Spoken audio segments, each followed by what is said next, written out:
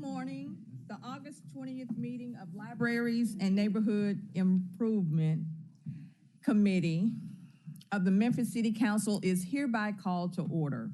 Ms. Wright, will you please call the roll? Councilman Ford. Present. Chairwoman Walker. Present. So we have one item on today's agenda.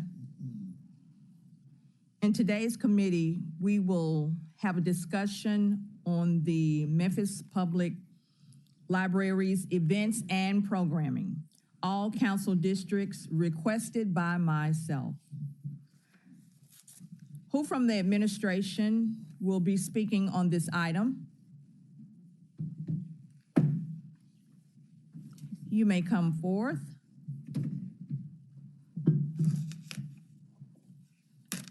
Yes, you can have a seat right here.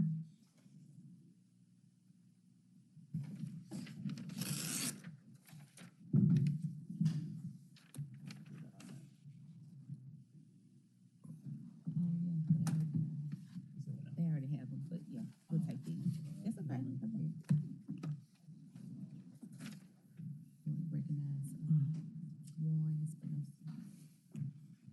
I want to recognize Councilman Warren and Spinoza have joined us. So, Mr. Griffin, you want to pull the mic over and turn it on, or you can switch chairs? Yeah.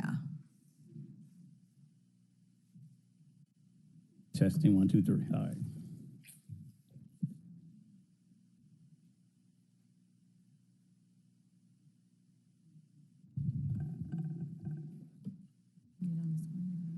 Mr. Griffin, are you pulling something up on the screen?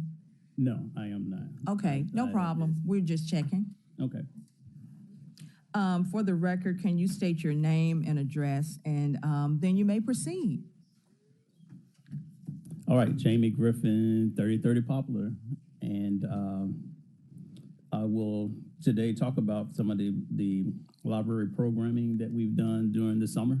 And as you can see with what I've brought here, in addition to the programming, we're going to talk about outreach, partnerships, and also looking forward. So we'll start with page 3.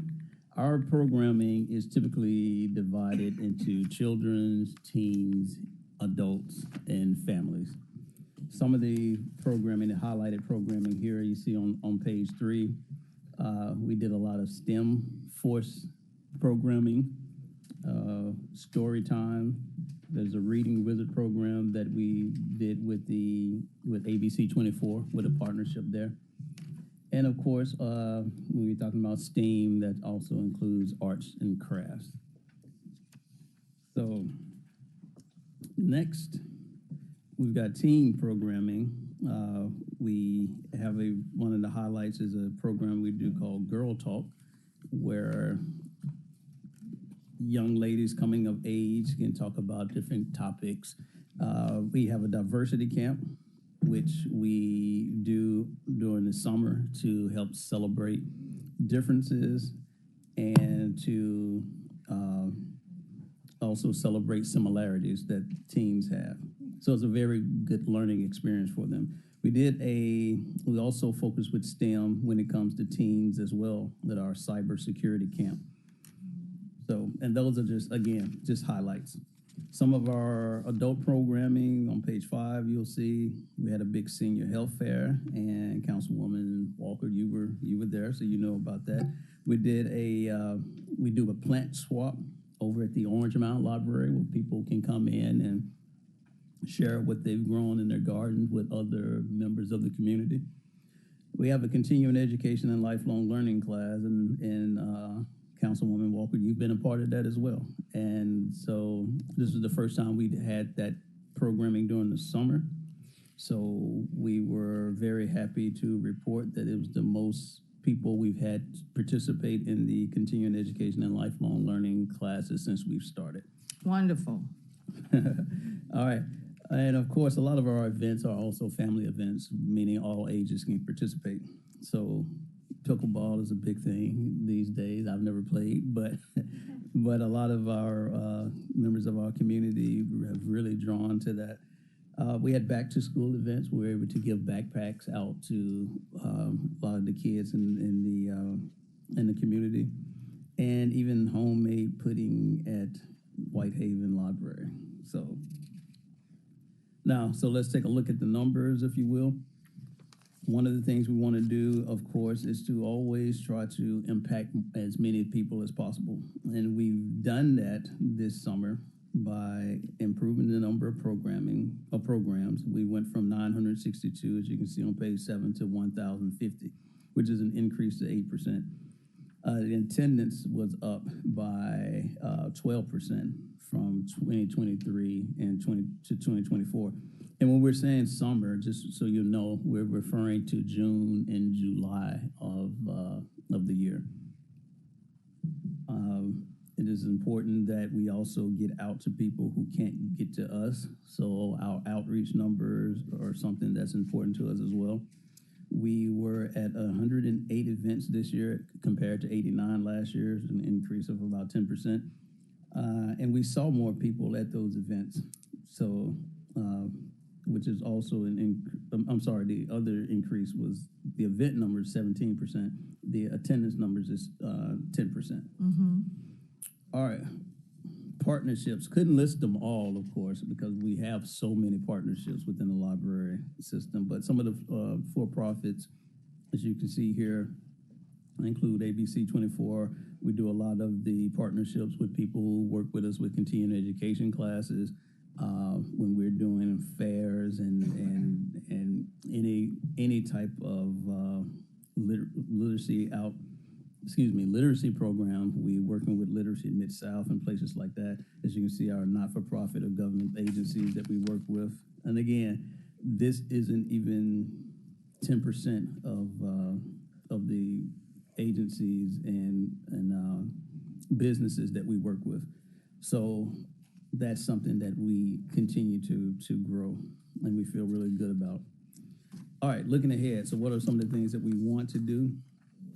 With the help of our Library Foundation, we want to find out why do young girls use the libraries more so than boys?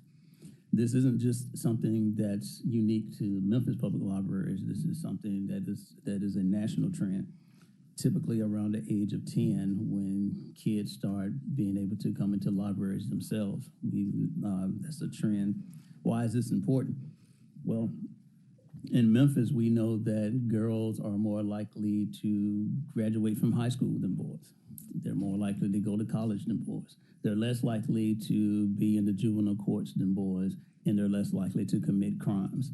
So we want to be able to get our message out to young men, boys, that we have something to offer them as well.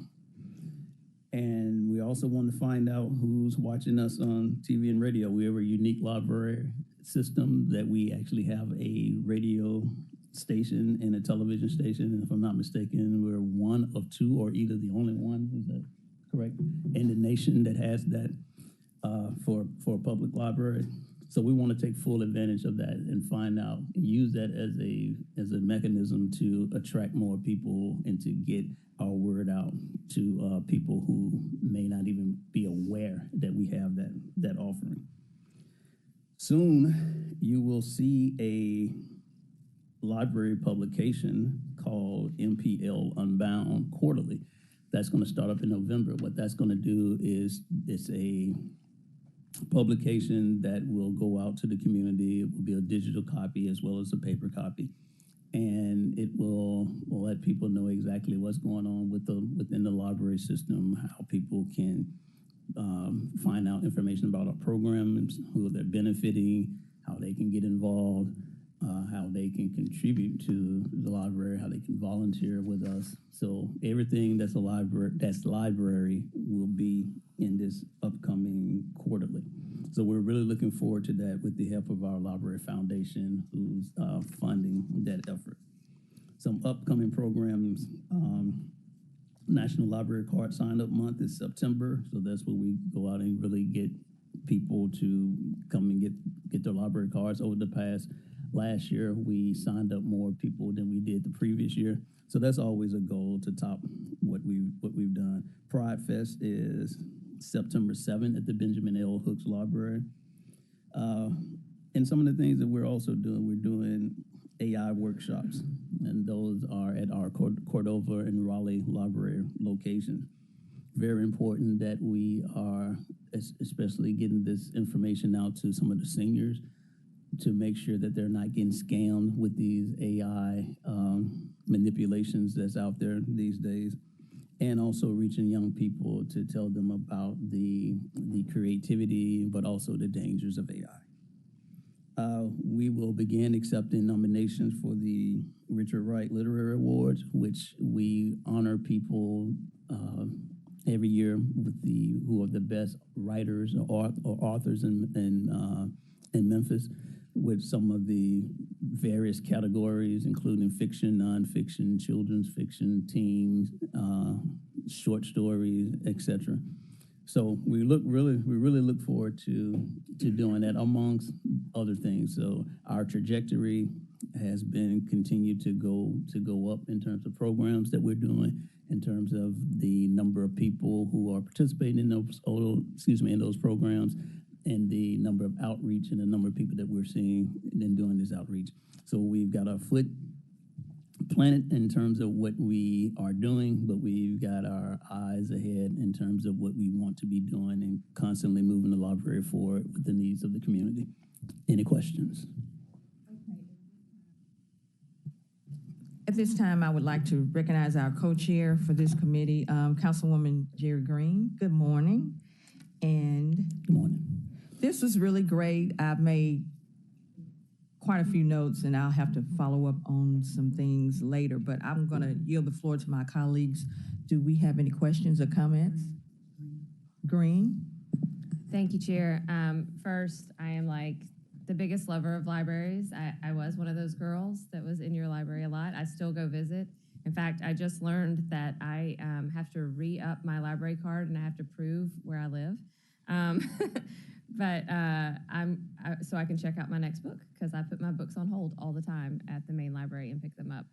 But I am thrilled to see this information and all that's going on. I challenge all of my colleagues to, follow them on social media and share their information and their stuff. I try to put it out there because there's so much going on at our libraries that is not just checking out books like I do, that we need more people, young, old, adults, getting involved in these programs. You're doing a fantastic job. I would love to see some partnership with the City Council and your radio and your TV station. I think that would be a great way for us to communicate. And then I just want to say to Director and to your staff, I know you dealt with a really tragic incident very recently. And if there's anything that we can do to support your staff through that, I was in there just a couple of days after it happened, and they were very professional and very helpful, and I continue to be impressed by the libraries. But please know that we've been thinking about you and your employees and offer our support and help in any way that we can. That's all, Chair. Thank you. Okay, thank you, Councilwoman Green, and we echo those comments and sentiments. So I had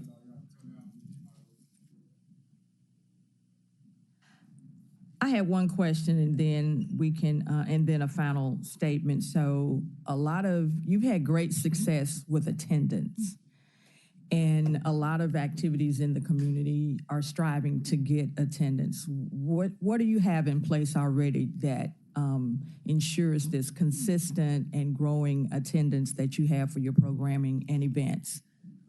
We have dedicated staff.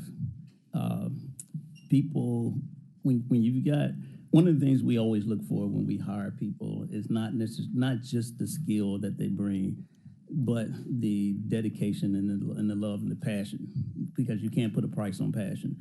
So we have a lot of passionate people who work within the library system. That's where it starts from. And we also try to do a good job of getting our word out with social media. But the outreach leg is really key for us too. If we're getting to people where they are, this is sometimes where we are that's a selling point for us. So we are out there telling people some of the things that they are missing by not being in the library building themselves. Because there's obviously, when you do outreach, you are bringing an element to the community that they may not have or have access to.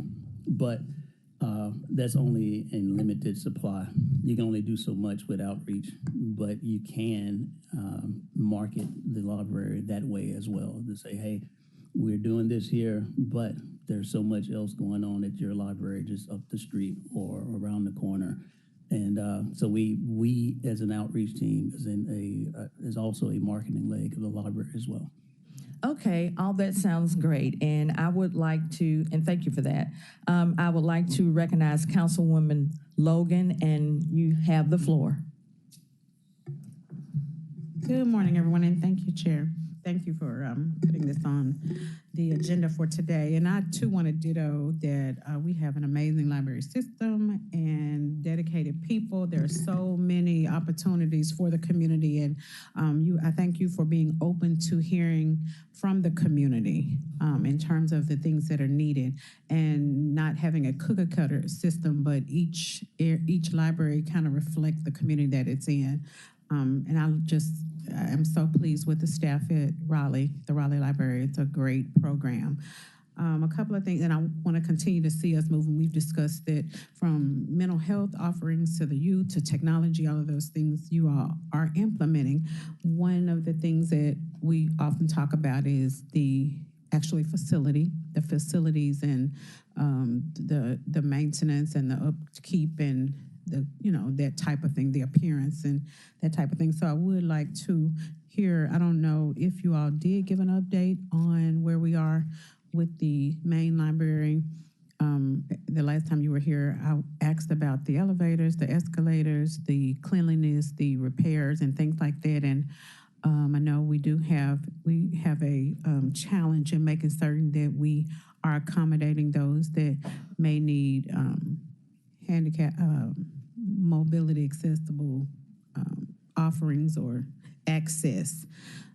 The exit or the safety of the main library, we talked about, because there was no elevator, there was only one elevator working, and you were going to come back and follow up on that. Were y'all able to update on that today?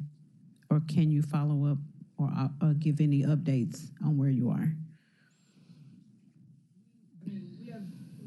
Come to the dais and give your name and address.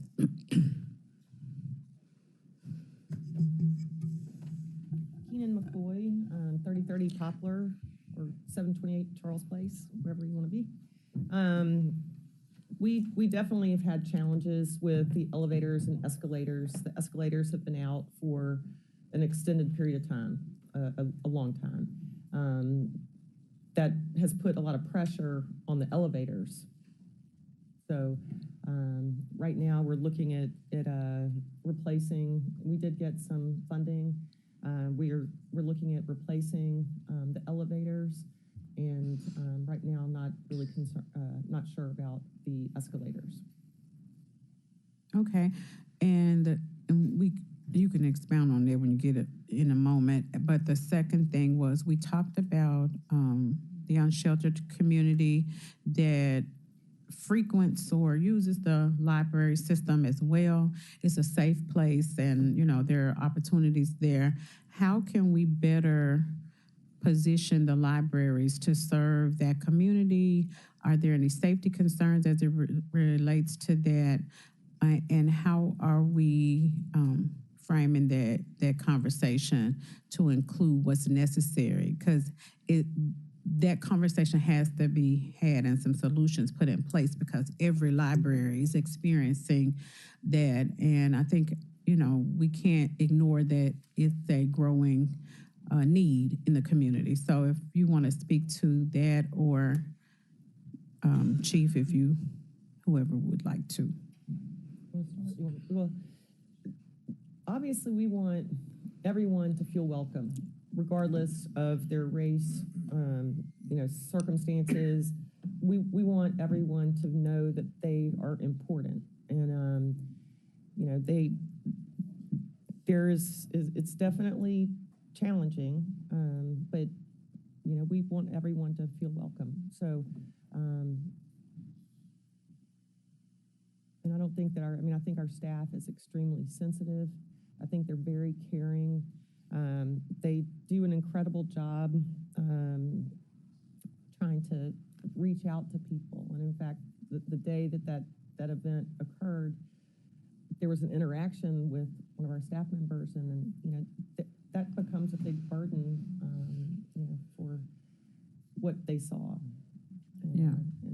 And what they see every day. That's a part of their experience every day and Yes. the challenge that they have. So I definitely want us to be intentional about coming together and discussing in depth what needs to happen, what what we're experiencing, and what solutions can we put in place, or how do we approach it so that everyone feels safe and everyone feels welcome. And from the shopping carts full of belongings wanting to come inside of the library to just accessing, everyone having access. And are there any possibilities from having, even say if we had maybe the Hospitality Hub had an outreach, at each library, or we create our own trauma-informed or ACEs-informed staffing train them and have them present and address those areas,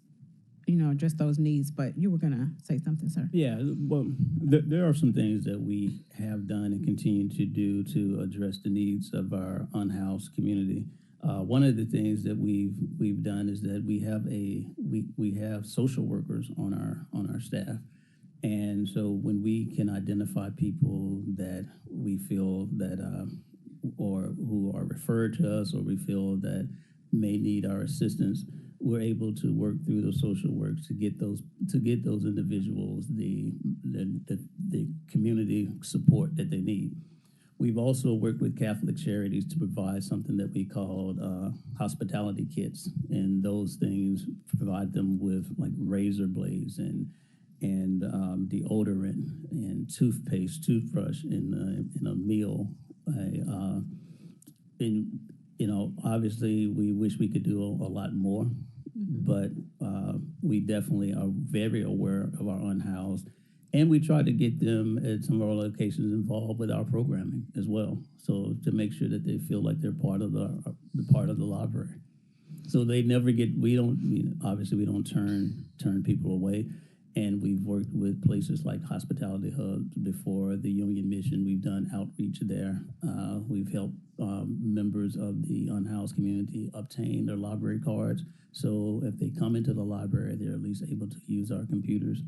But you're right. There's more that we can do, and that's a conversation we need to continue to have.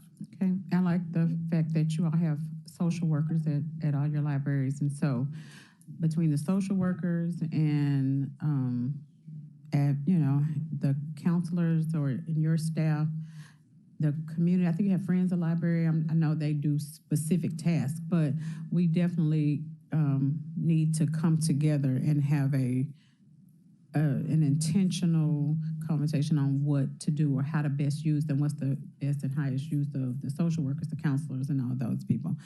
I would like to, Chairwoman, hear from Chief, if you would. I was just going to say, we do have 7 social workers. Not all of them are full-time, but they go to many. It's not just Ben Hook Central.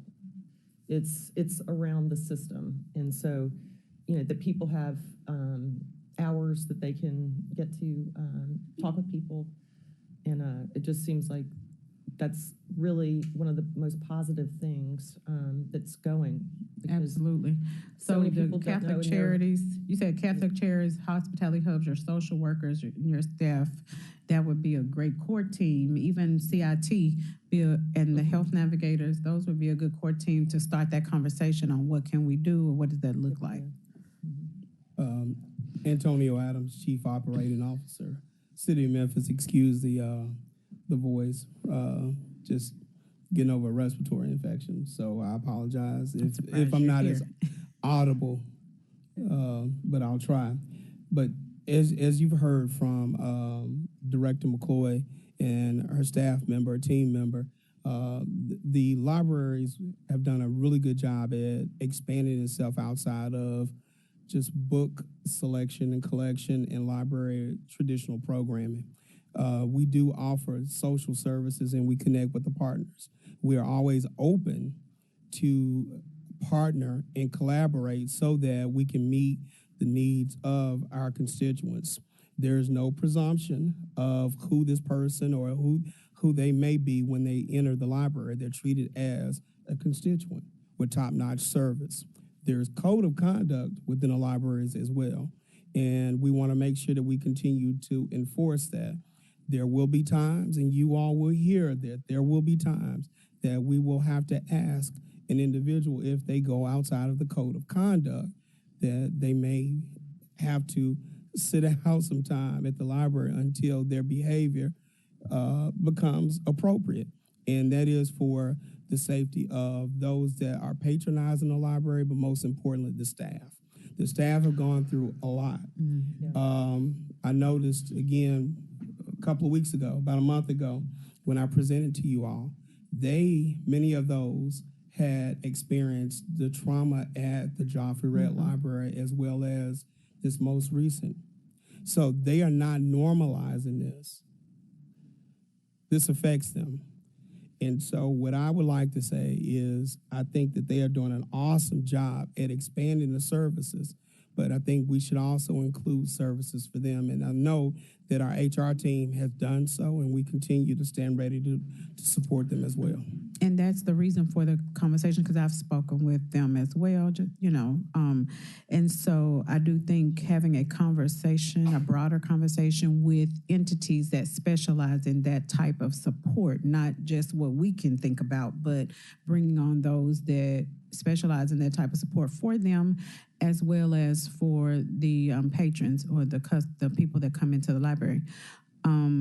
So with that being said, even though there's a code of conduct, sometimes processing that and understanding what that means, they may not understand. And so when we have to have them sit out, as you say, I would like to see them referred to a place or entity or a group of people to have that built into the process so they won't just leave today and come back this afternoon or, come back tomorrow without assistance. I will say my observation has been that they are referred out and they are not immediately criminalized. So this is an opportunity with dignity that if someone has a need, we try to provide them and plug them into the known sources so that they can get what they need. Again, we offer, but we have to have some support as well, just from that individual to acknowledge there is a need. But I will commend the staff that they do an awesome job. A lot of times they put themselves personally on the line from a safety perspective to go over and above. And so I commend the staff at the library. So, Chief, I do want you to, you know me, I'm not one to talk about our deficiencies just for the sake of talking. I truly have a relationship with the library staff and think they're doing an amazing job. But this is not to say that they're not doing an amazing job. It's just to notice that I've noticed the gap and to ask, and we've discussed it, you've noticed it.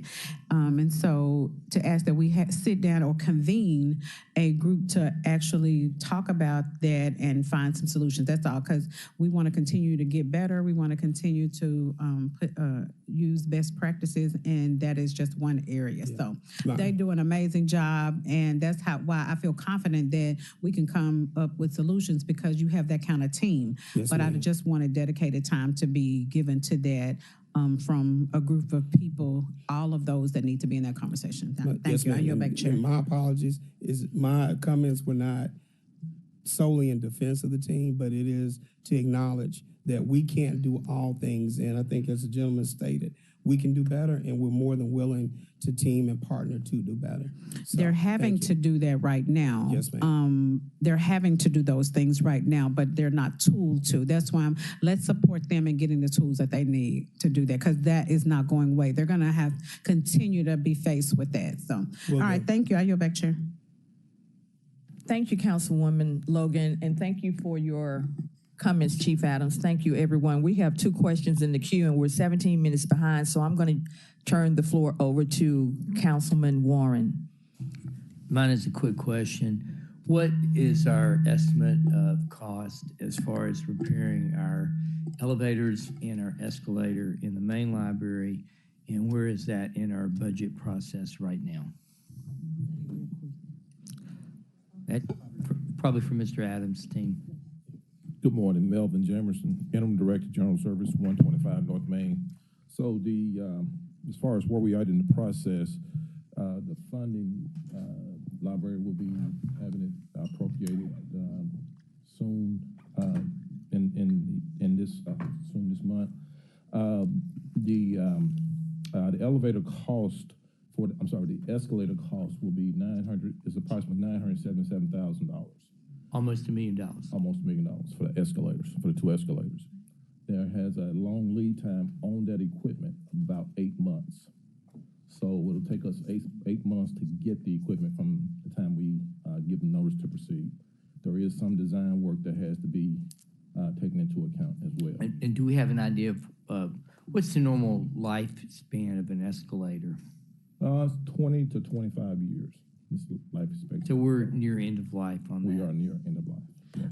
And as far as the elevators, how many are we replacing, and what are each one of them costing? So we are replacing 2 elevators, the number 1 and the number 2 elevator, which are the main 2 elevators in the lobby area. Those are gonna cost about $350,000 each. And that lead time will be 6 to 8 months as well. So I just want that sort of known out in the community that it's expensive, but it's worth it so we can get people to have access to the library. Thank you. Thank you, Madam Chair. Okay, finally from Cooper Sutton, who is not present today, what is the status of the public access computers at the Crenshaw branch? It is her understanding that they've been out of commission for 2 years? I heard that the other day, but I'm not sure that that's correct. But no, it's definitely been a challenge, but we have the funding, and the new computers are on the way. So we should be able to get back in action, so.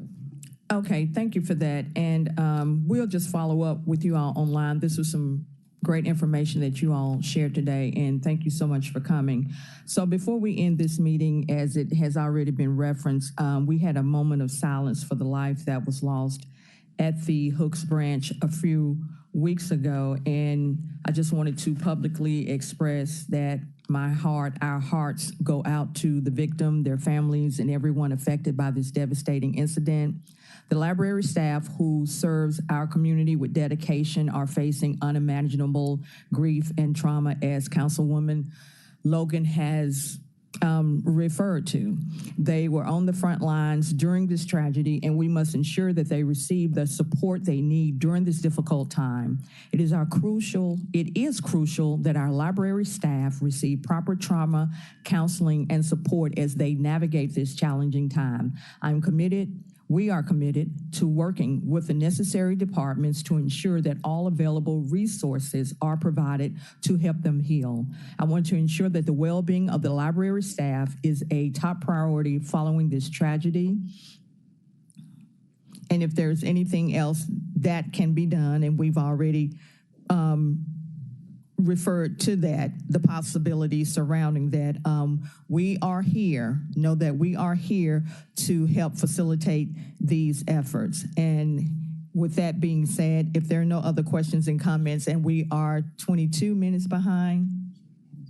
Okay, Chief Adams, quickly. Just one point. I want to state for the record that while we do have some accessibility challenges, The library has met all accessibility requirements in its programming, in its offerings with respect to any items that are on upper level. So I don't want to give the impression that we are not accessible. We do have some challenges physically, but we are offering programming at the lower levels to make sure that we do make it. Thank you, and with that, we stand adjourned. I wanted to ask a question for clarity on what he said. And, ma'am, quickly? You have the floor, Okay. quickly. All right, thank you. What do you mean by that? So are the upper floors closed? No, they're not closed, but in the event there was an original program to occur at an upper level, or if there is a book or anything that they need at upper levels, the library staff, they are making arrangements to make sure that, one, there's accessibility to those upper levels, or if there is a request, they bring that request down to the citizen. I'll have my staff reach out to Yeah. you, set up a meeting to discuss offline. Thank you.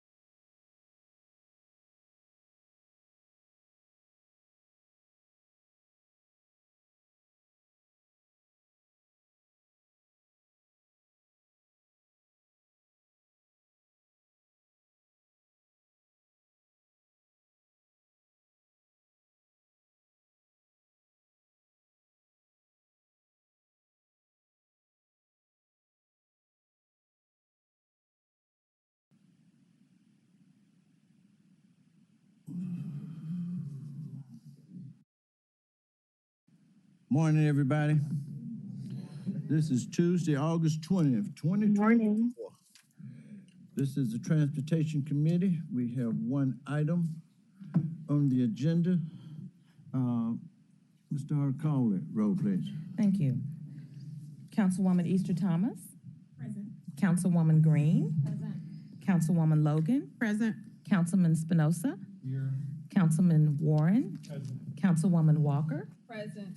Chair Ford Senior. Present. Okay, one item is a monthly update of matter. I know everybody, let me just say this. They put me here for 20 minutes. Last council meeting, I told you we're gonna meet every 2 weeks, every 2 weeks, every 2 weeks. We're gonna get it straight, okay? I said you brought everybody with you. So I wanna see y'all every 2 weeks, every 2 weeks, every 2 weeks, okay? Because it's getting worse and worse and worse, okay? But we're gonna fix it, okay? Yeah. I'm gonna hear the update today. Council members, if you got any questions, and then we're gonna end it, but we're gonna have to do a lot of talking, okay? Yes, we may have to have some meetings here, different meetings other than the 2 weeks. It might be 1 week, okay? But I need everybody to get on the job, okay? Other than that, the way I feel, if we can't get it right, we need to kind of replace everybody and put a new thing there. I'm just feeling that way today, okay? Yeah, because I don't want to keep hearing some stuff on the news and the media, and y'all know, I don't too much care about the media, but y'all putting it out there. And I'm glad y'all are putting it out there, okay? Because we need to know about a lot of different things, okay?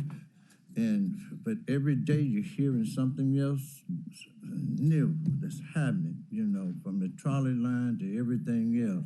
That's not a good thing, okay? Yeah, so. Yep, and then we got Councilwoman Cooper Sutton online also, okay? I'm ready for you. You want to say your name and everything, and then we can ready to hear an update. Thank you. Good morning. I'm Bakara Malden, Interim Chief Executive Officer, Memphis Area Transit Authority, 1370 Levy Road, Memphis, Tennessee. Thank you for this opportunity to present. We thank you for the opportunity to be before you every 2 weeks, every 1 week. Your commitment to just allowing us to share updates as often as it takes, because we too are committed to fixing this. As you know, I started as the interim CEO in February of this year, and the situation that I inherited as the leader was not ideal. However, we have remained resolute in our efforts to turn things around. We have remained resolute in our efforts to manage fiscally responsibly, and we are resolute in our efforts to make sure that we are communicating in a way that you all probably have not experienced in recent history.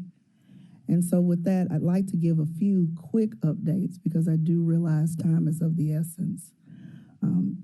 We had a great kickoff meeting with the administration where we talked about the rules of engagement and how we would move forward under this period of oversight. It was a great meeting, and I truly commend the administration for their willingness to sit down at the table with us and seek to get a better understanding of how we have been managing fiscally. At the same time, on yesterday, we had a meet and greet or kickoff meeting with TransPro as well. We met with Mr. John Lewis of TransPro, and he had a preliminary introduction with our staff, and we look forward to working with that team as well. So after about 7 months of triaging, there are at least 3 things that we know. MATA's debt has grown over time due to the increased costs, decreased ridership, and flat funding. The cost of everything after COVID went up. The cost of bread, the cost of gasoline, everything has gone up. And the case is no different for the transit authority. And of course, we also know that our budget directly impacts on-time performance. We're operating an aging fleet on a very, very large service area. And so while we have experienced a 10-point increase in on-time performance, we recognize that that is not the gold standard. And we believe through the actions that we will be taking in the future that that on-time performance is going to go up even more. These times are business unusual. If we were to operate business as usual, our current operation would be $85 million. However, as I stated, we're committed to proposing a balanced budget, a budget that incorporates no more than what we're taking in. And that balanced budget that we're proposing to our board is $67.8 million. So let's dig in a little bit more into the proposed budget for FY25. Our budget process starts historically after the city's budget process, which is why sometimes there's a difference between the budget number that you hear during the budget process and what we ultimately come back with when we actually put a budget in front of our board. Now, having gone through the budget cycle for the first time as the leader of the organization, I am actually seeking to change things up a bit. I'm wanting to start our budget process earlier in the year so that the numbers that we're putting before this council during the budget season are more in line with the numbers that we will show in our own budget as an organization. And so you live and you learn, and that is one takeaway from the experience. And so we've presented the balanced budget of approximately $67 million, and that budget is made up of two types of revenue: operating revenue and grant revenue. Our operating revenue, which is passenger fares, advertising, limited charter, things like that, that we sometimes will receive funds, they're budgeted for $3.7 million. Our grant revenue is budgeted for $64 million. And that $64 million is comprised of the grant from the city of Memphis for $30 million, the grant from Shelby County for $1.3 million, the state of Tennessee, $7.1 million. We have carryover from FY24 because Congress passed that budget so late in the year that we were not able to draw those funds down, but we still have the opportunity to do so in FY25, where we're expecting $10 million in FY24 carryover. And then our estimate for FY25 for our federal grant is estimated conservatively at $15 million based on the median of the last 3 years of allocations of our federal funds. Our board will begin its first public dialogue about the budget today at 1:30 p.m. at the One Commerce Auditorium. Again, that is when the Finance Committee will take place today. Now, of course, going from $84 million to approximately 67, that's a pretty big deal. And it's not something that we take lightly. But just as it's important for all of us to live within our household budget, it's equally as important for us to live within our means as well. And so those times call for difficult choices. And those choices are very difficult. We are basing this budget on really just doing things in a completely different way. We're looking at routes, we're looking at expenses, we're looking at headcount. Everything is on the table as we work to live within our means. And that's a very serious thing and something that we take very seriously. So as we work towards optimizing the system, from the moment I got here in 2021, one thing that I heard was that we need to fix the system. We need to fix the system. And so now we have the opportunity to do that through this moment in time. And so you've seen a timeline, but based on what we now know to be the case, I have updated this timeline.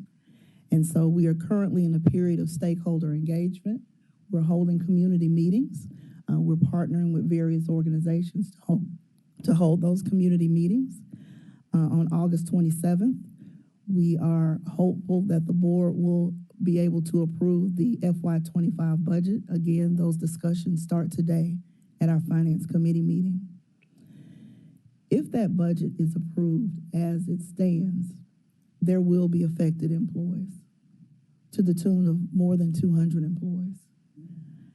And the notices to those employees would actually go out immediately after the budget is passed, because it is our responsibility to maintain our head count within the limits of that budget. And then in September, the Matter Board would then be asked to consider changes to our service areas, changes to our service in terms of routes, in terms to on-demand delivery and the like. At our community meetings, and I think some of you all have seen through the budget season some of the scenarios that we are considering. No final decisions have been made on what routes would be impacted. Again, this is a process that we're looking for everyone to weigh in on. So if the board does move forward with adjusting our service, the go live date for the new network would be November 3rd. And so again, we recognize that these are radical changes, but you all are expecting radical results. And the only way that we can do that is to put forth radical change. And this is what that change looks like. It is not pretty. It's not something that we're happy about, because one thing that I've learned in my time being here is that Memphis is a family-oriented community. And so these are families that are being impacted, people that are being impacted. These are colleagues that I've worked with for the last 3 years. And so we take that very seriously, but we also take our fiscal responsibility seriously as well. And just to give you a quick update on the trolley system, as you know, we are on an indefinite safety stand down.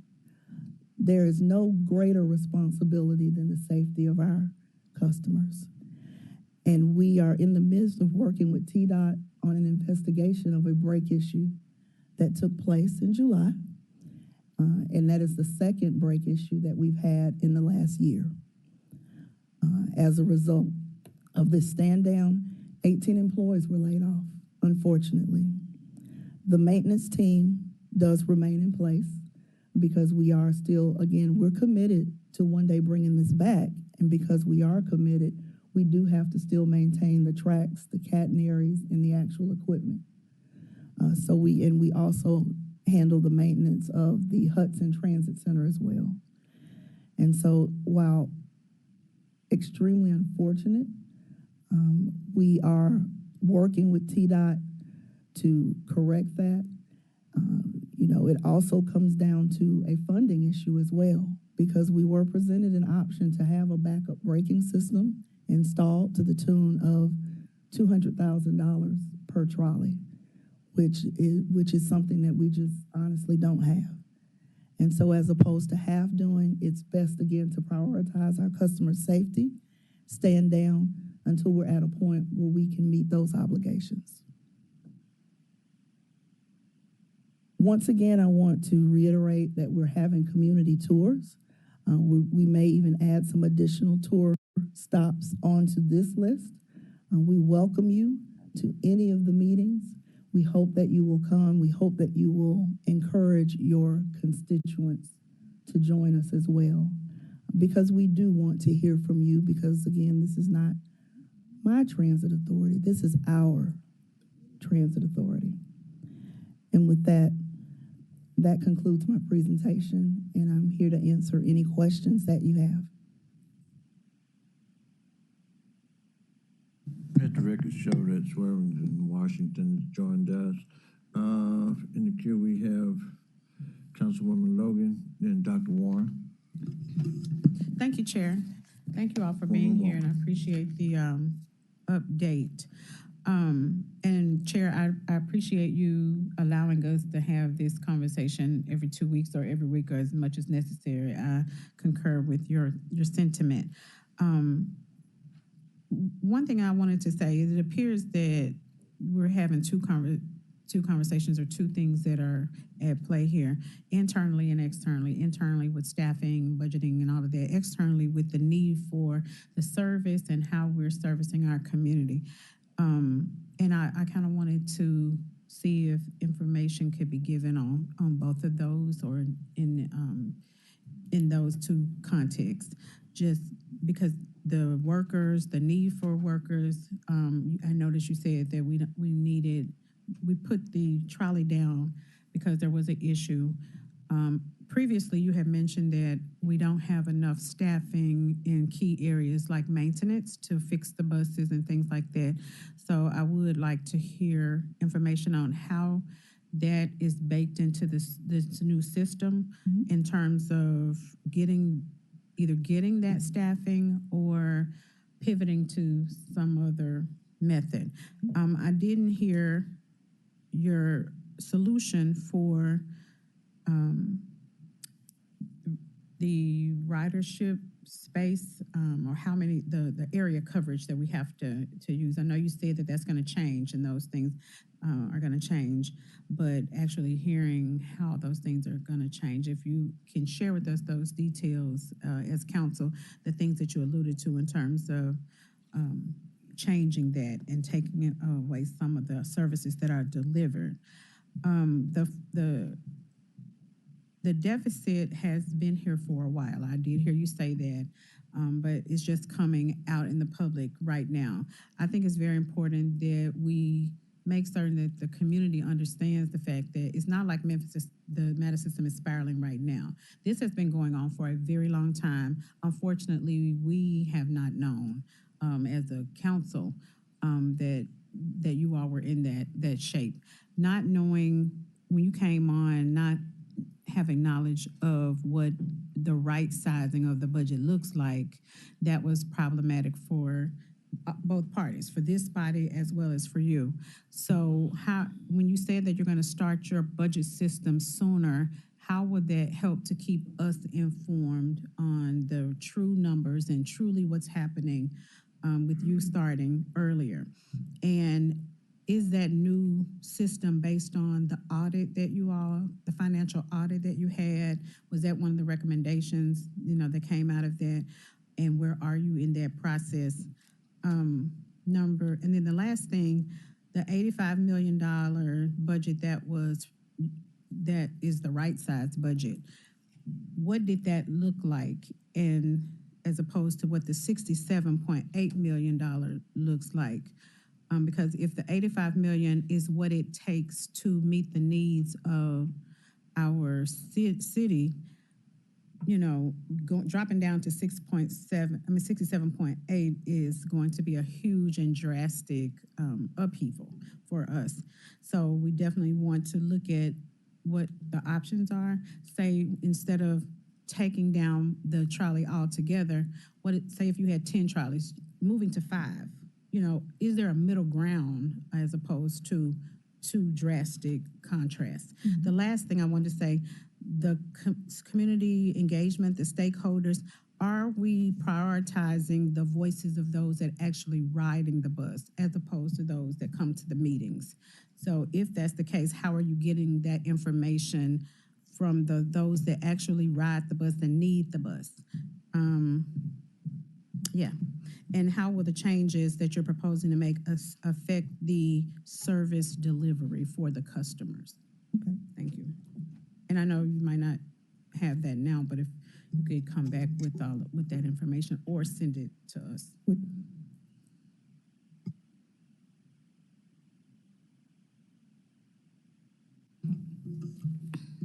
Thank you, Mr. Chair.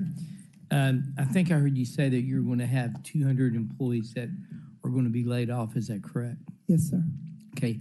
Have we been in contact with our general services in the city? Because as I understand, we have a number of city positions that haven't been filled. Is there a way that we can figure out a way to take any people that maybe, like, I know we need drivers that are driving in with our garbage trucks and maintenance trucks, and I know that there's needs there. What efforts have been made so far to be able to coordinate a transfer from MATA into city employment? Has anything been done yet?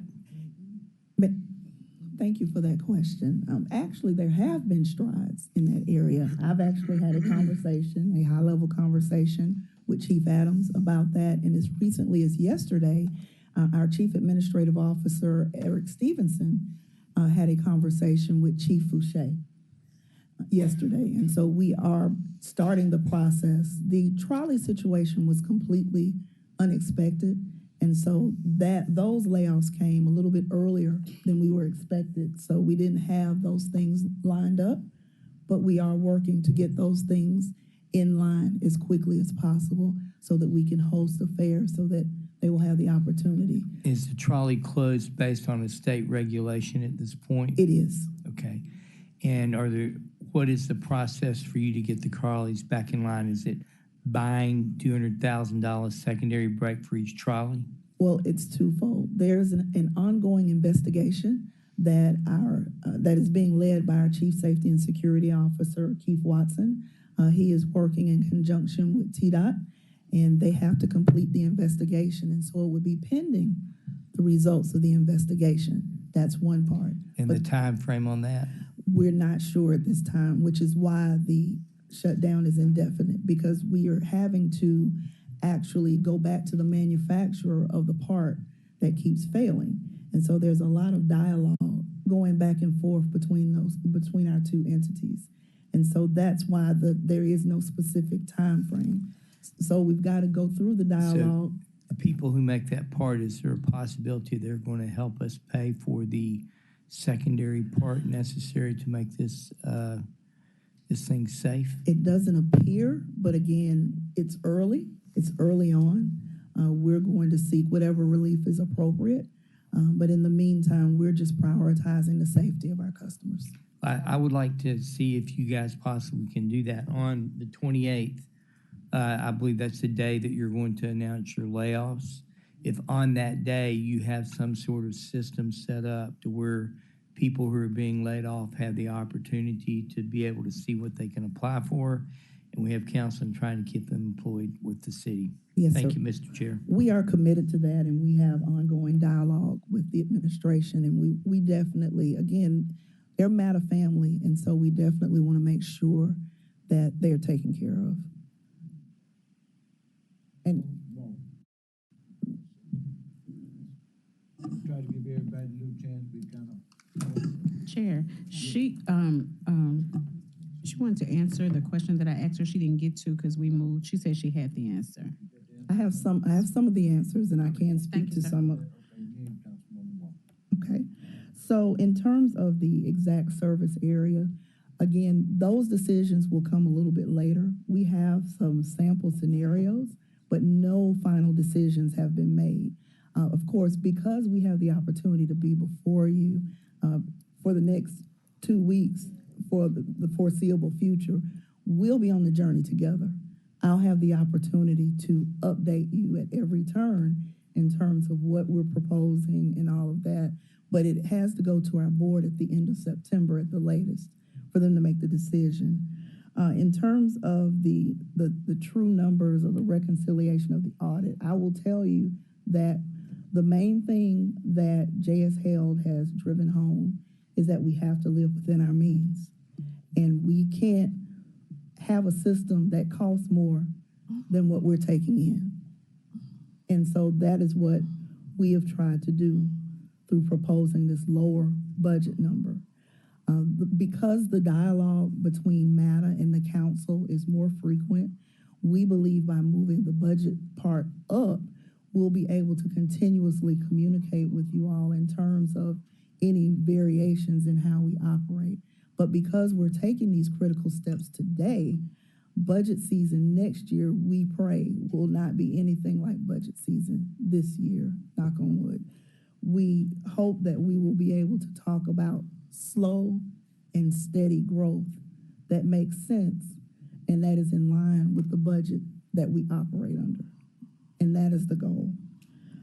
So the difference between the $85 million, if we were to make no adjustments, cut no routes, lay off no employees, make any adjustments in headcount, it would cost us $85 million to get through the entire budget year. What we are proposing to do, and the problem with that is we have not identified $85 million in funding to match that. So because we haven't identified $85 million in funding, we are forced, again, to live within our means. We've identified roughly $67 million in funding. And so because we know that we can at least count on $67 million in funding, we're trying to roll everything back in terms of our expenses and all of that to, again, live within our means and operate for the $67 million. And then in terms of hearing the voices of the riders, I agree with you. Those voices are very important. Of course, we encourage everyone to come to any of our community meetings, but we are having one at Hudson Transit Center, specifically for the voices of the riders, to come to Hudson Transit Center to see what we are proposing or see the things that we're doing, and so that we can hear from them. And so we are definitely doing that. There may be additional dates and locations added, but I agree with you. It's very important that we hear the voices of our riders. That last one, one that you skipped was the internal changing and the external changes that are necessary. Speaking to both of those, how can we move forward with that?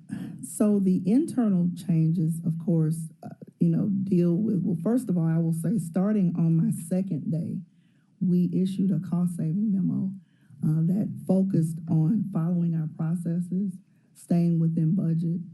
There's a larger emphasis on budget management in terms of headcount, in terms of expenses. So those are some of the things that are happening internally, in addition to the headcount.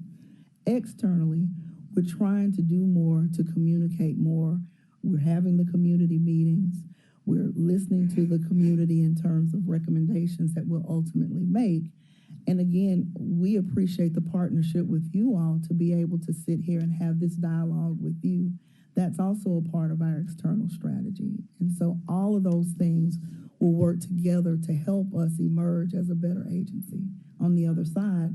And these will be practices that we're not putting in place for just a moment in time. But this is the future. Today is the future. These changes are now, and that's what's going to propel us to being a new agency and a better agency. And that translates also into service efficiency because, again, as we're right-sizing the agency, we won't have to have as many buses for pullout. We won't have to have, unfortunately, as many staff people as well. We've started to focus more on pullout now. We started that today, and that's why you've seen the slow uptick in on-time performance. But again, as we right-size the agency and have it at a level that we can better manage, we expect on-time performance to go up because our customers do deserve that, and we recognize that people plan their lives based on our service. And we recognize that it's very important. And so those are just some of the things that you can expect from us as we go through this change. And the audit is being done from that perspective, internal and external necessary changes to right size and to have better service delivery. I can't really speak to that. Chief Adams may want to speak to that part because is that what's happening? Thank you. Thank you. All right. So Antonio Adams, Chief Operating Officer, City of Memphis. So one of the things that we endeavor, because this is case of first impression here, of course, with the administration, the young administration, and then of course you all, we acknowledge that subsidies to MATA would continue to go on as the previous administration provided. But we gotten to the point where, it became aware that there was a deficit. So with that, one of the things that we felt like it was our fiduciary duty as being a grantor. In the grantor-grantee relationship, we had a fiduciary duty to ensure that taxpayer dollars are used and placed in its highest and best use. And so we actually contracted with Price Cooper Waterhouse to do a forensic audit, and then of course TransPro to do an audit of the operations. This is cooperative with MATA to ensure that the dollars that we are investing in public transit are placed at its highest and best use. We will get recommendations, I'm sure, and we will share with MATA, and then of course share with you all. Right now, we're scheduled first phase of this engagement. I know from the operations perspective, we'll start maybe next week, full force, and be 6 to 8 weeks.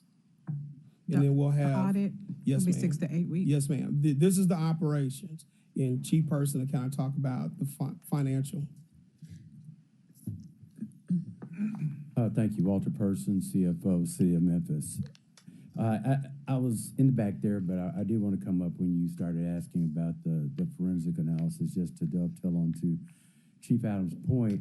The goal is to work with MATA, is not to work against MATA. The goal is to make sure that we are at a point where we're all comfortable that the information that we're receiving and that's being produced is accurate and fair from both sides.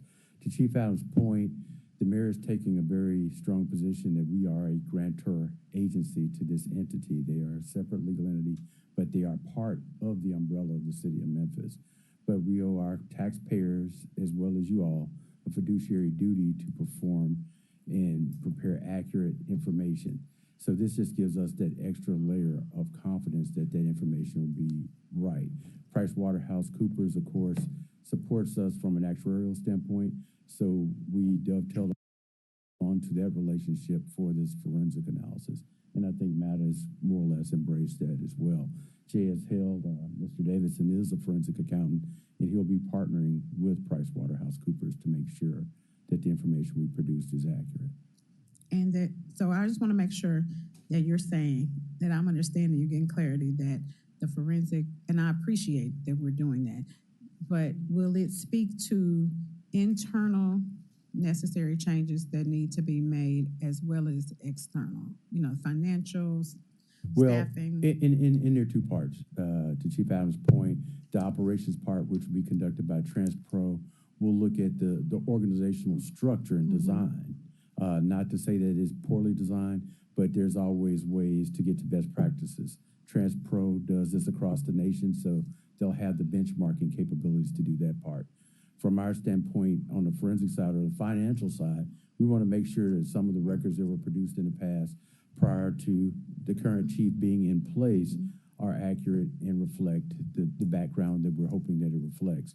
We want to make sure that federal monies that flowed in were used properly, as well as state and local monies that flowed in were used properly. And then also set the groundwork, yes, from a practice standpoint, for positive steps going forward. Okay, great, that sounds good, because we owe it to our customers. We're getting emails and texts and things from employees, from writers, and from everyone. So I'm appreciative that we're in this process, and hopefully it'll line up with when the budget is due, and the budget will be based on those recommendations that have considered employees, writers, and management as well. So I'm looking forward to that. Hopefully we'll be able to move forward in an informed way with the data necessary to make changes as we improve the service. Thank you, Chair. You're back. Thank you, Mr. Chair. Thank you for coming out today and for your presentation. Thank you all for joining her and everyone in this room. Can I get the members of the starting lineup to stand up, please? Who's part of the starting lineup? No, starting lineup. It's a sign I saw, and it said starting lineup. Who's a part of the starting lineup? Y'all don't know what I'm talking about? Are you talking about It says starting lineup. So we'll move on past that. Y'all don't even know who you are. Okay. All right. Okay. Okay. I will call your names since you don't know who you are. One moment. but I'll continue as I cue that up. So, 7.5 months is how long my tenure has been on this body, and esteemed body, by the way. And I made several references to my campaign platform. And I wanted MATA to be one of the bullets, but you can't include everything. And at the end of the day, MATA got cut. But I am very concerned and passionate about MATA, all things matter. And that includes MATA. And so when you talk about progressive cities, they have these fluid and progressive public transportation systems. And there are just some things about this that I do not understand. Maybe my colleagues understand, but I don't understand, and I know that the citizens don't understand. And one of the things is we get more information about this from the media than that we get from y'all. Why is that? Why is that? That's just one thing. And as far as TDOT and the trolleys and them shutting it down and people losing jobs, and back to my previous point, other outlets. So you were on Chip Washington last night, and you spoke about this and the layoffs, and you said it would cost $200,000 to repair each trolley. Yes, ma'am. Do you all have a copy of the maintenance manifest, so we can see the timeline with what all was going on with these repairs with the trolley line? Because you said twice this year, but for TDOT to be involved, and I'm still learning the brakes. Was it more? I'm thinking that this has been an ongoing issue about the brakes, and not just the 2 times this year for TDOT to come in and you feel the need to shut it down, and these people lose their jobs. So, may I, Mr. Chairman? So we are required, actually, when any incident takes place, we are required to contact TDOT. It's a regulatory requirement. So they come in anytime there's any incident that takes place. And they have staff that is specifically assigned to MATA that works with us. We work hand in hand as partners. And so there is no specific maintenance manifest. However, there is an... You don't have a record of the maintenance that takes place on the trolley? Maybe I'm calling it the wrong thing by saying manifest. I could be wrong. Right. So do you have a record of the maintenance? So there's an ongoing investigation right now that deals with the maintenance of the trolleys. And that's the information, again, that we're working with TDOT on. Okay, so for clarity, you currently don't have a maintenance record for the trolleys, yes or no? Yes, we have. Yes, you do.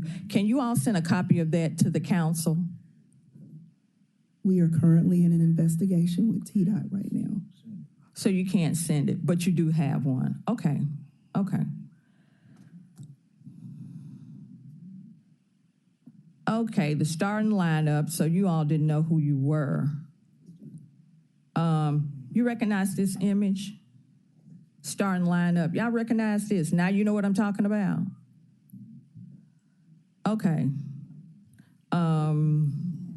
Eric Stevenson, Anthony Amos, Hamish Davidson, John Lancaster, LaBarbara Houston, Thomas Davison, Keith Watson. Okay, I think that's most of them. So you all don't know, you all weren't familiar with this, that you all are in bright lights as the starting lineup? Why y'all squinting? What's the squint? Hard to see. Hard to see. Okay. Those are actually members of the executive leadership team. So you all weren't familiar with this collateral where you all are posted up on the wall real big? There are different things that our marketing team is doing to internally and externally make sure that our employees are familiar with who the leadership team is. Okay. I hate to interrupt. Some of these things we can't answer right now.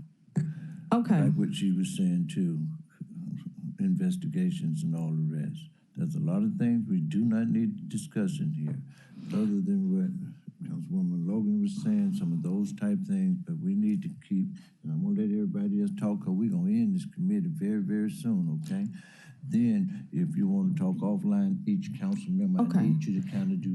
Okay, I'll wrap it up. And I appreciate that. And I am a neophyte, and so it's certain things I do and don't know, because it was a couple of months ago we were told that we couldn't talk about this. Now we're talking about this, so we're talking about this, with certain things that we can and cannot talk about. So, okay, so radical change for radical results. I think radical change should just yield normal expectations and results. Integrity should be a normal expectation, not a radical expectation. Accountability should be a normal expectation, not a radical expectation. And also, back to the media, you were on live at 9, and there were things on the screen that shared the proposed routes that would be cut and where they're located. Once again, we're finding out things in the media that we should be getting from you all, but you all want the money from us. You all want, I'm gonna tell you what y'all want. You want us to give you the money and you go on and do whatever it is you do. But we're not doing that anymore. We're not doing that anymore. We're going to have some integrity and accountability. We're not just going, so if your plans are based on us just giving you some money and you going on and doing what you do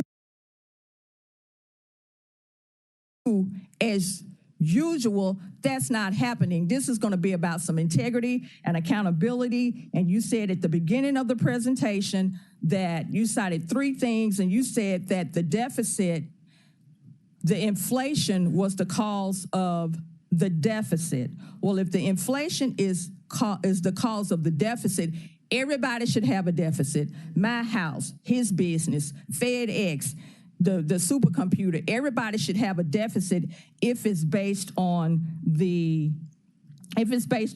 inflation. So with Price Waterhouse and Cooper and their partner, my question to you all, and maybe one of you all can answer it, when we get the results back from the audit, is that what the audit's gonna say? The cause of the deficit was inflation? Because if the cause of the deficit is inflation, then why are we spending all the money on the audit if we already know the answer?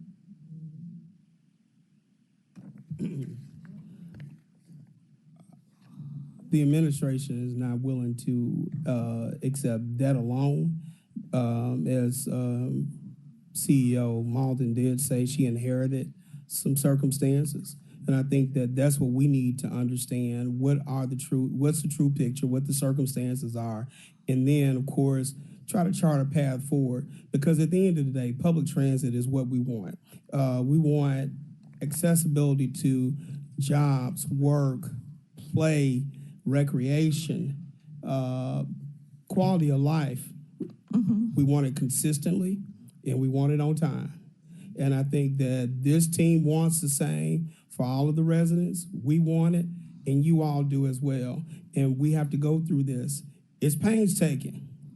I understand that. But it's something that we need to do, because continuously we, meaning the city of Memphis, is a grantor, the primary grantor, and the citizens deserve to know. Okay, finally, I wish you all the best with this mess. And my final comment is on the behalf of the people.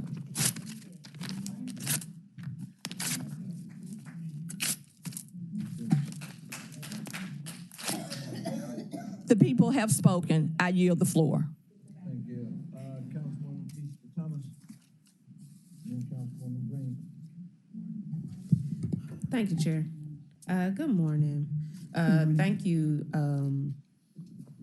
CEO Malden, for the presentation, and just also echoing Councilwoman Logan, Chair, about just having this on our minds consistently throughout the year. I know a lot of our districts see more transit rider dependency than others, and just keeping it on our mind on the agenda is helpful as we navigate through this. I just had a few questions just out of interest. Ms. Malden, so the overview and change of services, I know you have to present that to the MATA board. When do you think that we'll be getting that as council to be able to look at it as well? should be within the month of September before the board meeting. Because again, Okay. whatever the preferred alternative is, we have to take that to the public as well. And since we have a regular cadence of communication now with the council, we look forward to sharing that information with you all as well. So that's not in the community meetings. We'll get it after you give it to the board, and then that'll come through the community meetings. The preferred alternative will be identified really after the passage of the budget according to the timeline. Okay. And then when we start to circulate the preferred alternative in the community in those September meetings, we will bring that to the council as well. Okay, gotcha. I just wanted to get a timeline on that for folks wondering and asking. A question for, I know that right now we're at 85, and so talking about cutting 18, does that have any impact on the federal monies that we're expecting if we cut? It does. It could potentially. Let me back up. It could potentially. We do have our formula funds that are allocated that we don't anticipate any issue. The issue really comes in some of the discretionary grant programs that we have.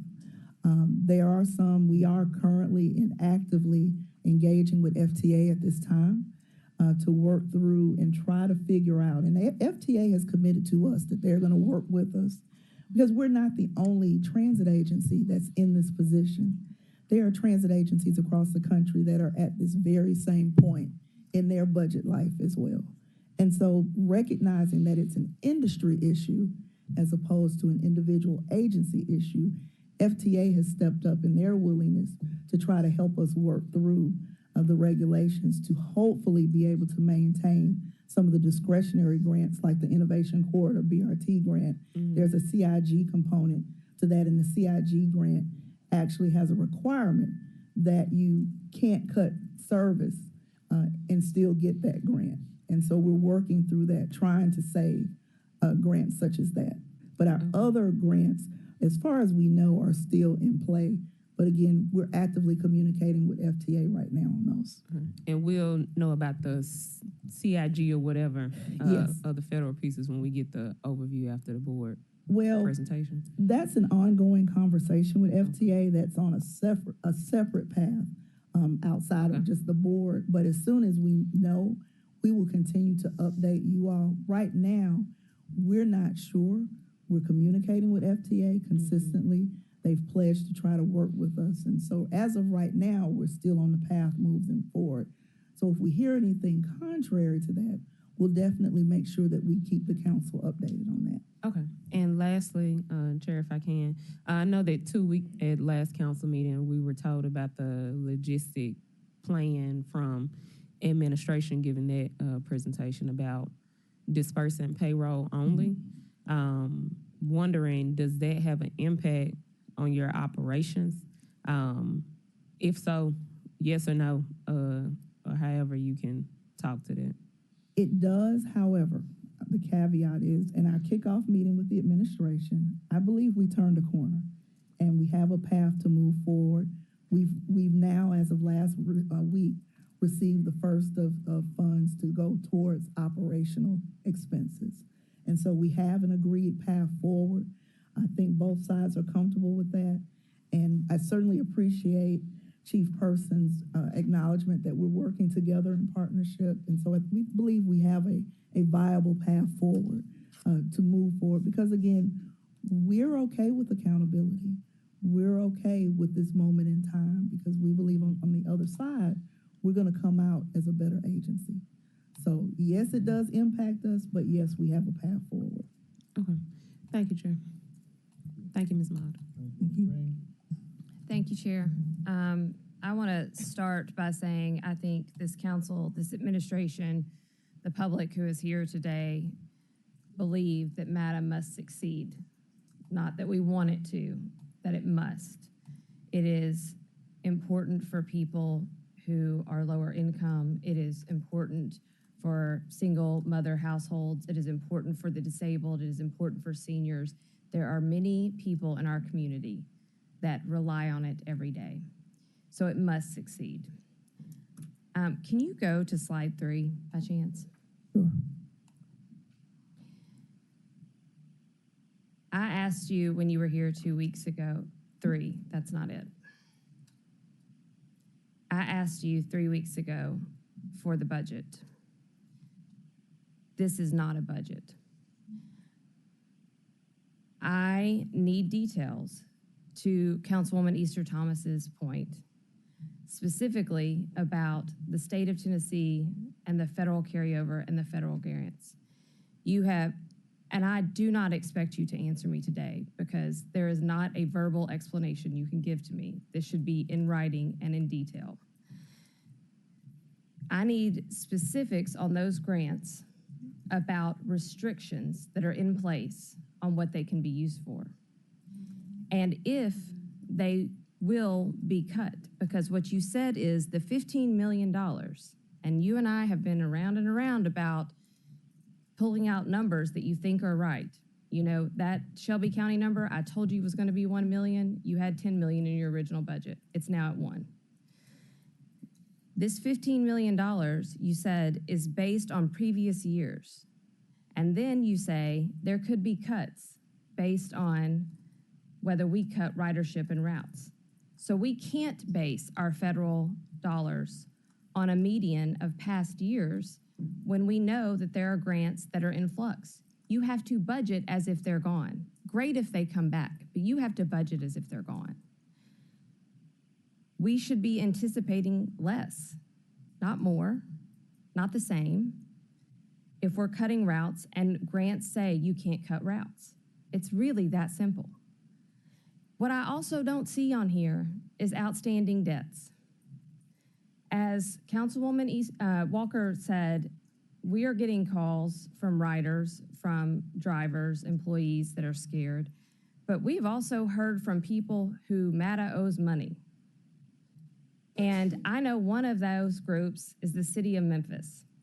There was a $20 million bridge loan given last year, and I don't see that accounted for anywhere here. So we need to know what else you gotta pay back. That's also included in a budget. And you're talking about cuts to routes, and that directly impacts, and laying off half your workforce, which is huge. If I walked into this building today and we said we had to cut half of the city of Memphis's workforce, it would have a ripple impact throughout our community. This will too. And to lay them all off right before the holidays, that's your timeline, and to then also hurt the riders who are trying to get back and forth their jobs right before the holidays. Let's also put that out there. But what I don't see in your proposed budget, because again, this is not a budget. Ask these two gentlemen who sit here with me. We've been through a budget together. You have to say, where else are you making sacrifices? And we made some sacrifices in our budget this year at the city of Memphis. Are we cutting this lineup, this C-suite salaries, or just the drivers? I need to know, are there vacant positions out there? Or are they, that have been out there for a long time, and that's what you're cutting? Or are they actual drivers? Again, I am getting questions, calls, concern, panic from the public. And I believe that together with the administration and with your leadership and this council's interest, we can make MATA better, and we have to make it succeed. But I cannot do that with this lack of transparency. And so I am asking you for a budget. And please don't say that you sent it to an attorney, because you know what they say about assuming. You can't assume that if you send it to the city attorney or to Attorney Wade that I have seen it. Send it to us so that we can see where these cuts are really coming. I hope y'all are also making sacrifices, because you're asking serious sacrifices from the drivers, from the staff, and from the public. I hope that you are thinking about actual numbers, not numbers that are based not in reality, because we have been over this before. And I hope that you are taking into account paying off your debts, because that $20 million that we gave extra last year was city citizens' There are rumors floating out there in some of these meetings that I didn't even know were happening, that you're calling for a 14-cent tax increase to help make up the difference in your budget. I don't know how you expect us to sell that at all when it was such a hard sell for us to have a historic tax increase just a few months ago, to turn around and add another 14, 15 cents to make up for MATA. But there's no way we could ask for more revenue when we don't have the actual numbers. So I put that to you, I put that to you guys, because I know you're doing a forensic audit, but this is not a budget, and you can't ask us to make decisions based on this. I yield, Chair. Mr. Chair, Yep. the $15 million that is referenced in the slide is the formula funding that we receive from FTA. Those aren't the discretionary grants that I was speaking of that may be in flux. So the $15 million is based on population and buses used during peak time. It is not impacted by the cuts that we're making. However, we did, and I will make it available to you all once the board discusses the budget for the first time today. It's still a draft budget. It's still a proposed budget. Now, that proposed budget was an attachment to the council's general counsel at attachment I, but I will directly send a copy of the draft budget to each of you. Thank you. We got Councilwoman Cooper Sutton. Are you still with us? Yes, sir. Yes, sir, I am. Can you hear me? Yes, ma'am, we can. Go right ahead. All right. Thank you. Thank you, Chairman. And thank you for this meeting. And I am excited to know that we will be meeting with them every 2 weeks. But I concur with what each one of the council persons have said. As I went back and reviewed August 6th and concurring with what Councilwoman Jerry Green said, she asked specifically, Councilwoman Logan, we asked specifically for detailed information when you all came back. And here we are again with these fluffy presentations again. What's so disheartening is we actually don't even know where this 30 million, how it's being spent. We asked for that. We asked for it detailed. We asked for it, how is it being spent? Where is it going? What is it being used for? And then we still don't know where the 20 million has gone or where it is or who spent it. And once again, as my colleague, Councilwoman Green said, we do not want to look back a year from now and raise taxes again on people that we've already done this to before. So being transparent is not happening here. We are asking for honesty and to be, just to be honest. You don't have the money isn't there, and we're steady coming with these fluffy presentations and no accuracy. You're cutting routes to poor people, senior citizens, disability, people that are disabled, working moms, working fathers, working grandmothers, and you still haven't laid out a strategy and a plan on what's your next plan. How we're going to close the gap if you cut these routes. What happens when these routes are cut? What happens to these people? And then I'm not even sure I get a text message and an email saying you all have take-home cars. What are you taking home vehicles for? What take-home vehicles do you have? Then we hear that someone had an accident in one of them that had a DUI. What's going on with that? So there's a lot of stuff, a lot of hearsay. I don't like hearsay. I like people to be upfront and honest and open so we can get it out, we can get it worked out, so we can move forward. Councilman, I'm about to call you Papa Ford. Councilman Ford has, everything we hear is out on the news. The news. Councilwoman Walker, I got a call that you were on WLOK. I mean, you gave them more information that you've ever given us, and I thought that was so disrespectful of the things that was said and was asked, and not even sharing as the co-chair that I sat with with Councilman Ford, that I sat on here with him. But, MATA, we know it's a mess. We know it's been a mess.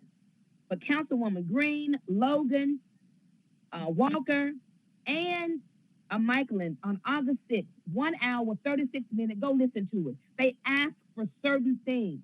We asked for it, and yet has not been presented. And you come with these fluffy presentations that has no merit at all to where we are. And so the people need to know. We're just asking. Where is our $20 million? That's taxpayers' money. Where is the $30 million being used? How has it been? Who did you pay it to? Where has it been given to? Those are just simple things that we should be able to get in an email, like Councilwoman Green asked. So I'm just not understanding why we're just being repetitive. But thank you for every 2 weeks. I guess we'll get it every 2 weeks. Maybe next 2 weeks we'll have something in writing in detail where these monies are and how it's being used and how it's going to affect these routes that you plan on cutting and how it's going to affect the city of Memphis, our constituents in the cities. Thank you, Councilman Ford. I yield the floor. Thank you, Councilwoman Sutton. I got Councilwoman Logan and Walker. I need y'all to make it kind of brief because we kind of really over, way over. And then we're going to conclude. Go right ahead, Councilwoman. Yes, sir. Logan. It'll be brief. Thank you for that. It's my understanding, and I want to make sure I'm understanding correctly, Chief Adams, that because of the issues that have been voiced today, in terms of the lack of knowledge on our part or lack of information that has been shared previously by previous administration prior to Ms. Malden. I'm sorry. But anyways, I don't even know if she knows or they know where the money is. And so hopefully we'll find out through this audit because we asked for the audit on our behalf, correct? So the city is doing this audit as opposed to waiting on someone else to tell us what happened to the money. We're looking for the money correct. ourselves, That in a way. Yes, ma'am. Okay, explain that. Is that correct? So,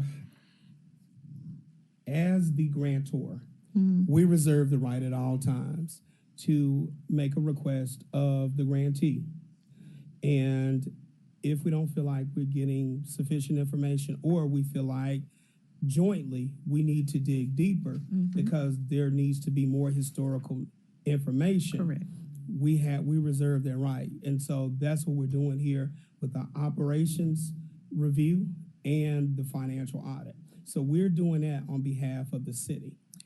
And so we will present those recommendations back to you all, and we will, of course, share with MATA as they will be a joint partner cooperating.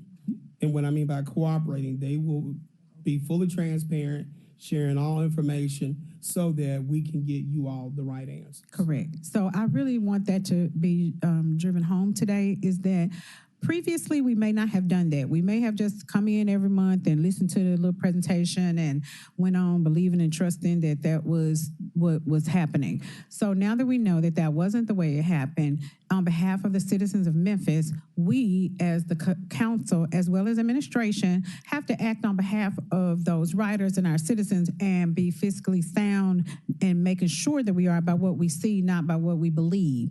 So therefore, moving forward, I would like to just it to be said in public, for the riders, for the citizens, we commit to making certain, and Chairman Ford has said, we're going to move forward hand in hand.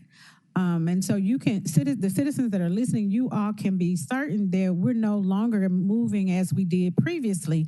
And now that everyone has gotten has vented, got all the, what you want to say out, what you've heard on the news and all of that, just know that now it's time to roll up our sleeves and move forward together, being very transparent and us holding you all accountable. And I know that's what you want. So I appreciate you, Chair. I want, we have enough going on in our city for people to be riled up.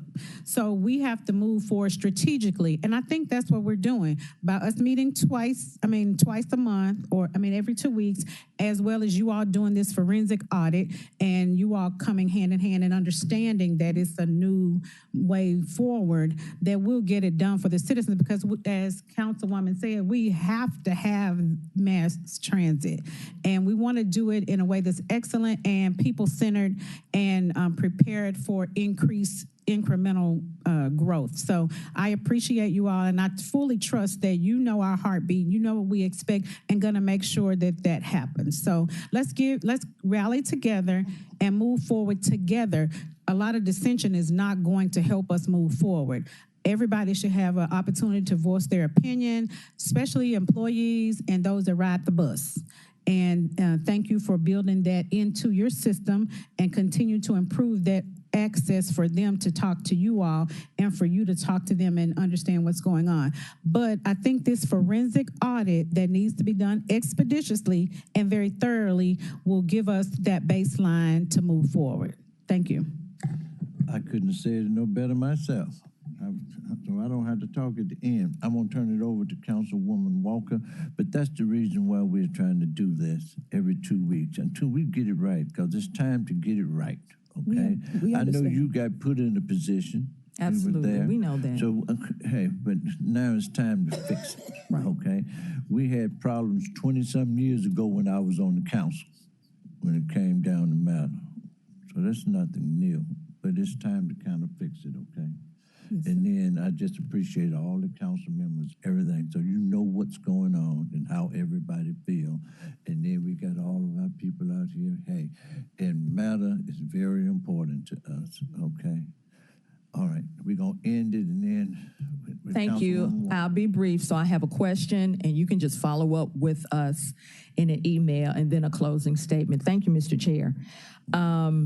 So the company cars, can you send us some information on how many, who receives them, what those positions are, what they're used for, what the authorized hours are? And I can follow up with you if you don't get all that in the moment. That's just fine. And then also, most importantly, the cost of the cars, the vehicles, the age, how much is spent on gas and insurance, as well as the maintenance.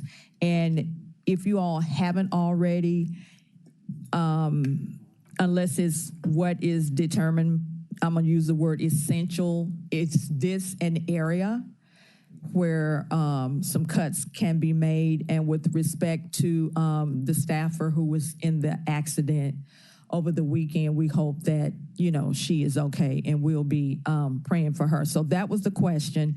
And then my closing comment, on the 6th, I suggested that you all get with Director Houston, our communications director, and have some messaging to inform the community of what is about to happen, as well as the staff and the riders, so it won't be such a sudden blow, because people are going to have to make adjustments with regard to their transportation.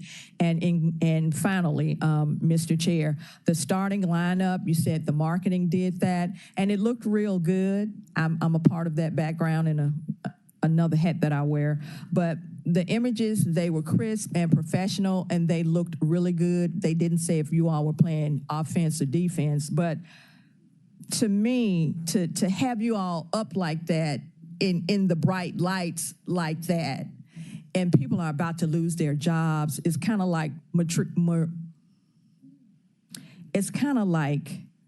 Marie Antoinette saying, "Let them eat cake," and I close out with that. Thank you, Mr. Chair. I yield the floor. Thank you, Councilwoman Walker. All right, there's no further business. Look, I want to thank you all for coming. We'll see y'all in the next 2 weeks. Okay, hopefully we can have more and more conversations about it and get everything done very quickly.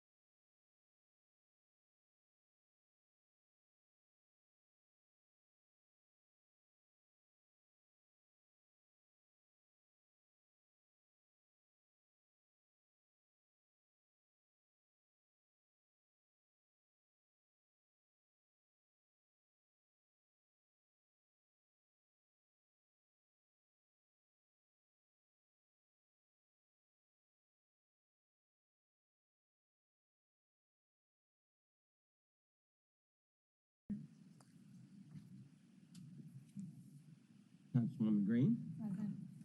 Councilwoman Logan. Councilman Canali. Here. And Chair Warren. Present. Colleagues, we're going to hold on item number 3 today until we have Councilwoman Cooper Sutton back. We'll get an announcement concerning some of our updates on that after we do items number 1 and 2. Item number 1 is a resolution to approve the allocation of funds of $250,000 for FY 2025 CIP project number PK09002, contract construction for Memphis Zoo Major Maintenance District 5, Super District 9, sponsored by administration. Could I have a motion, please? Moved by Canali, seconded by Easter Thomas. Mr. Walker. And so this, Nick Walker, Memphis Parks Director, 2599 Avery. The $250,000 every year is the city's apportionment to the zoo for major maintenance projects.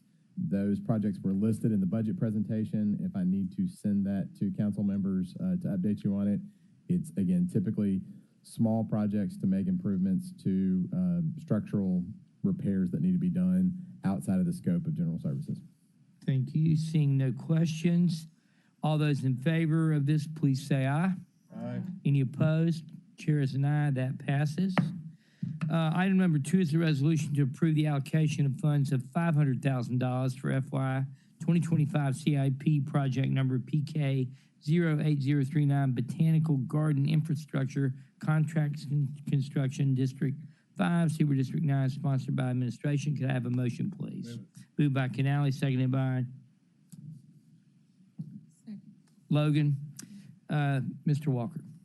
This is the second of 2 $500,000 contributions by the city of Memphis toward a capital campaign that was undertaken at the Botanic Gardens. Probably the most visible thing that was done for anyone that's driven down Cherry is there is now a large glass greenhouse which serves as a tropical educational greenhouse. I know that they've been working with Memphis Shelby County Schools and the Parks Department on expanding their educational opportunities in there. It's a great program, and again, this is the second half of the city's contribution to that project. Thank you, Mr. Walker. Councilwoman Logan, you had a question? Not necessarily a question. I'd just like to request that when we have a few items under parks that we ask some of these entities to come in and kind of give us an update on what's new, what's happening, what the funds are being used for, how they're improving these assets, such as the zoo and botanical garden and the rest of them. If that's okay with you, Chair. Thank you. Yes. What we're going to be doing is we're going to be having at least, and we'll start with the people in Overton Park. They're going to be coming once a month to give us a little presentation at the Parks Commission. And we can be bringing in people like the Botanic Gardens, Electrum Nature Center, other institutions, our tennis groups, and just get reports as we go through the years. We're trying to space it out so we don't do it all at once. That's a great idea. Great minds, same channels. Thank you, Councilwoman. All those in favor of item number 2, please say aye. Any opposed? The ayes have it, in opinion of the chair. We have one short announcement from Mr. Walker, and then we'll be adjourned. So originally today, we were going to give you an update on the renovations at the Bellevue Tennis Center. I also had tacked on the end there. I think it's important in terms of transparency. One of the projects from Accelerate Memphis that's in the last phase of work being done is improvements to the Bickford Aquatic Center. For anyone that's been there, it's in the Uptown neighborhood. It was originally built without a central heat and air system because it had roll-up doors.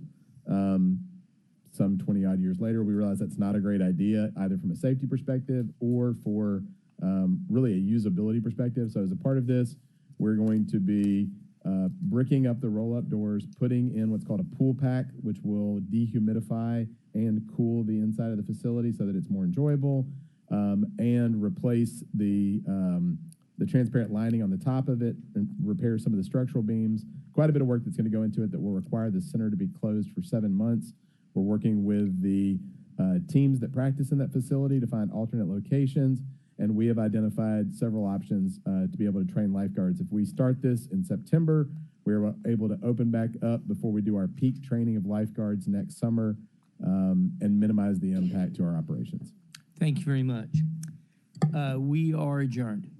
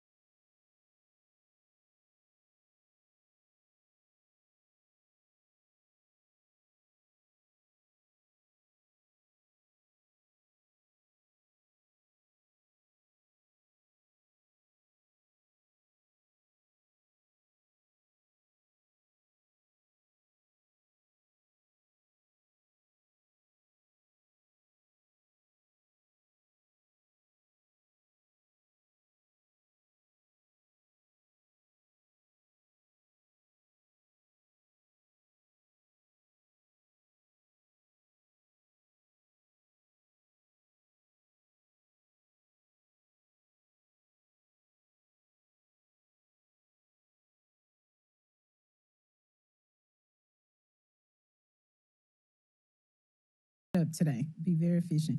I hereby call the Public Safety Committee of the Memphis City Council to order. Ms. Keaton, please call the roll. Councilman Canali. Councilwoman Easter Thomas. Councilman Ford. Councilwoman Green. Councilman Spinoza. Councilwoman Swearingen Washington. Present. Councilwoman Walker. Councilman Warren. Councilman Carlisle. And Chair Logan. Present, thank you. Colleagues, we have 4 items on the agenda. The first is item number 1, a resolution authorizing the execution, delivery, and performance of a schedule to the master lease between J.P. Morgan, Chase Bank, N.A., and the City of Memphis, Tennessee, in an amount exceeding $2,100,000 relating to the acquisition of medium-duty Type 1 ambulances, approving certain other matters related to this lease, and the acceptance and allocation of Medicaid reimbursement as a source of payment for the lease. All council districts sponsored by administration. May I have a motion and a second? Second. It's been moved by Councilman Spinoza and seconded by Councilwoman Swearingen Washington. And we're going to ask whoever is going to be speaking to this matter to come on down. Give us your name and address, and you are recognized.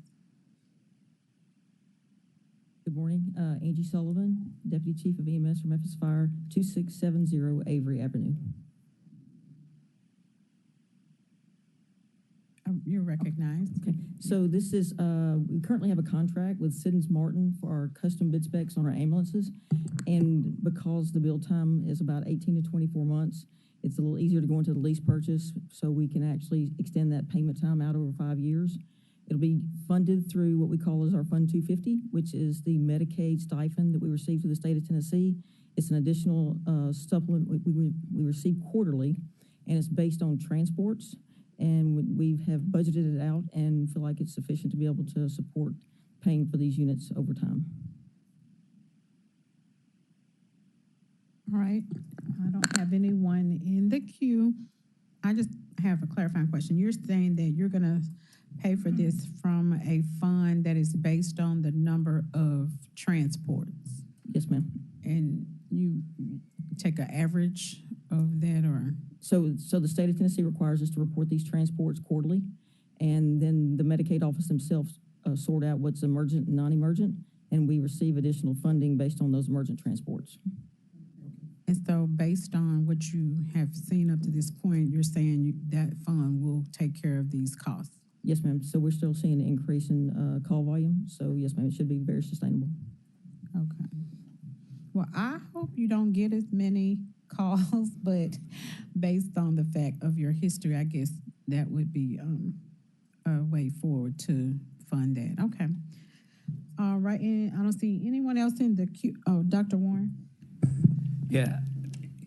I know that this is only based on emergent calls, and I know that we have a lot of non-emergent calls that you guys make. They in no way impinge on our ability to be able to fund this program based on the number of emergent calls, right? No, sir. We should be fine. All right. Thank you, Madam Chair. Yes. All right, thank you. All right, colleagues, we are going to take a voice vote on this item. All those in favor say aye. Aye. Any opposed? It's in the opinion of the chair that the ayes have it, so moved.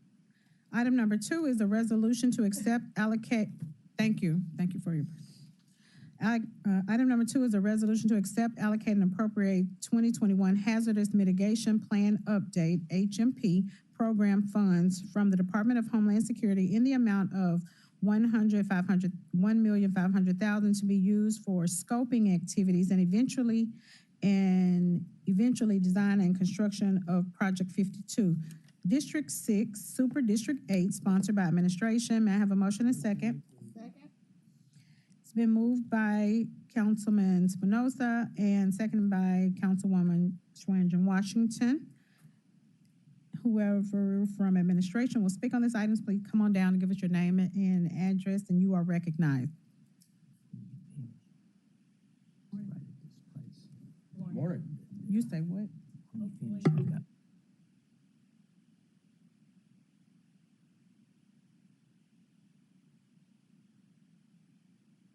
Been pulled. I'm sorry, would you repeat that? This actually passed in council on July 23rd, and it should have been pulled from this meeting.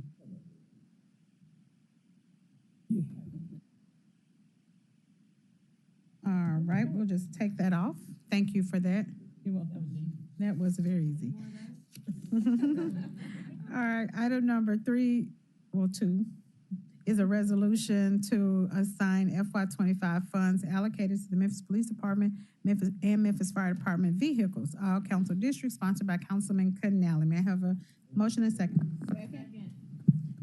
Okay, it's been moved by Councilman Espinosa and seconded by Councilwoman Green. Cannelli's not here. I'm right here. Oh, I'm sorry. Oh, you slid in here. You got to watch out. I'll sneak up on you. I know, right? All right, Councilman Cannelli, you're recognized. Thank you, Madam Chair. At this point, I'd like to withdraw this resolution. I may bring it back later. Thank you. Okay. All right, so we're going to move on. We'll take that off as well. Have to let Councilwoman White know how efficient I was. Item number 4 is an update on Memphis Police Department Sentinel Cameras Program, Council District, requested by Councilwoman Swearingen Washington. And we're not taking this one up. Councilwoman Swearingen Washington, you may be recognized. Yes, I want to make sure that we were on track with our allocation for our cameras and our communities. We've had several inquiries about it, and we would just like to have an update. Thank you so much, Councilwoman. Madam Chair. Chief, if you would, give us your name and address, and you all can be recognized. Chief C.J. Davis, 170 North Main Street. Deputy Chief Joe Oakley, 170 North Main. Okay, our update for Sentinel 7, we did do an RFQ. We do have a selected vendor now for Sentinel 7. The parts are on order. I'm currently meeting with the council persons to select their areas for their cameras. Yesterday, I met with Councilman Spinoza. Today, I'll be meeting with Councilwoman Walker. So I look forward to meeting with the other 5 so we can show you the locations that we recommend so you can select your locations. Once we meet, how long will it be before they are actually installed at those locations? What's that time frame? Well, once we get the locations, our team will go out and identify the MLG and W poles. So once we do that, we'll request the pole tabs. So that's, I want to say 2 or 3 months, but I don't know. You know, it depends on the pole tab. I think the boxes will be, but I don't think we'll be waiting on any equipment. We're looking good on the boxes. Just we got to identify all the locations, then identify the power source, and then we're going to put them up.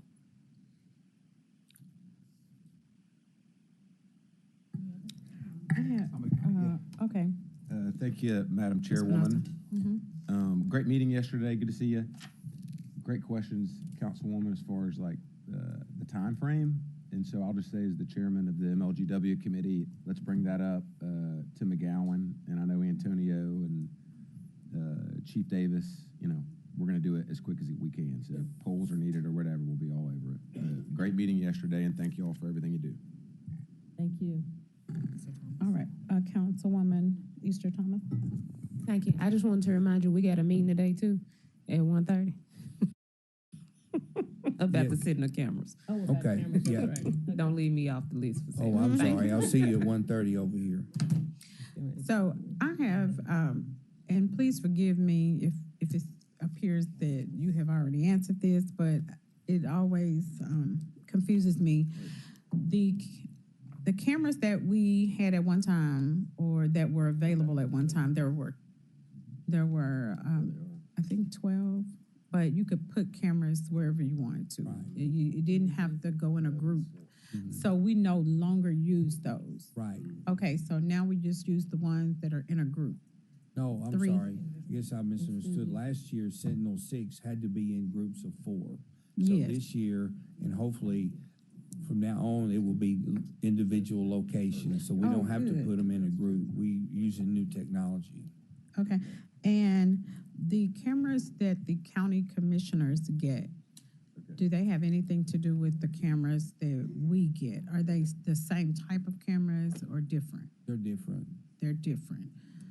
So if there's a camera that they have in proximity to a camera that we have, they won't interfere with each other. No, and we try to encourage not to place one of our cameras nearby because we do have access to the county commission cameras, so we don't want to double cover. Absolutely. So you all are meeting with them, or you know where their cameras are, and so when you meet with us, you take that under consideration that there's cameras already placed by county commission. Right.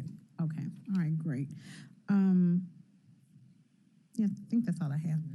Council member, before you move on, were you speaking in terms of the trailer cameras that we still have to move to different business locations?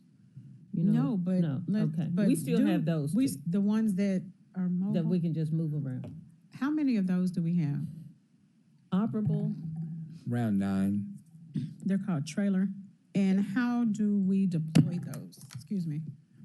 Well, sometimes they're requested. No, I mean, what do we determine, or what's the protocols for those? Right, we've used those cameras for private businesses sometimes when we see that a particular shopping complex or whatever is having repeat problems. So we move those cameras around really based on what the data is saying as it relates to crime trends. But sometimes we'll move a camera to a particular business that has had, problems. And we'll leave it there for a while, and we might have to move it to another location, but we still have access to those. And they work to help prevent crime too. So they are effective. Yes. Are we looking to get any more of those? Yes, we're looking at other funding sources to get new cameras. And to sort of update the ones that we have right now too. Okay, and you said we have 12 that are operative? 9. Okay, all right, great. All right. We have Dr. Warren in the queue.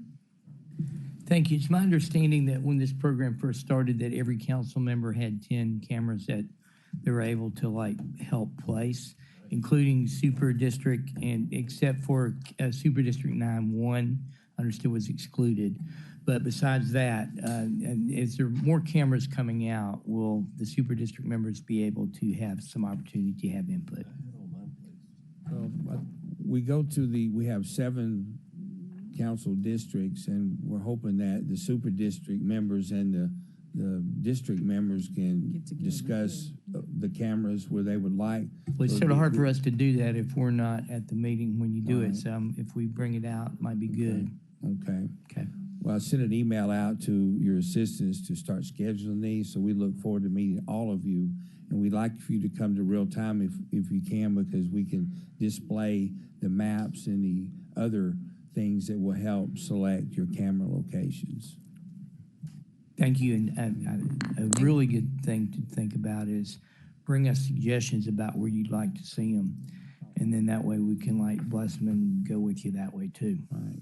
Thanks. And it might be good for the council members of that area to meet as well prior to meeting with them to map that out and talk about and discuss those areas. We do show you the hotspot locations in your districts, where the other 6 Sentinel camera locations have been placed, and we make recommendations where we think they should go with the crime data. But what I was going to ask council members is it may not be a bad idea if our super district council members give us some ideas too of some areas that you think, and they might already align, but if we get that information, that'll be a good starting point too. Thank you, Madam Chair. Yep. Councilman Spinozzi. And I'll add one more thing, great question. Since we're all here, it'll save me a phone call. But I think the citizens need to know this too. I mean, the meeting yesterday was all hotspot and hotspots that y'all presented, quite frankly, to me and showed me where you thought the best location was. So that's what I would encourage, obviously, everyone to do. That was the kind of the initial purpose of the program, was to best use, to find the best use and place for each camera so that you can deploy officers wisely and then address things as they come up as well. So yeah, it'll be a fun meeting, and thank you all. All right, is that it? Okie dokie.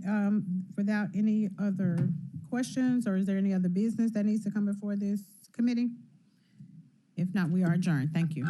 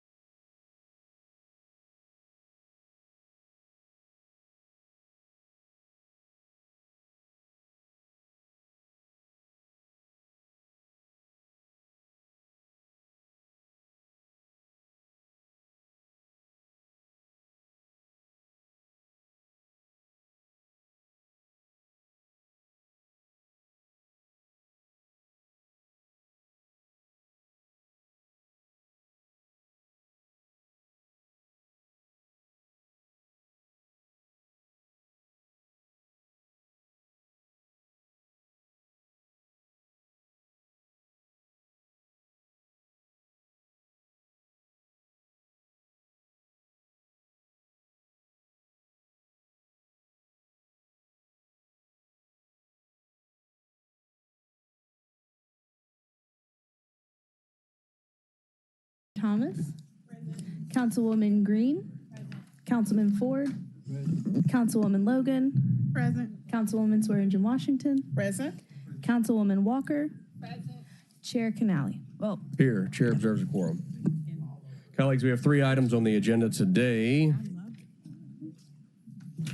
Item number 1, a resolution approving a one-time bonus of $3,000 totaling $16,797,000 to City of Memphis retirees, all council districts, sponsored by the administration. There is a request for same night minutes. Can I get a moved by Ford Sr., seconded by Green, Swearingen, Washington. Who's here from the city? Chief Fouché. Hello. How are you? Good. Floor is How are you? yours.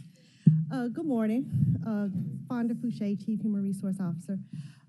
We discussed doing something for the retirees during budget. And so we agreed on a $3,000 one-time bonus. And we were ready to pay it out, but we found out that we needed to do a resolution. So we are here with the resolution. So we can go ahead and pay out the bonus. Where's the money coming from, Chief? It is coming from the pension fund. Colleagues? I know you got some questions. Councilwoman Green. I don't have a ton of questions. I just want to say that I know this is something that I worked with our 2 now not interim chiefs with a lot during budget process, and it's something that I will continue to press forward because I believe these people, you know, gave their service to our city and they deserve to be supported in their retirement years, especially as the cost of living continues to increase. We know that we have not been keeping up with the pace of that. So I'm in total support of this today and will continue to do what I have been doing, which is to push us to have a plan for the future for these retirees. You know, a percentage payout cost of living would be much more reliable for the retirees to bank on in future budget years. So I will continue to hold y'all accountable on that, but I'm very excited to see these checks hit the doors. Thank you. Thank you, Councilwoman. Councilwoman Swearingen, Washington. Chief person, you're saying that we can't afford this? Councilwoman, no, actually, we can afford this. This one-time allotment is going to be just about $16.8 million. And the challenge that we've had in the past, to Councilwoman Green's point, when we do more of a COLA or a cost of living adjustment, it becomes a permanent part.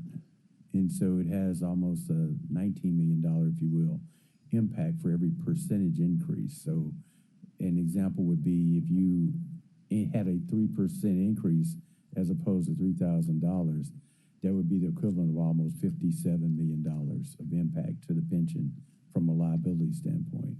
This is going to be much less. So we agree with Councilwoman Green. We're all on the same page psychologically, but the realities of the city's budget is kind of what we're looking at in terms of unfunded liabilities in the pension. All right, I definitely support. Thank you. Colleagues, Thank any you. other questions? No questions. We'll go to a vote. All those in favor signify by saying aye. Aye with same night minutes. I'm also an aye. Any opposed? That item passes, will be sent downstairs this evening. Item number 2, a resolution to amend the City Council Community Grant Program for FY25, all council districts, sponsored by council members Warren, Swearingen, Washington, and Logan. There's also a request for same night minutes. So moved. Moved by Warren. Seconded by Swearingen, Washington. Which council member wants to speak on this? Which sponsor? Well, we're excited to be able to have this revision done so that the consequences won't be as stringent. And it would also open up the 2-week window for grantees to be able to get their paperwork together. So I so move that we continue. Councilman Warren, followed by Councilwoman Walker. Second. I agree. Thank you, Councilwoman. Sorry, I didn't look to the left. Sorry. Councilwoman Logan was before you. I'm sorry. I'm going to let her go, and then you go. Councilwoman Logan. Thank you, sir. I just wanted to say that, it's a great opportunity for us to be able to continue to look at the things that we offer and make certain that best practices and that we improve on them. So I think it's a wonderful thing that we have looked at it and looked at ways in which we can improve the offering for the community and now are able to do it. So thank you, colleagues, and I appreciate the administrative staff for bringing it to our attention. Thank you. Thank you, Councilwoman. Councilwoman Walker, followed by Easter Thomas. Thank you, Mr. Chair. I just think that this is great, and I'm so glad that we came together and addressed this accordingly. I know this is going to mean a lot to a lot of people and organizations, and I would like to be added as a co-sponsor, if I may. And I yield the floor. Thank you, Councilwoman. Councilwoman Easter Thomas. Thank you, Chair. Last council meeting, I asked for Warren a friendly amendment for the eligibility where it talks about the Memphis City Council will not award funding in an amount that exceeds more than 30%. And I asked that for this year that we just scrap that. And Warren agreed then, and then we just didn't hear it. So I'm just bringing it back up for a friendly amendment. And didn't you also add the $10,000 threshold to be eliminated? Yes, I don't see the threshold, but I do see the 30% in the eligibility on the grant.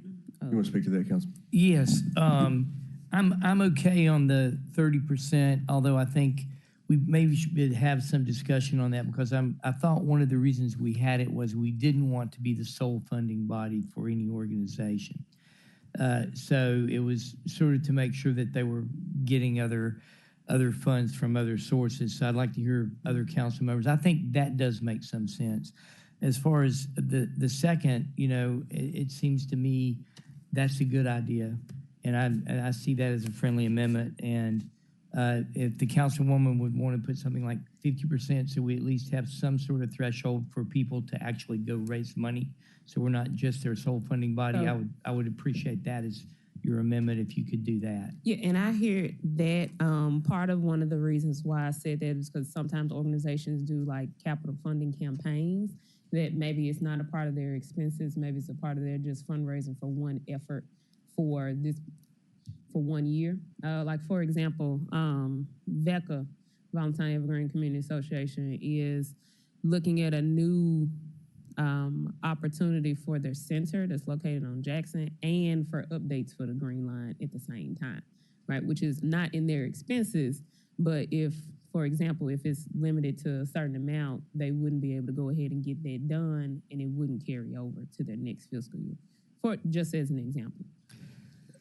Does that make sense? Or? Yeah, I see what you're saying. I'm almost wondering if we could have some sort of amendment that allowed us to go over the 30% threshold for a specific project that would be self-limiting and make that work to where we're saying, and I could use some help from maybe Mr. Person here about how that might be worded to where routinely we're giving money for the operations of an organization, but if they have an individual project, we could go over and above the 30 or 50% threshold for that project for a year. Particularly if it's a capital project, which is what I'm hearing you looking at. And that makes sense for some organizations because then we put them on a better footing for functioning on the next year within their regular budget, offering new services. Mr. Person, can you help us here? We'd be glad to work with you on that. We can sit down and kind of walk through what the parameters will be around maybe capital, and what I'm hearing is capital and maybe a history of performance within this program. So maybe if there's a time. Yeah, and they have a special need, which, seems to me like it's, in this case, it's physical need or need for program development that would be a one-time need that would be above and beyond their budget. If we could have that type of wording put in here, then I think that works, and I'll go with your 50. Okay, so we'll have 50, so we have a general thought process on that. What was the second part of the $10,000 minimum that the and we're scrapping that, right? Well, yeah, I'm opposing that we scrap that. If I could yes. just briefly, If you look under the heading for grant award requirements, there is no necessarily requirement around $10,000 minimum, but you will see that to appropriately track expenditures for reporting purposes, any awards totaling less than $10,000 must be deposited into a separate account designated for grant funding. What Any page you award looking more on? than $10,000. Chief This person. is probably, I guess, page 3 of the particular resolution. Is it under grant workshop application? It's under the heading grant award requirements. Okay. It's the last sentence in that paragraph, maybe the last 2 sentences there. So it's more of a control mechanism than a minimum. Is it But- helpful for the grants office, or is it just more cumbersome? Well- It sounds like more work. Well, the reason that it's there is because tracking the funding is so important, and then that's why the tracking software is there. Because commingling funds, that was one of the things that, especially with federal grants, can get you in a world of trouble. No, definitely So- track it. I'm talking about Right. if it's less than the $10,000 amount, just the last sentence. Yes, because sometimes you can get into, it sounds like a de minimis amount, but what happens is it still has a commingling aspect. So you can get in trouble over $1, you can get in trouble over 10,000. So that's one of the reasons for the threshold break, if that makes sense. So the threshold is primarily for tracking purposes, And not for control- not for the grant Right, purpose. Right, for control. And the threshold, you're saying should go to, it's 0. We just needed, everything we give you needs to be kept in such a way that we can track how it's spent. Yes, sir. Okay, I think that's what this means. So if you're okay with that, Councilwoman, that's just how we'll proceed with that. Yeah, I definitely want to be in compliance. Definitely want to do that. Last question to the makers of the resolution. I may be missing it. Does it note in here about 50% disbursement and then 50% disbursement later? Does it note that in here? I don't About the think- disbursement of it? I don't think we did any They took it change out, on so how they- the previous So disbursement. they already get just the whole check and then they submit. Yeah, the I don't think we report. Okay. changed any disbursement mechanisms from our previous guidelines. Okay, I'm good then. Thank you you accept that amendment? You want the Yes, I 50%? bet. And so that amendment will go in and Mr. Person will get the language for us, hopefully by this afternoon, so we can vote on it. Okay, and Chair, I'd also like to be added as a co-sponsor. Very good. Colleagues, all those in favor of sending item 2 downstairs this evening with a favorable recommendation signify by saying aye. Aye. I'm also an aye. Any opposed? That item passes. Item 3, the first 8 quarterly update. All council districts required by ordinance. Ms. Thomas? Can you give us your 5-minute version? The floor is yours when you're ready. 6 minutes.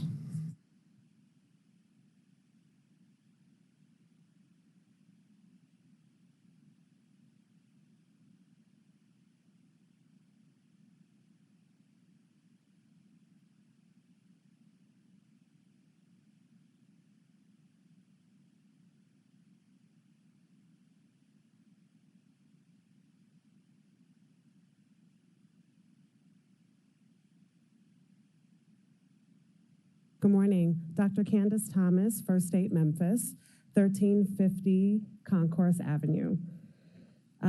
Good morning, everyone. Thank you for allocating time for First State Memphis's pre-K quarterly report. As you know, a quarterly report is required by our joint ordinance between the city and the county.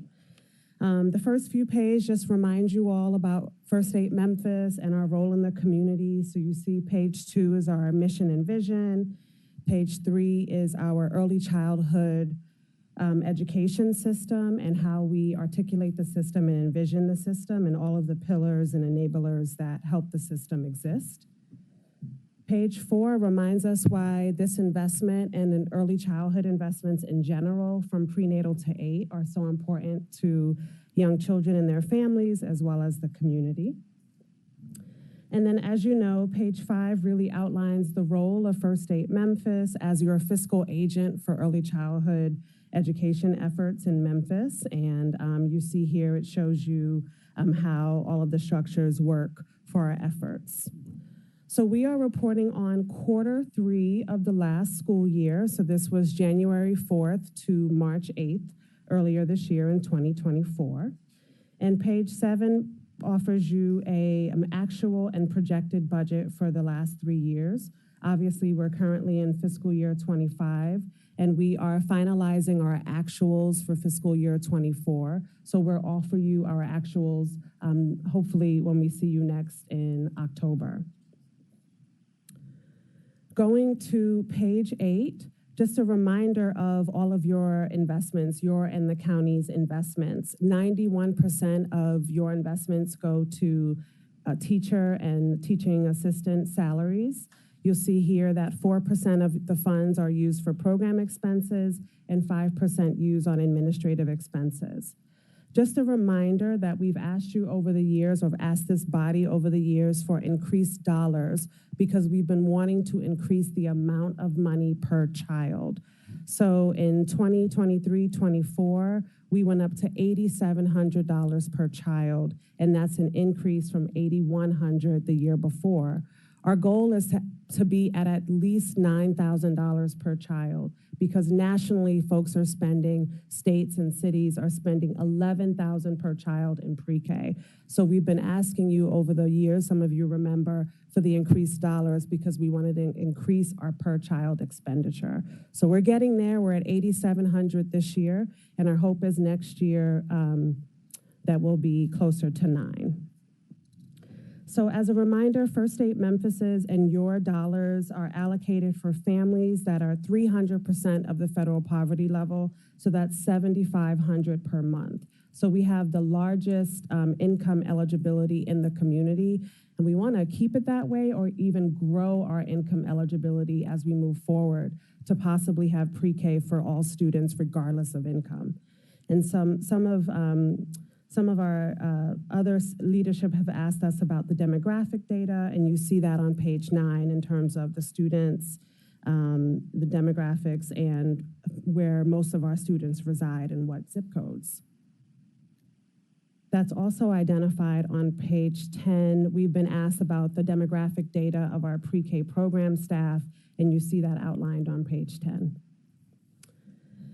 On page 11, we provide a high-level overview of where First State Memphis, where your pre-K dollars are invested across the community, both in Memphis and Shelby County, and across districts and school types. So we work with charter schools, districts, childcare providers. And that makes this program really, really unique in our community, is that we're working across providers so that there's alignment around pre-K regardless of where a student attends. On page 12, we've broken it down by your district. So you'll see here where the number of classrooms that are in the districts in which you serve. We are, if we move to page 13, we are super excited and glad to share with you that we're at 94% capacity filled. This is our highest capacity filled in the 5 years in this important effort. You remember COVID years and all of the many reasons. It's 4-year-olds getting to school, illnesses, transportation, ice storms, etc. But our 4-year-olds and their parents are doing really well, and 94% are enrolled. And then for attendance, we have 88% in Q3 meeting attendance. We're a little bit lower than we want it to be, but remember in January, we had a big ice storm and the city was shut down for a few days. And then these are 4-year-olds, and there's lots of flu and other sickness. So we saw some decrease in attendance. So to wrap up, we wanted to remind you of what our definition of high quality pre-K, this community defined high quality pre-K several years ago, and our work is to make sure all pre-K providers, regardless of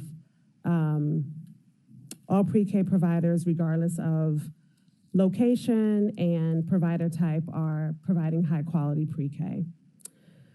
We also report to you on instructional coaching and what kind of support do teachers get in our program. So if you look on page 16, you see that 100% of our teachers receive monthly coaching. And when they ask for a specific support, you see here that they've asked for a classroom observation and reflective feedback, co-planning, modeling, etc. And of the families in our program who have completed family outcome assessments, 100% of those families were connected with engagement staff. And you see here that families are asking for a kindergarten transition, positive parent-child relationship, and lifelong educators. That is all I have for you this morning. Did I miss something here on a page? Oh, no. Tell us, what page is that? I apologize. Councilwoman Jerry Green. Also known as Scott. Councilwoman. Well, good, it's not budget time. Councilwoman, my apologies. We will get this updated. Colleagues, Councilwoman Logan. Thank you, Chair. Thank you so much for this presentation. And I'm hopeful regarding this program. I had a couple of questions. I'm excited to know that we are able to impact pre-K, and that we have such, we can play such a great role in the pre-K, because I think it's very important for our children to be proficient, and as they enter MSCS, did I say that right? Yes. So being able to kind of speak to that is important to me. So I had a few questions on, as it relates to the actual budget for FY23 and FY24. Did we meet the budget, exceed the budget for those 2 years? I know you said you're going to come back with the actual for FY24. If you have that before October, if you could send that. And so how did we fare in the actual FY23 as opposed to the projected FY23? I'll have to get back and have it for you to look at the projected versus the actual. I will tell you that in general, we've had a few pre-K operators who underspent. And so we have been working with them. Our program allows more flexibility than other dollars. So often what happens is a provider may spend federal or Head Start dollars first and then spend First State Memphis city and county dollars. So we have had a few years where our largest operators, also because of their size, they underspend. And so we have discussed before this body how we use those underspent funds to reinvest in pre-K. Okay, so if you could refresh us on that and where those dollars were, budgets were underspent, or were those operators underspent? How is that consistent? Did they do that more than 1 year? And if so, are you reviewing whether or not they need to readjust their budget? And or are you seeing that where you're reinvesting them is something that is needed to be baked into the budget? Just kind of speak to that difference, because we definitely want to make sure that we are utilizing our dollars, in best and highest ways. So if you could speak to that regarding the budget and show those trends.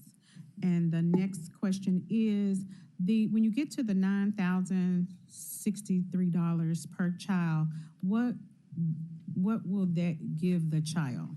And, in each program, so what benefit will that give specifically? What will you be able to do with that 9,000 that you're not able to do with the 8,700? If you could include that.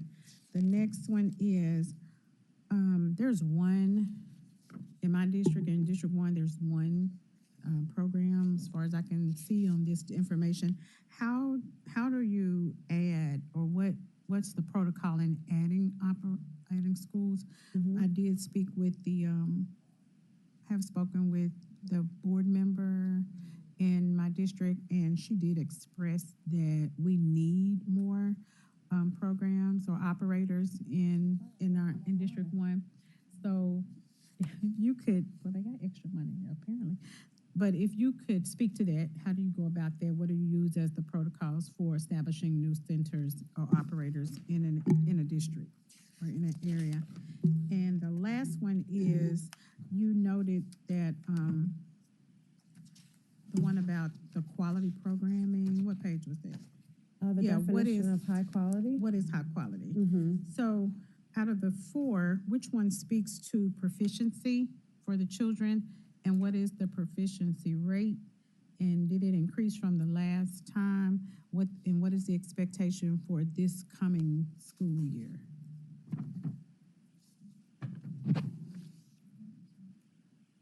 Well, if you could answer that now, which one of these 4 areas speaks to proficiency? And I'm mainly concerned with reading proficiency and listening.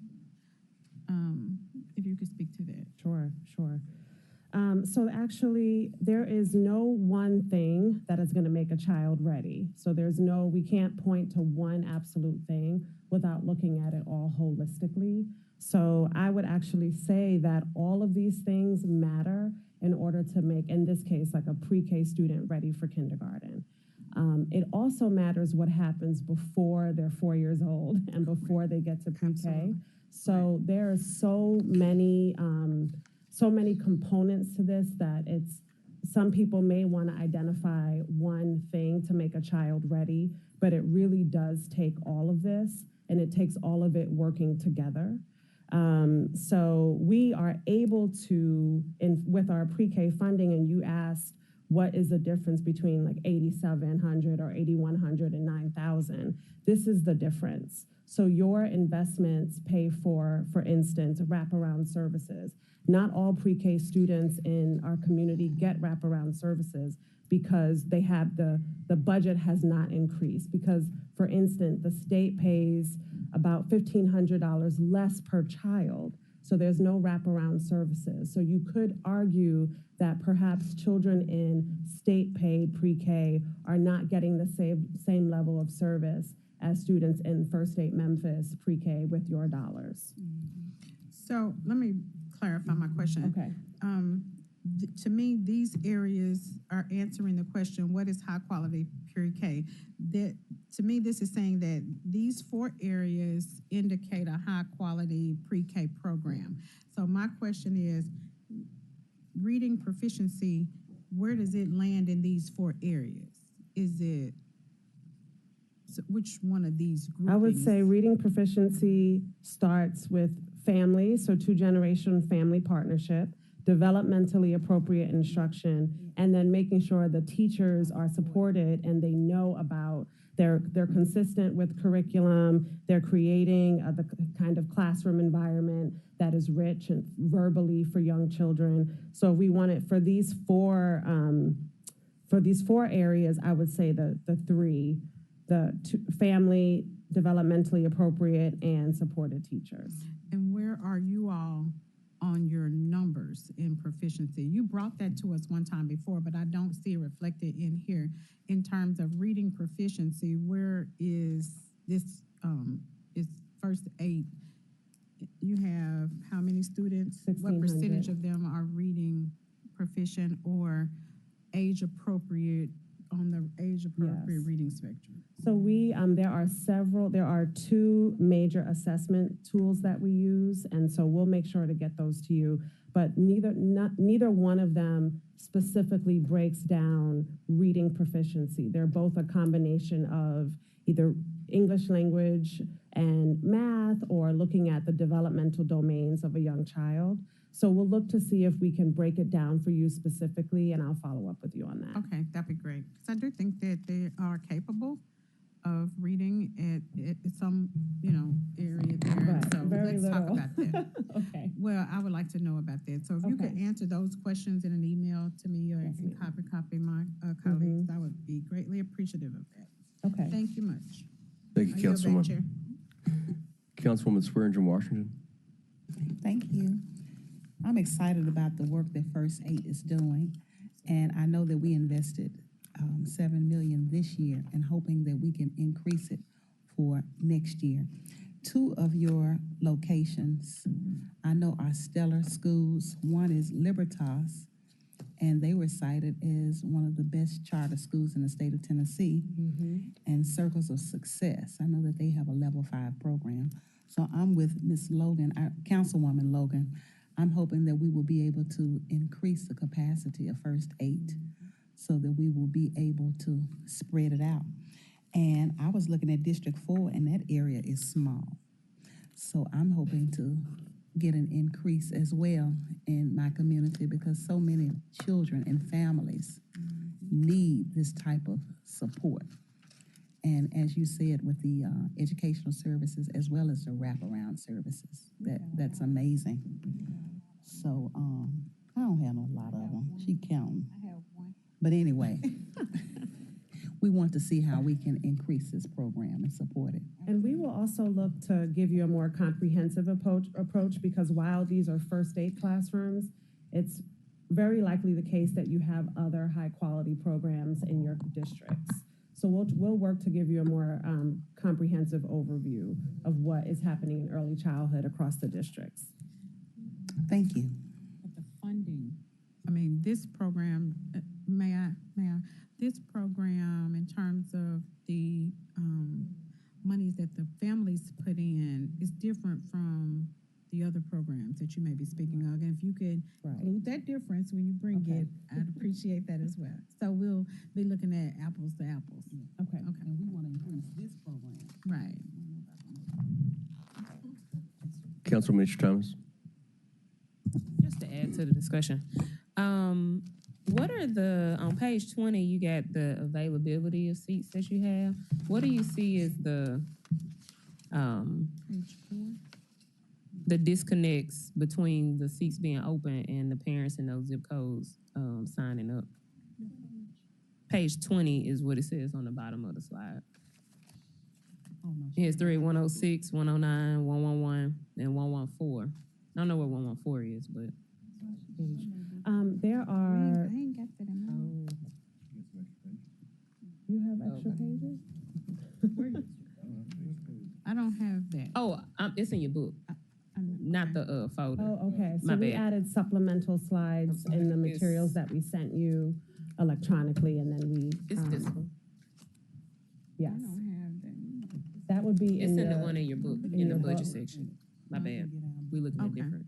But just what do you see like as the disconnects between why you have those seats there and why the parents aren't maybe signing up for those?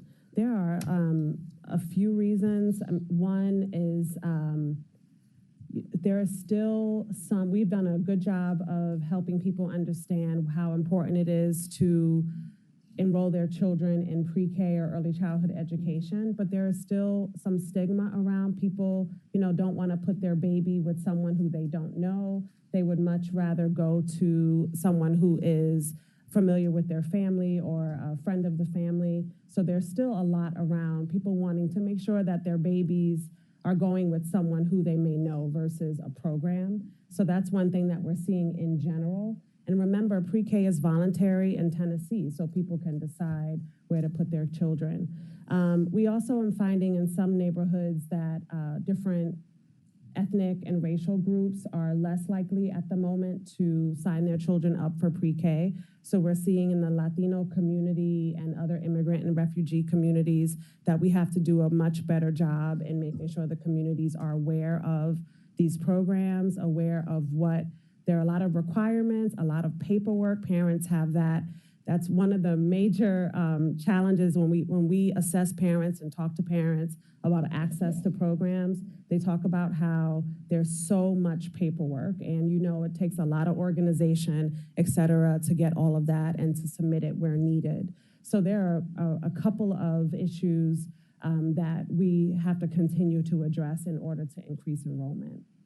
And just wondering, how many eligible age kids do we have in the city versus the seats that y'all have and like the rest of the seats that we have in like daycares or private pre-Ks that we have? Okay, I'll do my best, but we'll follow up with the specifics. Okay. So we have about 12,000 4-year-olds in Shelby County. And of the 12,000, we have approximately 8,500 pre-K seats. And that's 1,600 for State Memphis. That is about 5,000 Head Start seats, 3,000 Tennessee-funded voluntary pre-K seats. And then there are special ed seats and a couple of other funding streams. So of the 85,000, we're probably serving approximately 6,500 eligible children. So there are about, we would argue, our team has done a pre-K landscape assessment, which we're going to share with you. And we would argue that there are about 1,000 other 4-year-olds in the community who's not being served. There are others, but based on what we see in other cities, only about 75% of parents enroll their children in an effort at 4. And so if we reach 75%, we would need to serve 1,000 more 4-year-olds in our community. And that's actually a proposal that we want to bring to you and County Commission to say, if we served 1,000 more 4-year-olds, we'd be at what's called universal pre-K, which means that all 4-year-olds, regardless of their family income, would have a seat to enroll. And with that seat to enroll, there will come the strategy to actually get them in the seat. Yes. Yes. Okay. Thank you, Chair. Thank you. Councilwoman Logan, if you could make it brief, please. Yes, sir. Well, everybody's been telling me this thing.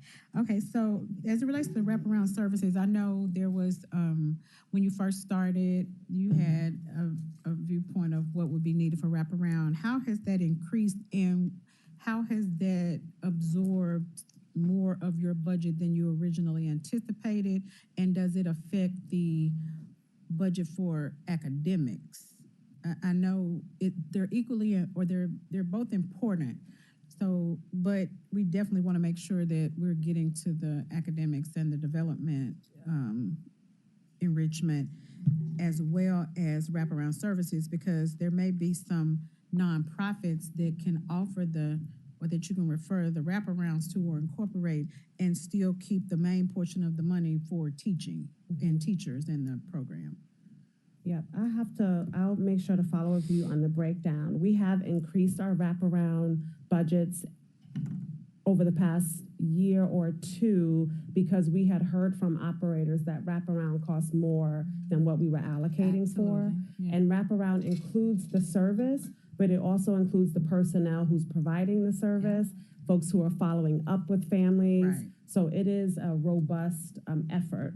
And so we have our budget, while it includes teachers and teaching assistants, all of that wraparound support and instructional coaching. And we've also had to increase the amount for instructional coaching over the last few years. So I can get you those numbers specifically to show you the increase. While we've done those increases, that has meant that our per classroom cost has increased. Mm-hmm. So we are now at, and I know someone knows this better than I, how much we're about at $130,000 per classroom because of wraparound support and instructional coaching. And when you bring that back, can you speak to your capacity to meet that? I know other areas may have access to federal dollars that you may not. Out of those people that are in that space, some of them have federal dollars. So okay, how much of that can you absorb based on your funding, and what is your plan forward for that continue to increase, for funding? How does that, because that possibly could impact us, as council members. So I am interested in that, in bringing all of that back when you come back. Okay. Thank you. Thank you, Councilwoman Logan.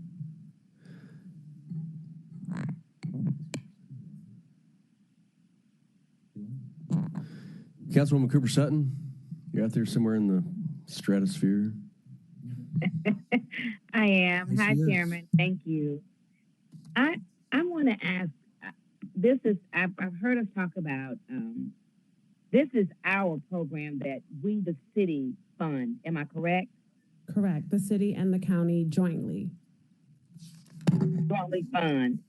And so I have a quick question. Is your focus on developmentality, or is more so developmentality, or because we know what the reading looks like? What do you normally do? I mean, what is it? What's your focus on in this program for pre-K? In general, the larger goal is to make sure that children enter kindergarten ready. And to do that, When you say enter kindergarten ready, what do you Yes. mean by that? Oh, ready, meaning that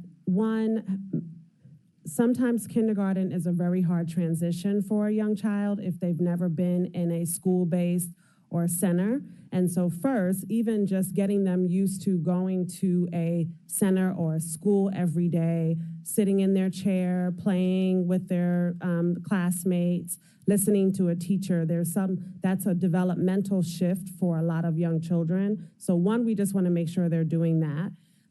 Two, we want to make sure that classrooms are more developmentally appropriate, so play-based for a 4-year-old. Children learn through play, and so the developmentally appropriate is an idea that meeting a child where they are based on their developmental needs. Okay. And is reading an important focus in your program as well? Learning their letters, their ABCs, their numbers, because we know what our reading data looks like, our mathematics data looks like.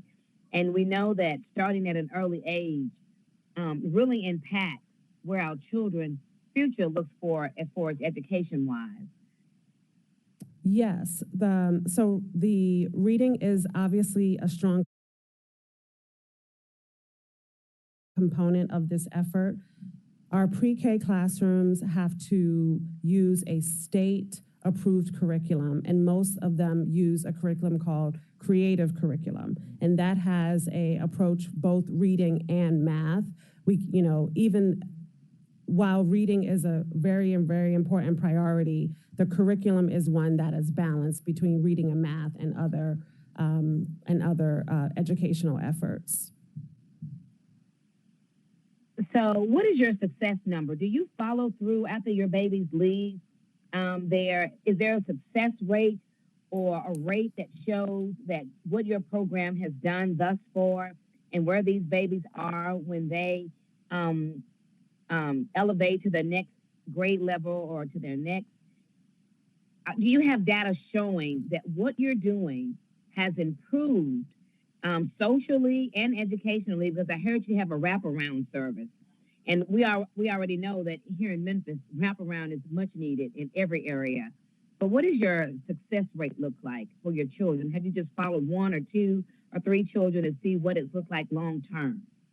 Yes, we do have all of that data. We have kindergarten readiness. So when they go to kindergarten, they do take a kindergarten readiness assessment. They're right now taking those assessments, so we won't have that data for a few months. We also have data showing the impact of attending pre-K overall in this community, and that it accelerates a young student's learning more than 90 days versus students who did not attend pre-K. And then we also have data for the last few years. Your first year of funding this effort, those children were just in 3rd grade. So now we also have data to look at the impact of our program at 3rd grade. And so we have that data that we also plan to share with you. All right. Thank you, Chairman. I yield. Thank you. Councilwoman. Real quick, Dr. Thomas, I noticed that the breakdown by race for the children and for the teachers, do we have any Hispanic Latino teachers or any Spanish-speaking teachers in our program? Yes, we are in desperate need for Latino teachers, bilingual, bicultural teachers in this community. As reported to us by our pre-K program providers, there are none in our program right now. So I'm glad you touched on the reaching out to the Hispanic and Latino communities, especially with the language barrier for some of those that do not speak English, because if they feel like they can't communicate, then they won't entertain it. So if you would, as a request from me, make that a priority to bring more of those in your community. It is the fastest growing population in Shelby County, so I would very much appreciate that. Colleagues, any other questions? Thank you to Dr. Thomas and First State for being here. We appreciate the work you're doing. Continue to keep up the good work. Colleagues, before I adjourn, I do want to recognize 3 fine young gentlemen that are with us today that are part of the Pure program, CJ, Justin, and Herschel. All right. Thank you for being with us, gentlemen. We're adjourned.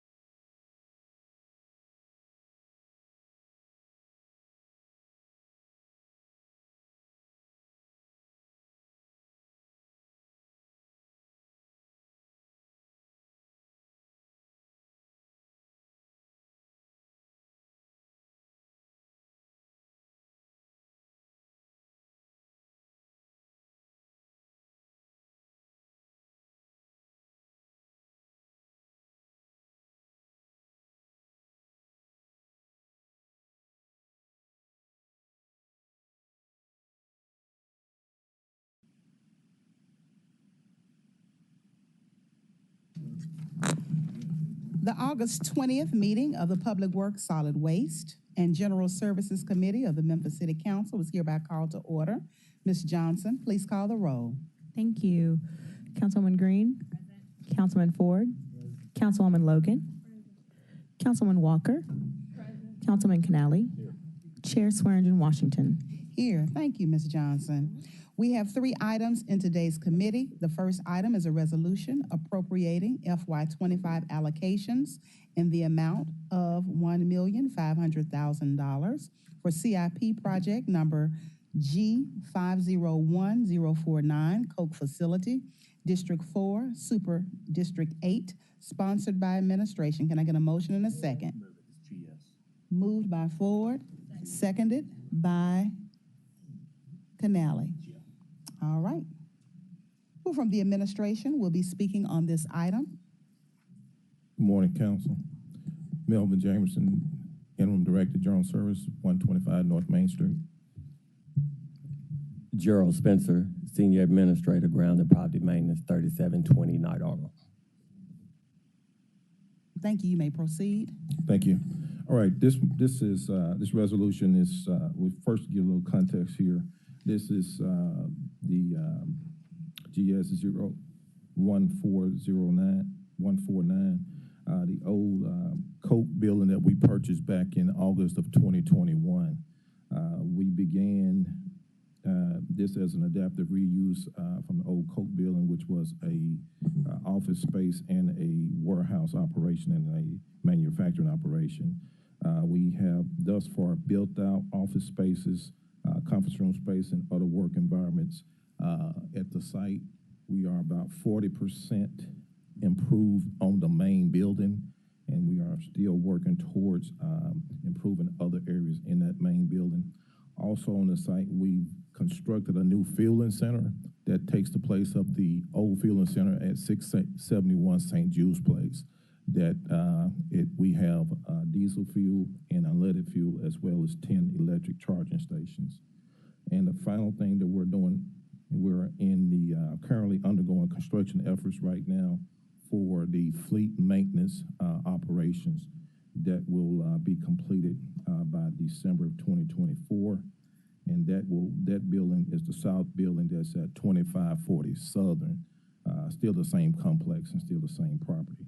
And that will house our fire operations, body shop, turf and egg, maintenance repair shops. The funding that we're asking for today will be used for A&E, architect and engineering, contract constructions for the MC2 building and the fleet maintenance building for mechanical systems upgrade, security enhancements, space renovations, information technology equipment, roof replacement, and other things needed. So GS is asking for council to approve the FY25 allocation in the amount of $1.5 million to the CIP project number GS 01409. Let the record show that Councilman Dr. Warren has joined and Councilwoman, well, it was Dr. Michael and Easter Thomas. Well, thank you for being so thorough with your report. I have been driving over there. It's looking so much better in that community. It's doing a lot for that Binghamton as well as the Midtown community. And it's really looking good. Are there any other further discussions for this item? All right, we'll take a vote. All those in favor, please say aye. Aye. Any opposed? It is the opinion of the chair that the ayes have it. The second item is a resolution appropriating FY25 allocations in the amount of $100,000 for CIP project number GS20170 at 170 North Main Modifications, District 7, Super District 8, sponsored by administration. Can I get a motion and a second? Second. Moved by Councilman Ford Canali, seconded by Councilman Dr. Warren, who from the administration is here to speak. Please give your name and address for the record, and you may proceed. Yes, ma'am. Melvin Jamerson, Interim Director, General Services, 125 North Main. Gerald Spencer, Senior Administrator, Ground and Property Maintenance, 3720 Night Arnold. So this is a two mechanical water valves that we need to replace at 170 North Main. One is for the cooling tower condenser water line valve replacement that's at past its useful life, and the second, which is for $50,000, and the second $50,000 is for the domestic water line isolation valve that is at end of life as well. So we need to replace those. So we are asking council to appropriate FY25 allocation in the amount of $100,000 to CIP project GS 2010170. Water valves cost $50,000 a piece. So water valves, these commercial water valves, and for installation. My goodness. Y'all didn't go to Home Depot? Yeah. Some of these have to be. Okay. We have to have these actually manufactured in some cases if we can't find the right size, and so they are a little special. These were put in back in 1966 or so. Oh, wow. Any further discussion? Councilwoman Walker? Thank you. Can we make them and sell them? That's revenue. It would be nice. That would be nice. All right, let's take it to a vote. All those in favor say aye. Aye. Any opposed? It is the opinion of the chair that the ayes have it. The third item is a resolution appropriating FY25 allocations in the amount of $500,000 for CIP project number GS 22201, City Hall improvements, District 7, Super District 8, sponsored by the administration. Can I get a motion and a So second? moved.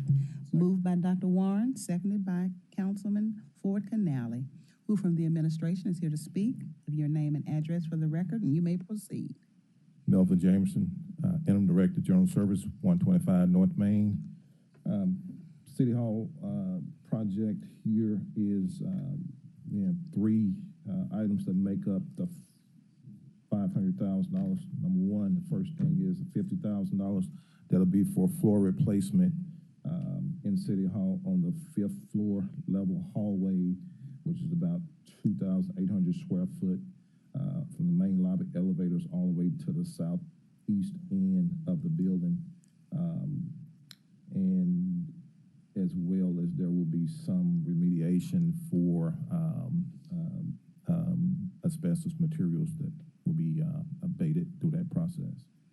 Number two, for $150,000 for a boiler system isolation replacement.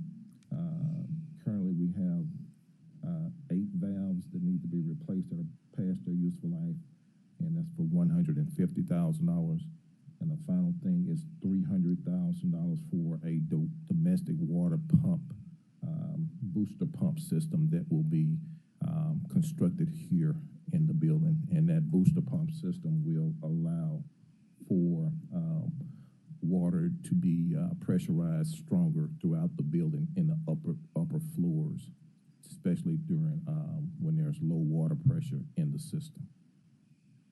So GS is asking for council to appropriate the FY allocation in the amount of $500,000 for project number GS 22201.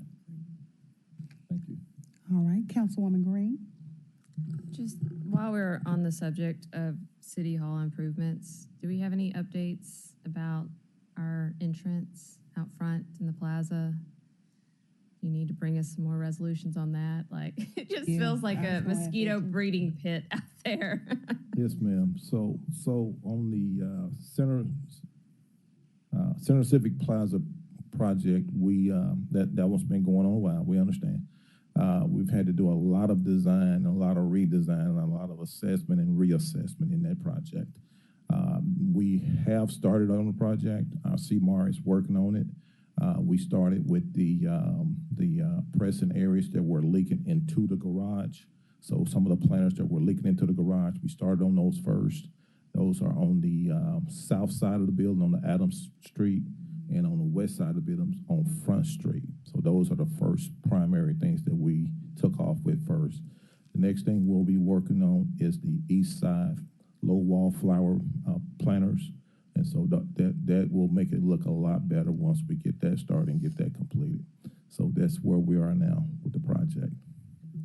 How long do we anticipate the fencing to remain up? Because it's opened up a lot from where it was last year, but we still have it around, and I mean, we can kind of walk through all of it, so I'm not sure why we're continuing with that fencing. So we thought we were gonna be in construction a lot sooner than what we did, but we kept finding different things that we had to deal with throughout the construction project. So right now, that date would probably be about 8 months from now, when we'll see the construction fencing coming down. Your second term. Councilwoman Walker, really? I hear you. Thank you, Madam Chair. Is there a rendering available for us to look at to see what the final project ma'am. would look like? I can have that available to you and send it to you. Yes. Okay, and also, does it include any public seating? There are some public seating where the benches are now on Main Street. Those are still going to be in place. There will be multiple phases here, and the final phase on the north side will be more designed toward green space and seats. Okay, thank you for that, and I look forward to seeing the rendering. I yield the floor. Sometimes when you're having construction projects, they'll have pictures outside to let people know what it's gonna look like. Would that be possible? We can do that. We can do that. Now, Yes. what about the fountains that used to be out there years ago, when the water would come out? Is that a possibility? Will we ever see that again? So, Antonio Adams, Chief Operating Officer. So let me take both questions or inquiries.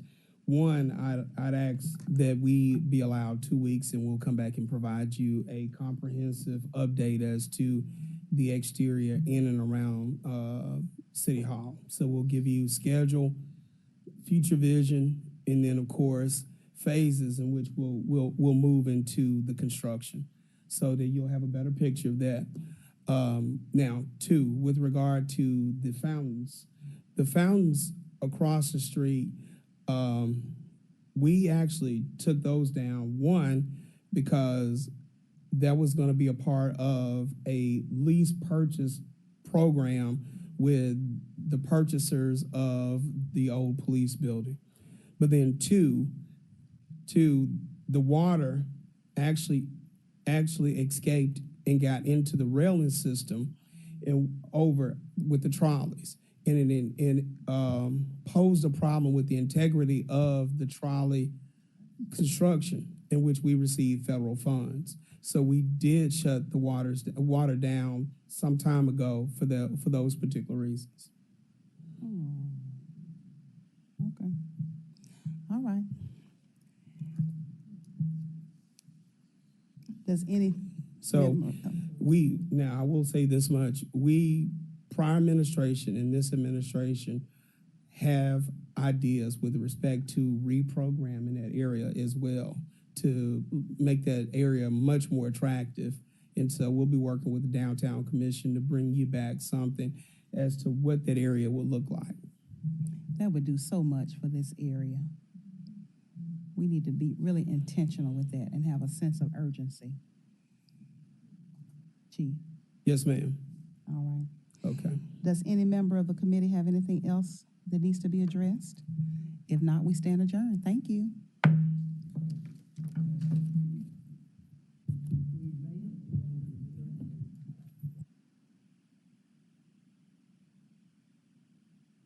Uh-oh, wait a minute. We got to resume.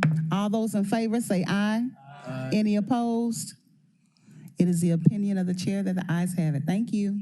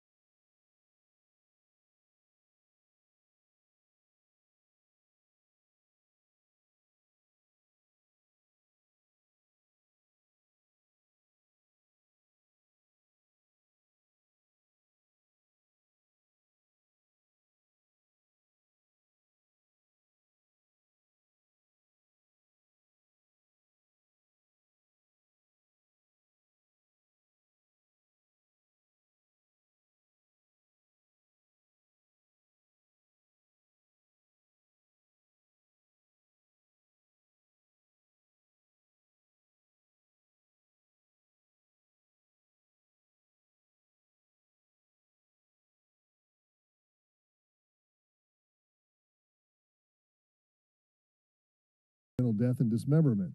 Funded amount of $3 million.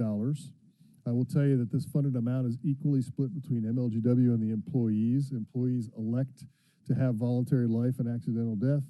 On the next one, employees elect to have short-term disability, so we share this cost with the employees. So about half is MLGW cost, about half is shared with the employees. This provides it with group term life, voluntary life, and accidental death and dismemberment. We are adding to this contract to get us through the end of this year to December of 2024. Why do I have to add money to the contract? You'll recall when I was in here before, in 2022, we had hired 299 people. In 2023, we hired 511 people, which was in the middle of this contract, so we added more people. In 2024, we've already hired 400 people. We're on pace to hire 600 people. So just to get us through the end of this year, we have to add some money to this contract to ensure all of our employees have coverage. As you recall, we had some open and vacant positions. We've been hiring pretty aggressively, but the contract was bid a few years ago in 2019 and then renewed in 22 before we went on this hiring pace. So it was based on the old level of hiring. And so now we need more money just to get us through the end of the year. The same is true of short and long-term disability, adding $2 million, equally split between the employees and the company. Again, this gets us through the end of the year because we have added so many new employees to fill those vacancies that we have. And so I believe that's the last item. And so subject to your questions, Mr. Chairman, that's what I have for you today. All right, three things. Councilwoman Logan arrived, so please let the record show her as being present. I know Councilwoman Walker wants to speak, so I'm going to kick it over to her for the final comment. But before that, I want to say thank you. That was a great meeting 2 weekends ago. Great job by everybody. Tremendous feedback. So thank you so much for everything that y'all did and the board did to make that happen. And then just in light of the way this morning's gone, this presentation, I would appreciate support from council members. I feel like we should have some parts of the administration. I'm going to get with Budget Chair Carlisle and implement what you've done for us by giving us this breakdown. I think we need to be getting that from other divisions. I just think it would serve us well to be getting these updates. So thank you, Councilwoman Walker, again, for putting that meeting together, and thanks to everyone. So Councilwoman Walker, the floor is yours, and then we'll break for lunch. Thanks. Okay, I had two quick questions. So the gatekeepers update, will that help address the billing issues? It will ensure that we don't have any because of that issue, lack of communication. So if we didn't replace those, we would have more exceptions because we couldn't get a read. So we're trying to do this preemptively. I will come back to you, I think, in about the next meeting that we have, the first meeting in September perhaps, and report out on that. I have some good news to report there that we have really dropped that number of the billing issues we had. What these gatekeepers do, if I did not replace them and they reached end of life, our system would say, I can't read these meters in the area, and I'd have to go out and either manually read or I have another exception. So it's a preventative to ensure that I don't have more issues. Okay, great. And you all had an event this past Saturday? I believe he's talking about, well, oh yes. So we had two big events that I think I want to talk about. Number one, I was referencing 2 weeks ago, he was XAF, referencing the meeting that you hosted in Whitehaven, which was fantastic. We were glad to be there and glad to share information. This past weekend, we were made aware that Shelby County, they administer funds which are utility assistance funds, and they had some money that they had not yet expended. We put some word on the street that said we would like to help put that out. We coordinated together with Shelby County, with the other utility assistance providers, to have an event at our downtown office. We publicized that, and as we publicized it, on Friday, people made kind of a run on the office at the Office of Community Services and took advantage of all the money the county had. So we had great success in getting all of that money into the hands of the people that needed it. So what we did on Saturday, we continued with the event. We had 200 people lined up. We had 150 people lined up at 5:30 in the morning. We opened the doors at 7. We had 200 people. We brought all 200 in. And we pre-assigned them and pre-cleared them for utility assistance. When the next tranche of money comes in, and I know Councilwoman Green might know, I think that's in about the October timeframe. So they do not have to come back. They are already pre-cleared for that utility assistance. So we thought we'd be giving money away that day. The money wasn't available, so we pre-cleared people to come back, and I think it was very well received. Shows real collaboration between the city, MLGW, and the county as partners in delivering services to our citizens. Okay, great. Thank you for that update, and I'm glad that it went well. And finally, I want to thank you, Ms. Madden, and everyone who played a part in the public Q&A session for XAI. It was amazing, and I was glad to be a part of it. And it all started here when I just simply asked for it. So thank you to my colleagues who were present and those who tuned in online. And just thank you to everyone who came out and participated. It was really good, first class. And people are still watching the video. People are telling me they're watching the video and they're saying that they did learn a lot. So thank you again. And I yield the floor. Thank you, Councilwoman. One more question, Councilwoman Logan. CSA, is that the department that received Yes, the ma'am, money? Now, CSA. is that the city? Don't It's we the give county, money to them? it's the for this county's. program? Well, so there's several utility assistance programs. CSA comes from the federal government. That's through LIHEAP, which is for gas and electricity. There's also LWAP, which is for water. So customers can get LIHEAP assistance. Typically $600 is what they get for CSA assistance. The utility assistance funds that you provide to MLGW, $1 million, we have Plus One program that is administered through several partners. The Neighborhood Christian Center administers that utility assistance, and then MIFA currently assists with the Plus One, which is utility assistance for customers. So we bring all that together and offer assistance to customers where and when they need it. And so this weekend was a collaboration with the county to try to make sure that we had all of that available for customers in one location. So there was some money that somebody didn't use and y'all. There was some remaining LIHEAP money through CSA that had not been expended. We had been talking with the county about, hey, how can we collaborate? Because your MLGW customers are going to use this. And so it's amazing when you share information. What Ms. Madden did was help publicize this in collaboration with the county. And everybody said, the event's going to be on Saturday. Well, I'm going to go to the county if they still have money on Friday. And they essentially applied for and used the money that was there. So we pivoted very quickly and said, let's sign people up and get them qualified for the next round. Was there only 4 people in the county? No, it's for people. When I say in the county, remember Memphis is in the county. So Correct. That's everybody, I'm thinking unincorporated. It was an unincorporated. No, ma'am. For anybody who lives in Shelby County, which includes all 636,000 Memphians, were eligible to come. How was it communicated through to city to residents that live in the city of Memphis? Well, so we use our MLGW communications channels, and we target it to all of the communications channels we use in MLGW, from social media to a press announcement. So I'll have to ask Ms. Madden exactly what other channels we used. Well, let me know. Sure. I didn't But know when I anything say the about county, You I could mean. send it to the council too, so we could send it out, Sure. because I didn't know. Yeah, anything about I didn't it. know anything about it either. Okay. This was a special event, and so I think I'll have to get the details of how we sent it out, but it's for our income qualified citizens. Right. Okay. Thank you. All right, any more questions? This meeting is adjourned. We're Thank you, back on sir. schedule. Appreciate Thank it. you, President, again. Yes, sir. Make sure we know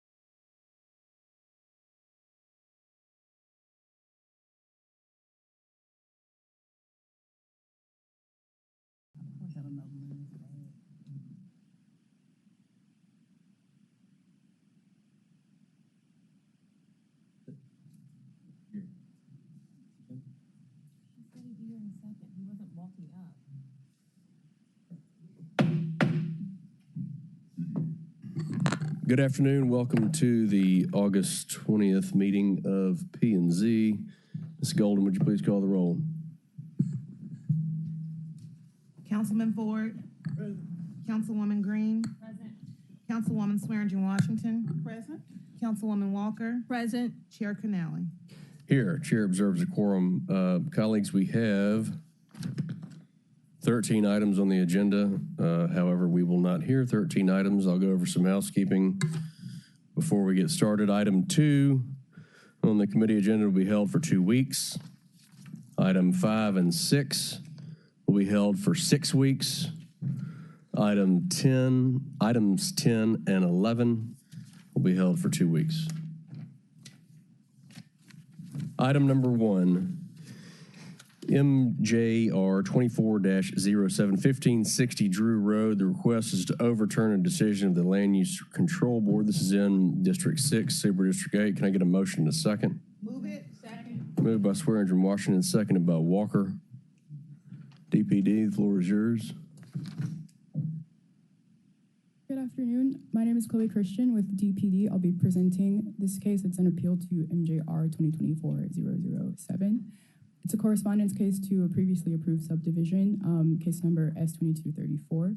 The appellant was Dr. Sherry Jeffries Compton and Brenda McCohen, and the applicant is, I believe I have the name wrong. It's Gerald Robinson. I'm sorry about that. And the location is at 1506 Drew Road. So this is the location map of the property. It's in the Coral Lake neighborhood. It's split zoned R6 and R8. It's highlighted in yellow on this map, and it's currently listed as vacant and surrounded by some single-family residential properties. Here are some site photos. This is the approved preliminary plan for Tranquil Timbers Estates. This was approved in November of 2022 by the Land Use Control Board. This is the modified plan. It has a request for a phasing plan, as well as private streets, and a 2-year time extension request. So in conclusion, this request is not to approve the subdivision as that was previously approved by the LUCB, but the request was a modification to allow for a time extension, a phasing plan, and private streets. Staff found requests 1 and 2 to be consistent with the UDC. However, request 3 for a private drive street network, staff found that that could not be supported by the UDC according to the street connectivity requirements of section 5.2.4A.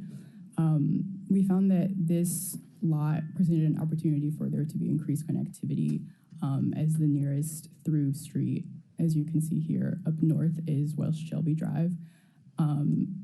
This would present a chance to allow more connectivity from Dodd Road to Coro Road. So staff recommended a rejection of the private street request and approval of the request for a time extension and phasing plan. And the Land Use Control Board decided to approve all 3 requests. That concludes my presentation. I'm happy to answer any questions. Thank you. Thank you for your presentation. Is the applicant present? If you'd come forward, please, sir. If you give us your name and address for the record, if you'd like to say anything before I go to questions.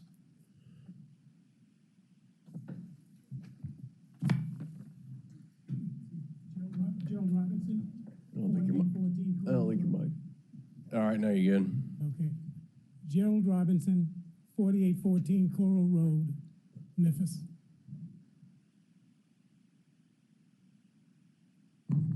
Anything you'd like to say? I'll just wait for the question. Okay. Councilman Ford Sr., I know you got questions. Yeah, I know he may not want to, say anything because question. I want to hold this right now. Don't want to discuss it. We've been discussing this for quite a few years. You know Mr. Robinson, okay? And you refuse to be cooperative with the neighborhoods, okay? Coral Lake, okay? Ferry, important area. We're setting up a meeting very soon with the neighborhoods and all, where we can go back over it. Now, rejection, the request for 3 years, hey, you come back with the same thing, okay?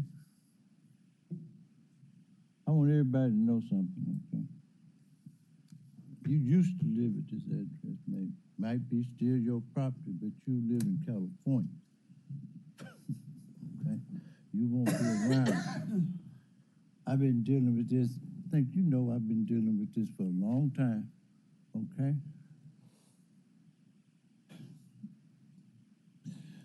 You want to put a 4-story building, and then you want a 3-story building, then you just said, I don't care what they want, I'm gonna put what I want.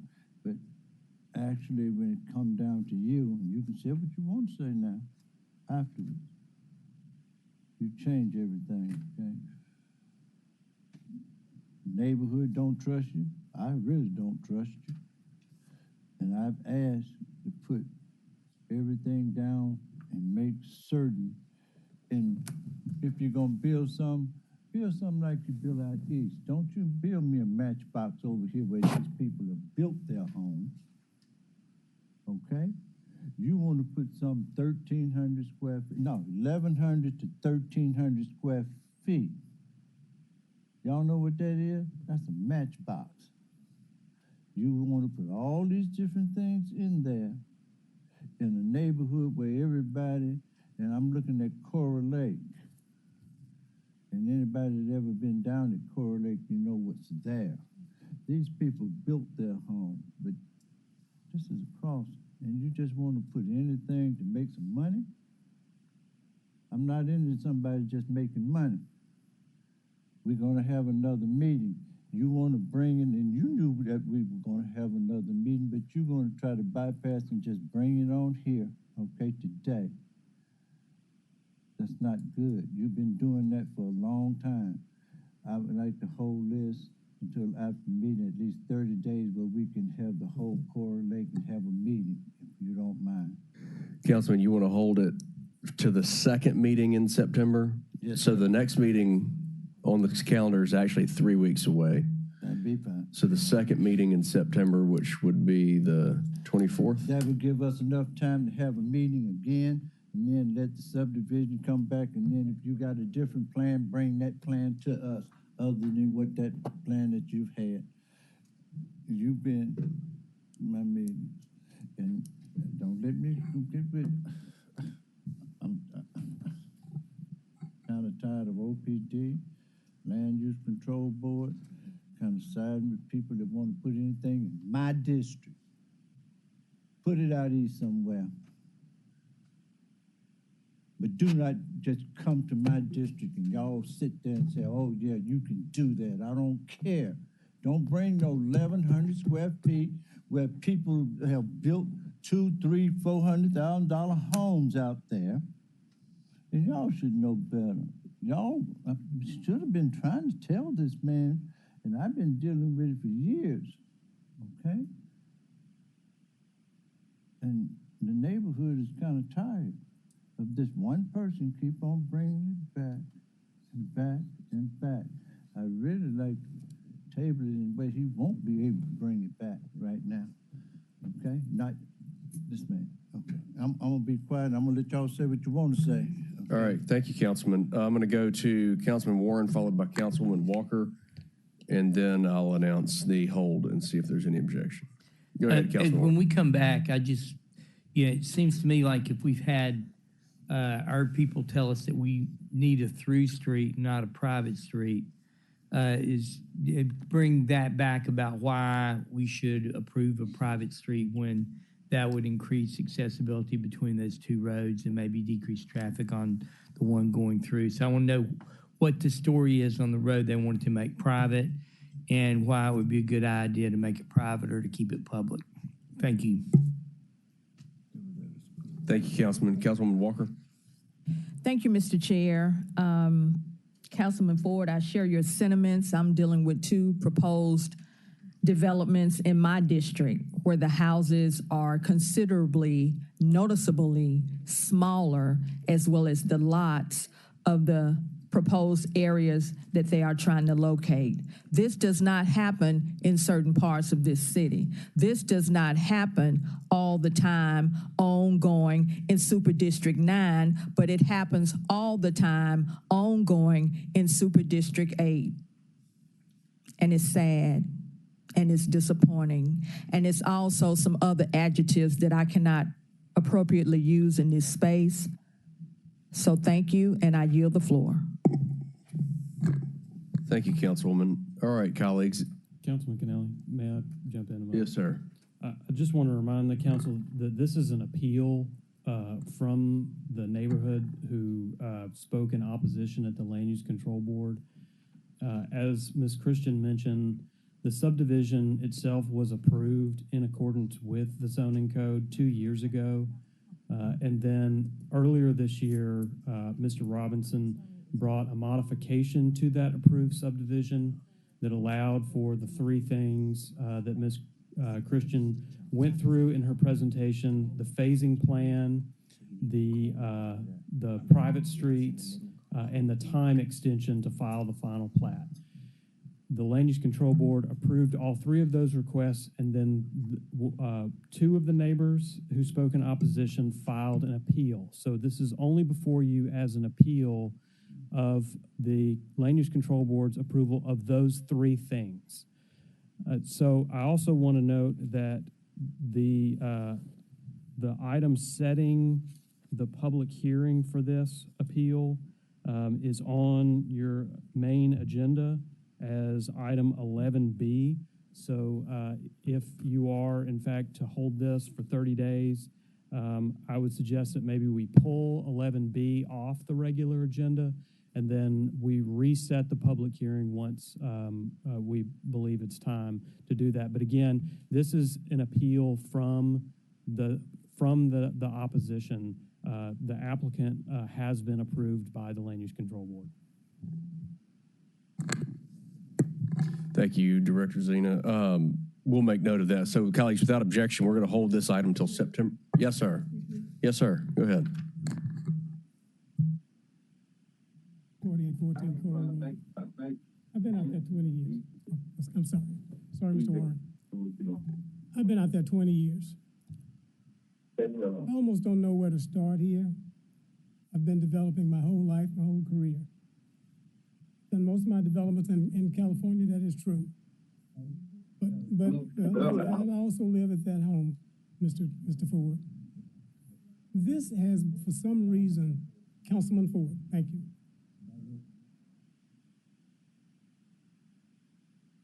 And that's the problem. For some reason, and I know this is not the place to have a litigation, to have personal dislikes put on the floor, but that is what is going on. Practically I've refuted everything in the appeal that was filed, starting with the authority of the two people that submitted the appeal in the first place without authority.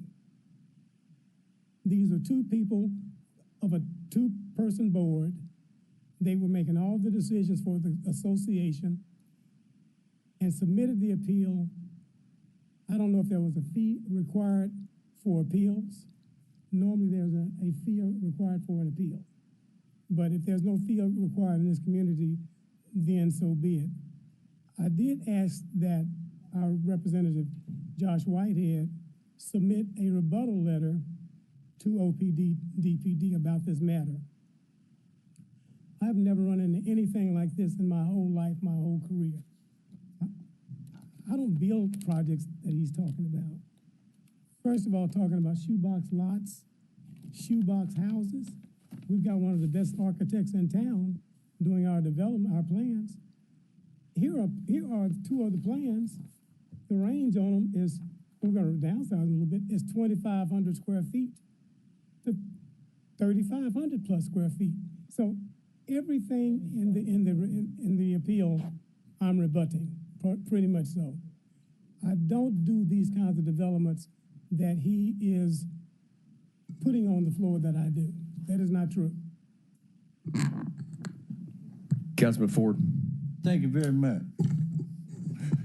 Yours was 1,100 to 1,300. I told you. So don't you bring that up here and tell this doggone lie today. I'm the one that told you, hey, you need to build something at least 25 to 3,000. I'm the one that told you that. You the one that keep on telling everybody 1,100 to 1,300. Those are doggone matchboxes. So don't you say nothing. I'm talking. You know what? You're from California.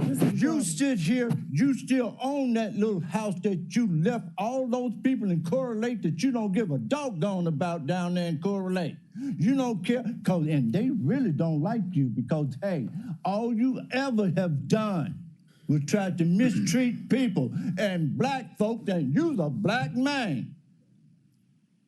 I don't like that. I've been dealing with you when I was on the council before. This ain't the first time, second time, third time, fourth time, and you sit there and tell a lie every time. You're the lyingest man I ever seen in my life. I do not like a liar because a liar will steal. Chairperson. Hey, council, I'll call for the question to hold this until time. Please cut this man off because I don't like a lying man. Mr. Robinson, you have not been recognized. Colleagues, without objection, we will hear this item in full committee and in the full meeting September 24th. Any objection? All right, moving on. Item number 2 has been held for 3 weeks. I stated that incorrectly earlier. I said 2 weeks.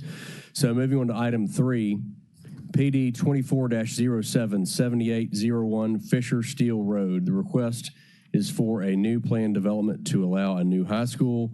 It is District 2 and Super District 9. Can I get a motion in a second? Moved by Swearingen Washington. Second. Seconded by Warren. DPD, the floor is yours.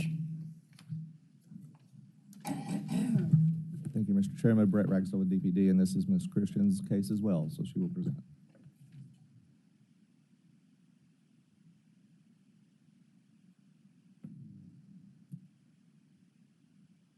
All right, so I'm presenting case number PD 2024-007. The applicant is Memphis Shelby County Schools, and the location is at 7801 Fisher Steel Road. And this is the new plan development for the new East Region High School. For a location map, it's located just east of Germantown Parkway, and there's a vicinity map of the area as well. The underlying zoning for the subject property is heavy industrial, and it is surrounded by a mix of uses, including industrial and commercial, and the lot is partially vacant currently. Here are some photos of the site.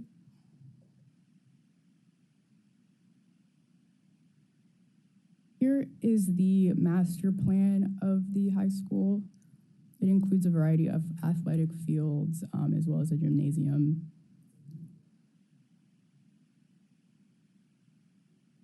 The landscaping plan.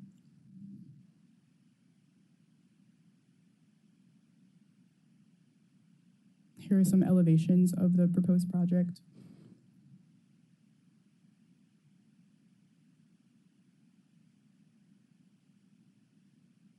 The project was found to be consistent with the Memphis 3.0 comprehensive plan.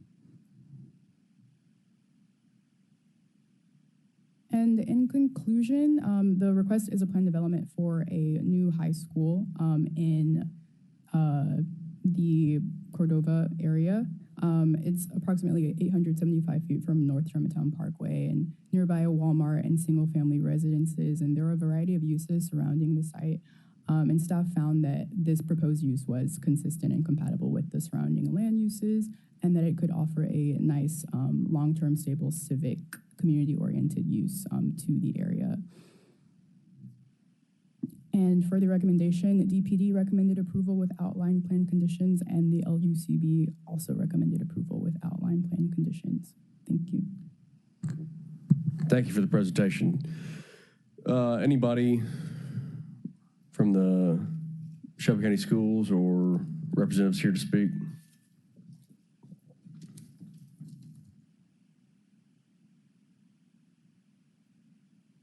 If you give your name and address for the record, please? Yes, sir. Thank you, Mr. Chairman. My name is Corey Brady, 9967 Bentwood Creek Cove, Tigerville, Tennessee. And with me today is Mr. Tito Langston. Tito Langston, Memphis Shelby County Schools, 160 South Hollywood Street. We are prepared to give a full presentation if this body would like one. Otherwise, we're here to answer any questions you may have directly of us. It's your discretion if you would like. Yeah, so what I would like is to hold the full presentation until we hear it in full council. Absolutely. But I will open the floor to questions from colleagues. Councilman Warren's first.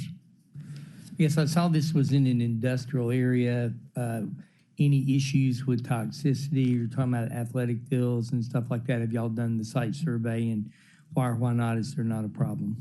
Yes, sir. We've completed the phase 1 and phase 2 environmental studies for the site. We've been working with TDEC throughout the endeavor, and recently they released they being TDEC released a no further action letter saying the site is clean and requiring no further abatement. And we are working with, currently just yesterday we received a letter from CSX Railroad saying that they were going to release any deed restrictions associated with that green line, that old railroad spur. So based on all the environmental assessments that we have completed and TDEC's analysis, the site's clean.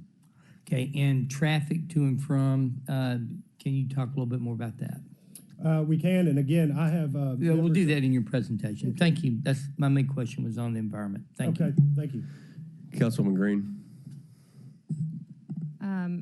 This is in my district, and we're excited to see a new school built. We're excited that, as we see a lot of our school facilities in disrepair, we know that there's not enough money for us to repair all of them. We're going to have to rebuild. And so this is a great first step. Of course, something I'm intimately familiar with in my day job. I know there are still questions about this being fully funded at this point. And so, again, we don't have to have the answer now, but I would like for that to be addressed when it comes to full committee, because it's one thing for us to approve it, but then if things change and we've approved this, then it's, and I happen to have a little insider baseball knowledge to know that it's not an insignificant amount that we're talking about. It's not minor changes that would be adjusted. So if you can just make sure that we address that funding gap as it stands right now, hopefully maybe you feel it by the time you get here. But I would like for that to be addressed when we get to full council. Thank you, Councilwoman Green. Councilman Walker.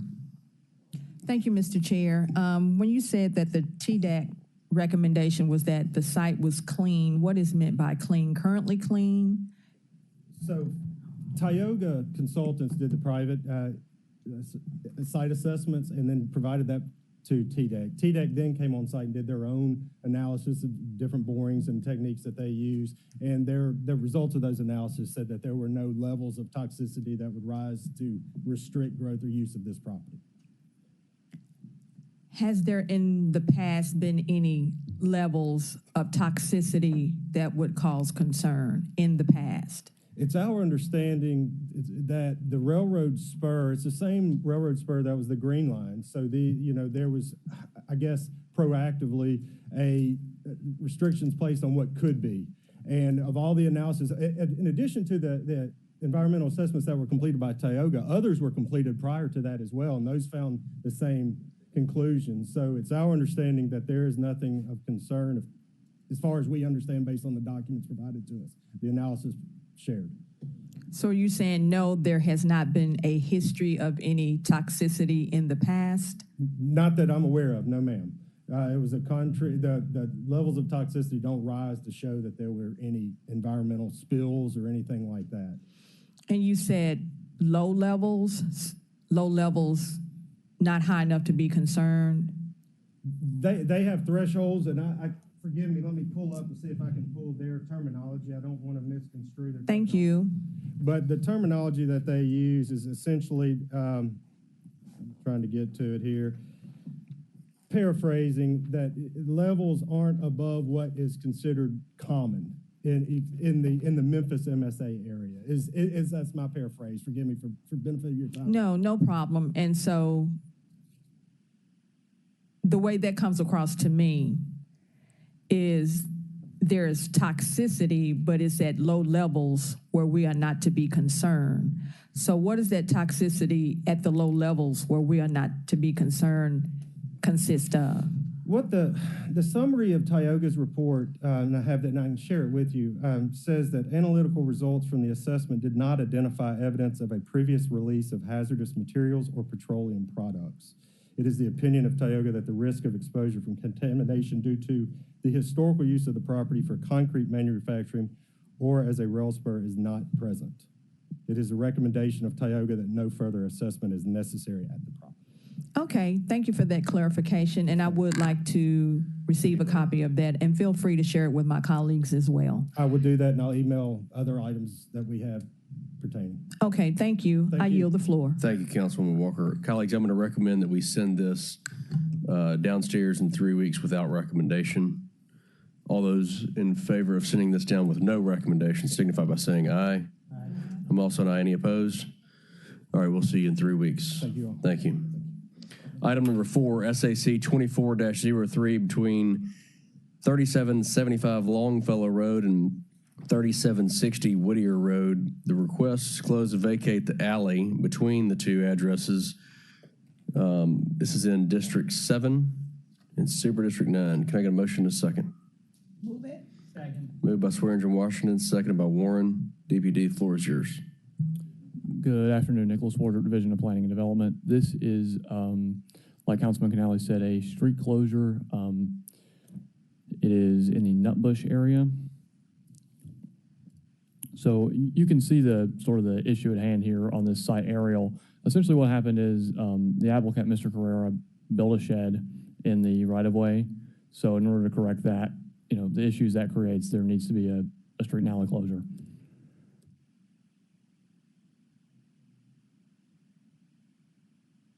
So here's some more pictures of the subject right away. So we are recommending approval with conditions, as did the Land Use Control Board at its May meeting. Here are the text of those conditions. There's not a lot here that's super substantive, frankly. The one I will point out is number 11. So essentially that says that, you know, if this body approves the closure, that the site will have to be brought into full conformance within 90 days. That would require some changes to the fence, or at the very least a fence permit, some changes to, there's a illegal front yard parking pad that would have to be addressed as well. Additionally, I do want to bring to your attention one additional condition. This is basically just, the intent of this is just to ensure that, so I'll pull it back up. So you see on the aerial, if it'll catch up with me. If you see on the aerial, the applicant, Mr. Carrera, owns both of those properties. We're essentially wanting to preclude him from being able to combine them into one lot and ensure that that rear property on the southwest portion remains buildable after this is addressed. And with that, I can take any questions.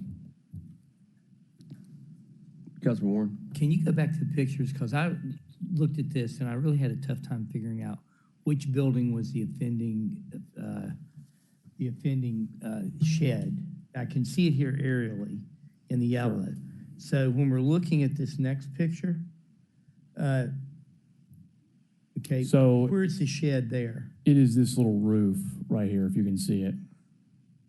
Okay, and this is the empty lot, and his house is on the far side of that block? That's correct, yeah. Okay, and he built into that alleyway. Do other people use that alley? Is it an open alley? It's never been improved. So as far as I know, no one's ever used it. Okay, so other people just use it as their yard? More or less, yeah. Okay, thank you. Colleagues, any other questions? All right, again, since the whole body's not present, I'm going to ask that we send this down without recommendation in 3 weeks. All those in favor of sending this down with no rec in 3 weeks, signify by saying aye. Aye. I'm also an aye. Any opposed? All right. We'll hear that item, full council, in 3 weeks. Moving on, just a reminder, 5 and 6 will be held for 6 weeks. Item number 7, SUP 24-12, 5050 Summer Avenue. Request is for a special use permit to allow used vehicle sales. District 2, Super District 9, can I get a motion second? Move it. Second. Moved by Supervisor Washington, seconded by Warren.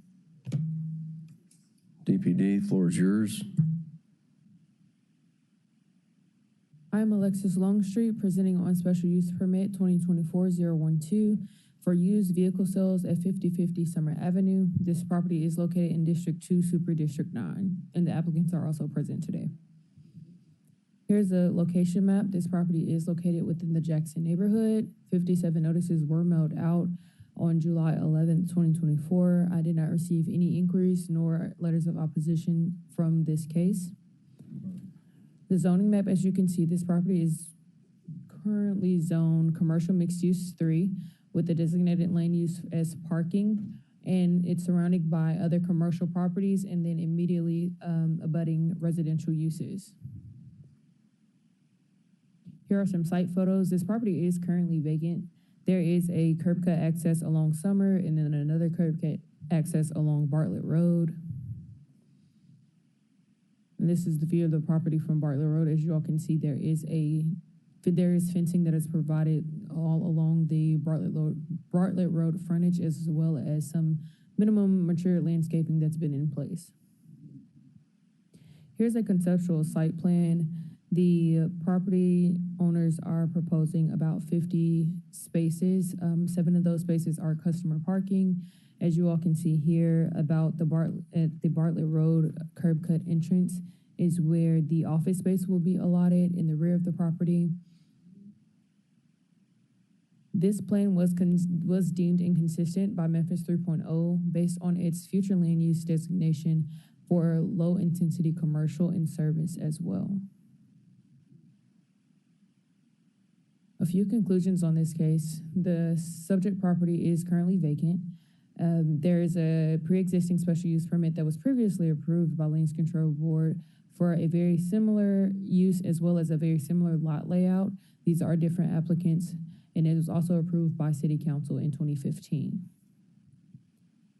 Staff did recommend rejection, however, if approved, with about 14 conditions. A lot of those conditions just relate to the lot layout itself as well as the configuration. So from fencing, landscaping, lighting, and as well as just some uses regarding the upkeep and as well as designated provided use. This application was approved by Land Use Control Board 9-0 with no opposition that was present as well. That concludes my presentation. Thank you. So DPD and land use both recommend a rejection, correct? No, Land Use Control Board recommended approval. They voted in the affirmative. Okay, our notes are wrong. Councilwoman Green, I know you have a question because this is your district. Sorry, this is the one. I may also make this correction here. The sign-off sheet was turned in incorrectly, but they did recommend approval, and I did adjust the sign-off sheet. Okay, thank you. Thank you, Chair. Yeah, it does look like the Land Use Control Board approved it 9-0, but with all of those conditions that you put in place. And my main concern, if you can go back to the site plan. Yeah, so my main concern was really that upper corner is closest to the residential neighborhoods, and that's where the office is going to be. And I wanted to make sure that there would be landscaping and lighting and fencing and stuff on the part that's closest to the residential, because you got 0 responses back. Correct. So that is one of the basic requirements from the UDC of the Class 3 buffers for any commercial property that abuts residential. So that Class 3 includes fencing, shrubs, bushes, and as well as mature landscaping such as trees. Yeah, and I mean, I'll say this, Council, it's a vacant lot right now. It's on Summer Avenue. You know, you drive up and down Summer Avenue. There's a lot of other used car places. There are neighborhoods that are right behind it. I don't love the use of it, but I also don't love a vacant lot that's not producing any tax revenue for us. So as long as I think we're being thoughtful about the residents that are closest and what's closest to them, especially when we're not getting any opposition, I'm going to vote in favor of this today. So as long as the conditions are included. Thank you, Chair. Thank you, Councilwoman. We're going to go to JSW followed by Logan. Councilwoman Logan. On the other side, is there a neighborhood on the other side? We're just seeing one side. Is there a neighborhood? No, it's all commercial to the east. Okay. Thank you. Any other questions, colleagues? Councilman Warren? I just was going to say I was going to vote against it until I heard Councilwoman Green's excellent explanation. Thank you. You have 3 weeks to think about that, Councilman Warren. All right, colleagues, all those in favor of sending this downstairs in 3 weeks with no recommendation, please signify by saying aye. Aye. I'm also an aye. Any opposed? That item passes. We'll hear it in 3 weeks. Moving on. Item 8, SCP 24-15, 4471 South 3rd Street. The request is a special use permit to allow a convenience store with gas pumps. District 6, Super District 8. Can I get a motion in a second? Move it. Moved by JSW, seconded by Warren. DPD, floor is yours. Good afternoon. This is Masano Stadnia with DPD. The case is SUP 2024-015. The applicant is Fayez 3rd Inc., and the location is 4471 South 3rd Street. The request is a special use permit to allow a convenience store with gas pumps. You can see the location map and also the vicinity map here. The subject property is located within the CMU 1 district. This area has been a CMU 3 zoning district, and it has been downzoned to CMU 1. And you can see the land use map. It's a mixture of commercial and single-family uses. Here are a few pictures of the site. This site previously has been a car wash, and it has been vacant, and the applicant wants to convert it to the gas station.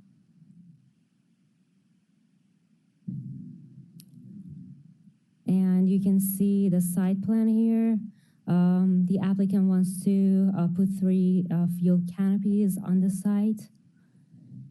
And based on the Memphis 3.0, this proposal is not consistent with the future land use, as it has as it has the intense use for that zoning district. And as a conclusion, the applicant is requesting a 3,500 square foot building as a convenience store with 3 pump islands and a canopy.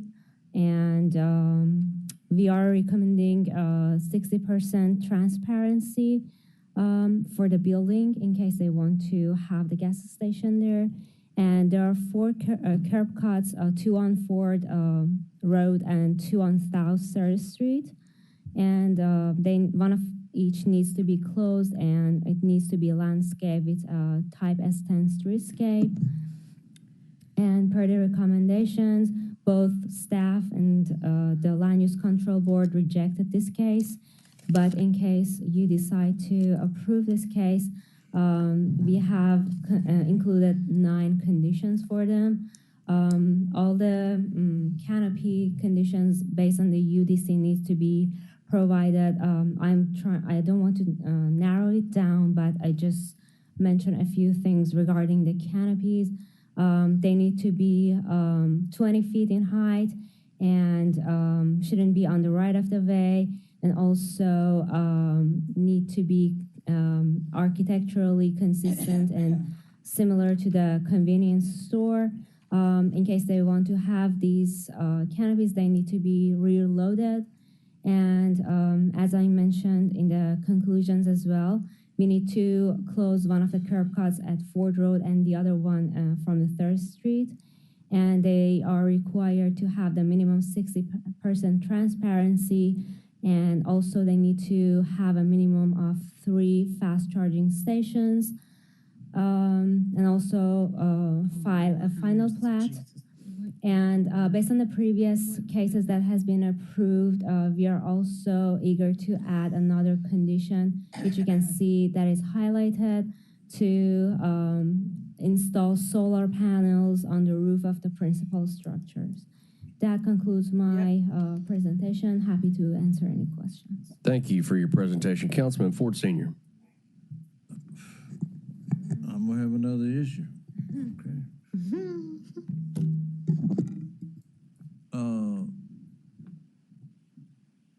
Ms. Dearborn and myself, we kind of wrote down 3rd Street, Westwood, Indian Hills, going back to Coral Lake again almost, okay?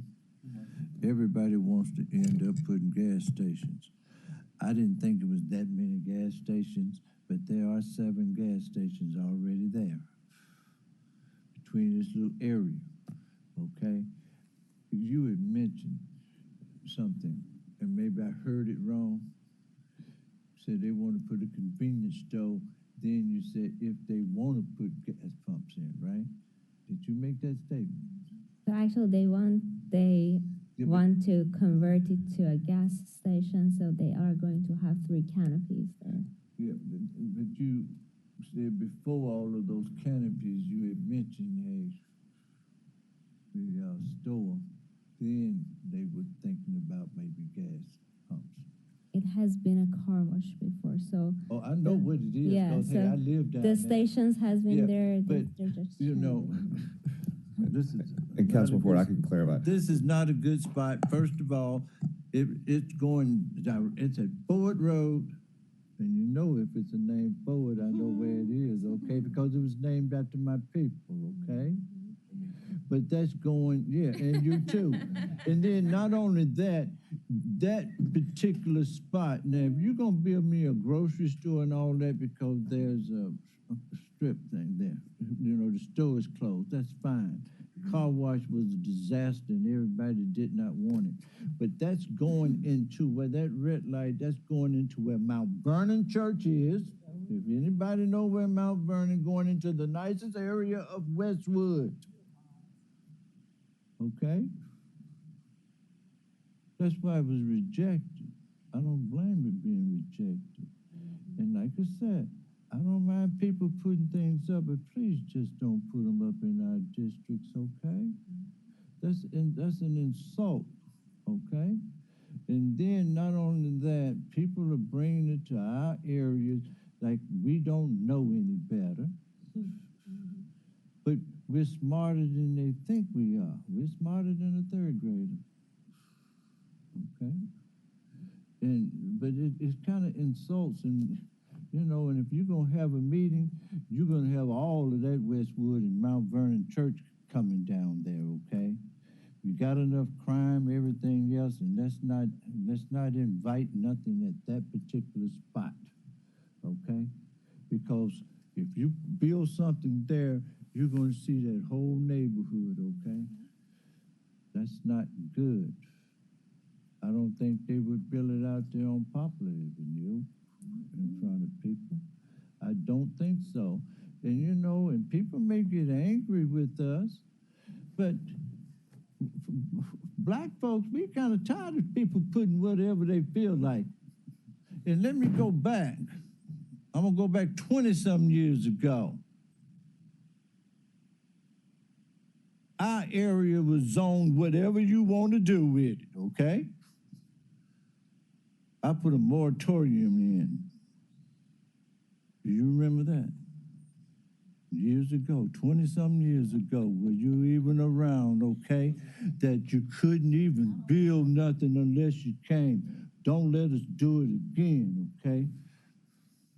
Because they were insulting us. That's why I say you had residential, you had commercial, all the way up to heavy industrial in our one area, so you could build whatever you feel like it. We down-zoned everything. That's why I put that moratorium. That was 20-some years ago. But they're still trying to do the same thing in our area. And I think we're kind of tired. In anybody's area where you got nice stuff, you don't want somebody to just come in. And like I said, and half of these people that come in, they don't live there. Half of them don't even live in Memphis. But they want to try to put some in these different spots. So let's find somewhere else. And like I said, I went and counted those service stations not long, and I didn't count them all at first. I said, no, they miscounting these service stations. but we counted. And there was some that was there that we didn't know was there. But they're there.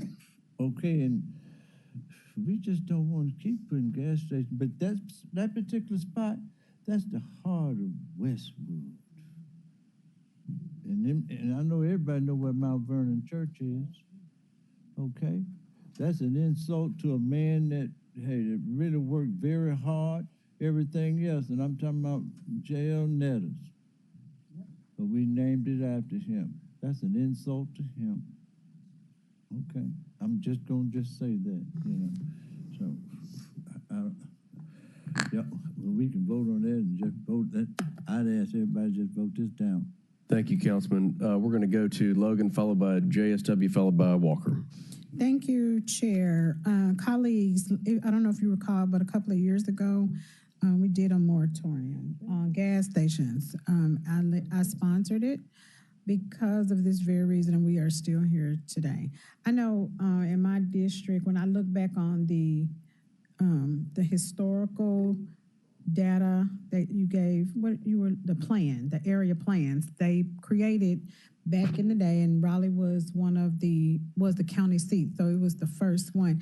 They wrote into their plan that gas stations, auto parts, car dealerships was going to be on the Pike.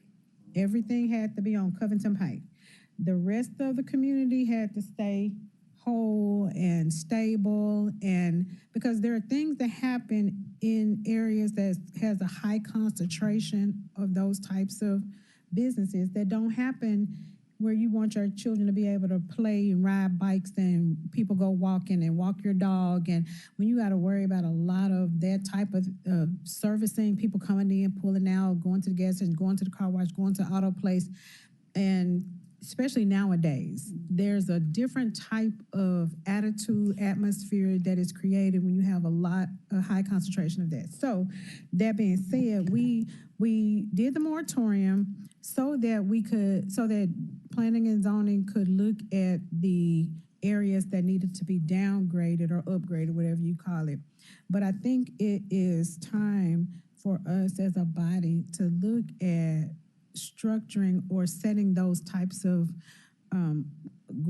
governance up or guidelines that show where these things can be placed to protect where we live and worship and play and shop, so that we can minimize and mitigate that type of the uptick and of that type of behavior. If you go back and look at the news and look at all of the overnight shootings or the carjackings or the stabbings or the this or that or the thefts or the snap and grabs, smash and grabs and all of that, they're mostly at those little corner stores, the little gas stations, the little this, that, those in those areas. So we know that our constituents are looking for more. They told us we all are looking for better for our communities. And so planning and zoning knows hopefully, Board of Adjustments, everybody, how we need to put in place where when people come to get a permit to open up a business, or I know we can't stop them, but we got to put a layer in place to where we can protect our communities and the health of the communities and how we're looking toward the future of our communities. You, Director Zena, play a huge part in that because you're intrinsic in that process, more so than we are, but you know what we're looking for. Can you come back and give us a report on or a presentation on how to best do that? I know we've done it sorta, but not intentional, deliberate, and informed and expeditiously. So if you could speak to that, Chairman, if that's okay. If he could speak to that. Yeah, may I make that presentation right now? Well, no, but I want you to speak. No, I want you to speak to you coming back with that and if that can be done. And I know, you're going to look at the laws and what the law says we can and can't do and all of that when you come back. I can address it right now. Okay, let's do that. Okay, 5 years ago, when Memphis 3.0 was prepared and adopted, this particular location, as well as many other locations like it across the city, were identified as anchors, areas that were similar to what Councilman Ford just described, places that were very unique to areas as being the entrances to areas, the places where people came together. And because of that, the land use, the threshold of what would be allowed related to land use needed to be a little bit higher.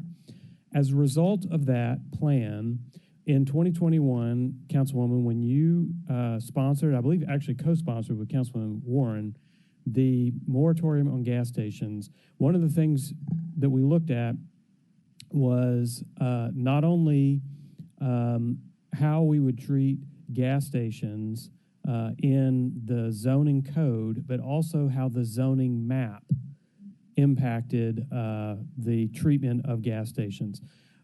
When we came back to you with a solution, what we said was there are two things that need to happen. The first thing is we need to change the zoning for properties throughout the city. We proposed rezoning of over 1,000 pieces of properties throughout the city to either the mixed-use zone or the commercial mixed-use 1 zone. The reason for that was we wanted to disallow anchor areas identified in the Memphis 3.0 plan throughout the community and including in this area from being eligible to be built as a gas station or other auto-oriented use by right. As you can see on this slide, it says this area has been downzoned from CMU 3 to CMU 1 zoning district. That was done in 2021 in response to that moratorium. This particular piece of property was the beneficiary of the work that we did in 2021 together. Now, the other thing that we did in 2021 was to change the zoning code on the table of uses allowed to take gas stations out of the CMU1 district by right. But what we did was change it to special use permit.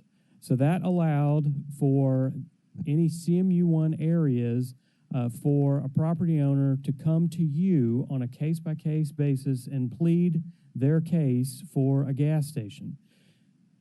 There are a number of other things that we added in the zoning code at that time to make it more difficult to build a gas station. What that has resulted in is I would say the majority, if not all, gas stations in commercial districts now are having to come to you as a special use permit request. Now, there's two ways that we can go about continuing to deal with these. You can continue to deal with them as a special use permit request where you, the council, are getting to judge them on a case-by-case basis and vote them up or vote them down. And of course, I just want to reiterate what my staff has said. We're recommending rejection on this. We're recommending you vote this one down. That's option one. We can keep doing it this way. Of course, you're going to keep getting gas station cases. You vote on them how you wish. The other option is in the process of the 5-year plan update that we are working on now and going area by area throughout the city, in the process of reviewing the land use map, in the process of preparing a citywide rezoning proposal, and finally in the process of adjusting the Unified Development Code in association with that, that we as a community, the council and planning and the community members all say, we don't even want gas stations considered by special use permit in the CMU1 areas anymore. If it's meant to be neighborhood commercial, don't allow them at all. And so if that's what you're telling us, then that's what we'll bring back to you as a recommendation for a code update. But until then, what we have right now is essentially a scenario where, like I said, virtually every gas station request is coming to you for approval or rejection on a case-by-case basis. So that's where we are, but that's how we kind of move forward with the alternative. Okay. Hold on one second. Director, thank you, Director Cena. Colleagues, we have 3 more cases. You know I like to keep things moving on time. We have 9 minutes to finish this committee. I've got to go into executive. So I'm going to let everybody that's in the queue finish, but if you could keep your questions to a minimum. Okay. Councilwoman Logan. I don't have any questions. I just wanted to make a remark. We did that because of a study, national study that was done that talked about the health of cities and how many gas stations should be in an area for people's health and safety. So now that we're looking at these, case by case. And I know we did that because we said that we didn't want to just destroy businesses or keep people from open businesses, but we wanted to be able to approve them case by case. Is it possible for us to look at those CMU1 areas as you prepare for the Memphis 3.02, so that each council member can look at their area and see where CMU1 is, and then decide, come back and review that after we've had time to look at what that would mean for their community if we said no. Would people have access to gas stations? Are there enough and things like that? Yes. Okay. All right. I would like to have that information sent to all of the council members so they can look at their own district and see where the areas are CMU1 and what that would do if we did eliminate that or downgrade it once more. We can prepare that. Thank you, Councilman. Councilman Ford. I just want to ask you a question. I see y'all rejected everything. 3rd Street and Ford Road, there's a red light there. Did y'all look at how it's laid out over there? Because if you're coming down 3rd Street to Ford Road, where that red light, you gotta go down, okay? And come around. Very bad spot. Now, if you're coming down 3rd Street and you're at that light, you probably didn't pay any attention of the other street that the light don't really pay attention to, and that's Ford Road again. You really got all these V shapes. Did y'all look at any of that? For Yes. your determination, but if they did want to build a gas station there, because that would be a very hard spot anyway. Yes, sir. I think I understand your question. If this were to be approved, I would imagine that one of the conditions would be that it had to go through engineering for review of any traffic conditions. They So would have to- engineering would conduct that review, but that is only if you were to approve this. Yeah, that means they would have to change the whole street, because then they would have to cut, everything veers off and goes different directions. Okay, I just wanted to know if they looked at that also, because it's a bad spot. And like I said, that red light where they want to build, you got to go down.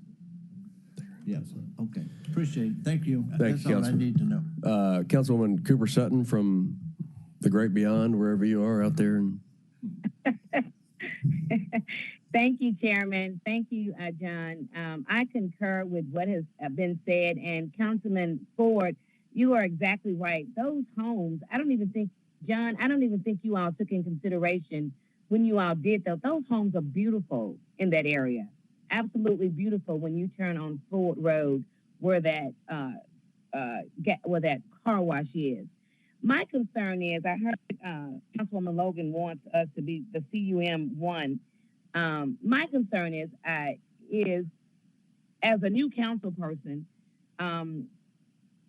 I'm still learning, and I'm still, John, you and I just got off of emails earlier this week about another gas station and some other things with Attorney Wade. We just finished talking about some things about that. I'm not sure how we're going to move forward. Councilwoman Logan has suggested something. She's been here longer, is to look at it like this. But what I appreciate, it is coming before us because it gives us an opportunity to go look. It gives me an opportunity to still learn a lot about the city as a new council person. It gives me an opportunity to look at what has been done for many years, and we have neglected not really being really observant on this 301 3.0 plan. And so I don't know, the CUM, I guess Councilwoman Logan asked John to send this to us. Am I right? That's Yes. correct. Okay. And so I'm a super district. I'm not a single district. So I just work closely with the single district, council members. And so I guess I would this whole 3.0 thing, I think you said now we're going in 3.1. I really think it needs to be revamped. When I look at the whole the plan, the whole outlay of this, I just don't think a lot of things were taken into consideration when they did this plan. So, John, you sent me a lot of invites, and once I get back totally healthy where I can move like I can, I'm going to get more involved in it. Would love to see, how did you all come up with this? Because it always seems that these plans and these aggressive plans that you all put in place never include progressiveness for our community. John Zena, Planning and Development. Councilwoman, I just want to note again that this area was down zoned to prevent this type of use because of Memphis 3.0. I just want to make sure that that is on the record and understood. Okay. I understand your concern about the size of the super district. We can provide the map of the CMU1 areas in sort of smaller, geographic units, so they're a little bit, you can understand the full breadth of where CMU is in your area. But then the last thing I'll say is that the 5-year plan update process is taking place over the next 12 months, and so that is an opportunity to spend a good bit of time reviewing what is in the plan, what's recommended, and how recommendations need to be shifted in order to address every area of the community and what the ideal future land use is for those communities. Correct, and we talked about that, and they're on my calendar. So as soon as I get back up and running, I'll be on your heels, attending, listening, watching, and learning in the same breath. All right. Thank you, Chairman. Thank you, Councilwoman. Remember, this item won't be heard in full council for 3 weeks, so you'll be back jogging the hallways when we hear this item. All right, colleagues, all those in favor of sending this item downstairs in 3 weeks, no recommendation, please signify by saying aye. No, signify by saying aye to a no recommendation. Aye. All right, I'm also an aye. Any opposed to that? All right, this item, it goes downstairs with no recommendation in 3 weeks. Moving on, item 9, SUP 24-16, 3306 Overton Crossing Street. Request is a special use permit to allow lighted athletic fields. District 7, Super District 8. Can I get a motion in a second? Second. Moved by Spinoza, seconded by Walker. DPD, the floor is yours. Hello, Chloe Christian again with DPD, presenting SUP 2024-016. The applicant is Memphis Business Academy, and this is a special use permit to allow lighted athletic fields for the school. Here's a location map and vicinity map of the property here. The property is zoned residential single-family 6 and is surrounded by predominantly single-family uses, and the school is to the north of the site. Here are some site photos of the area. Some additional site photos. Here is a magnified version of the preliminary site plan. I will note that the special use permit is triggered by the fact that the field will be lighted. However, if the field were not to be lighted, it would be allowed by right as an accessory use to the school. This was found to be consistent with the Memphis 3.0 plan.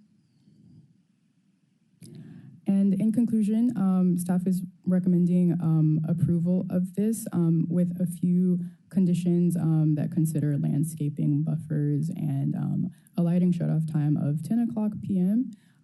They would also be required to undergo an administrative site plan review process that DPD and engineering would review as well. And staff would also encourage a minimal light spillage across property lines. So the recommendation of DPD was approval with conditions, and the LUCB also recommended approval with conditions, an 8-0 vote there. And here are the conditions. I will note that condition number 3, the applicant has requested an amendment to allow a 90-foot maximum height for lighting poles. It was approved for 80 feet. But I believe that the increase in height would allow for a more pinpoint, precise lighting, so it would reduce the light spillage. And that concludes my presentation. I'm happy to answer any questions. Thank you for your presentation. Councilwoman Dr. Easter Thomas, do you have any comments, questions? This is your district. Yes. Do we have any body here from NBA to talk? Yes. If you come forward, give us your name and address for the record. I'll just say that as she comes in and gives name and address, as I was just telling Councilwoman Green, I've been traversing this particular block my whole life. My mother's house is down Overton Crossing, and now we're at the church at the corner across from NBA. And I'm glad that they're doing the field right there. I mean, it wasn't blighted before; it was a church, and they kept their grass cut. But I think now they bought the church and turned the church into the field house, which is such a cool thing. But it's just good to see that NBA is just growing in that manner. And so if you can just speak to, what y'all are doing, what the end expected result is for the kids that y'all serve over there at NBA.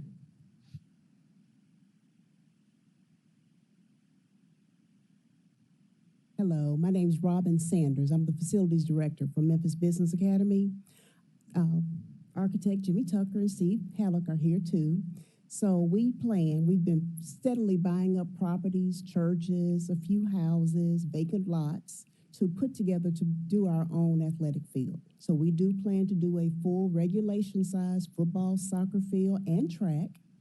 We're partnering with the city to revamp some storm drains that right now will go right through the center of the field. So the city's redesigning the storm drains and doing a retention pond, and we'll have some practice field areas there too for use for the students and the community.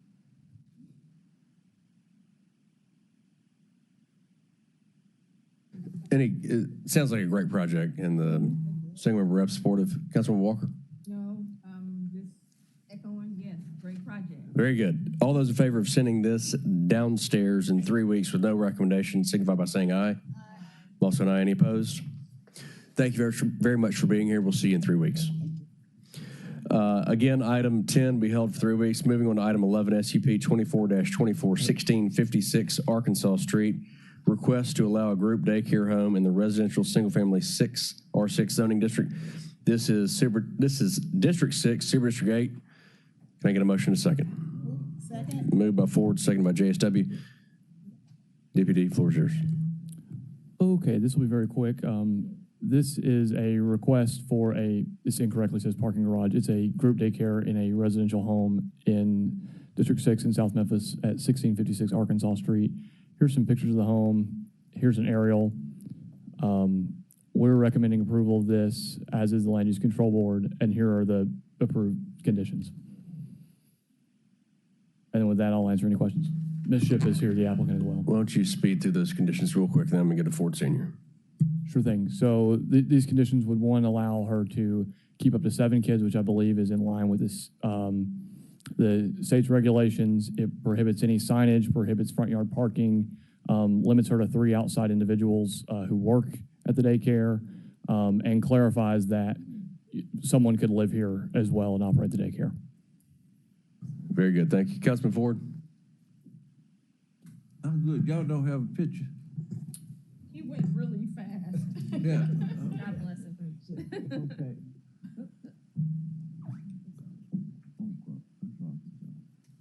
I'm trying to play. Is it the white building? Can you zoom in? Sure, it is. Can I zoom in? Okay. But you're looking at 7 children, right? That's correct. Yes, that's the maximum, and that's the maximum allowable under the state's regulation as well. Okay, I'm good. Thank you. No other questions? Very good. All those in favor of sending this downstairs with no recommendation 3 weeks signify by saying aye. Also an aye. Any opposed? That item will be heard in 3 weeks, no recommendation. Moving on, item 12Z, 24-04, 1352 Williams Avenue. Request is rezoning of plus or minus 6.2 acres from employment to heavy industrial. District 6, Super District 8. Everything's in Councilman Ford's district today. Can I get a motion in a second? Move it. Second. Moved by JSW, second by Warren. Deputy, floor is yours. I like if you could copy how fast he went through the last one, would be great. my best. So Chloe Christian again presenting Z 2024-004. The applicant is Richardson Oilseed. And Sydney Reeves is here as representation. The request is to rezone 6.2 acres from employment to heavy industrial. The subject is property is currently zoned employment, and the adjacent property is zone IH. So this would just allow for consistent zoning across the entire campus. Here are some site photos. It's currently a parking lot. Oh.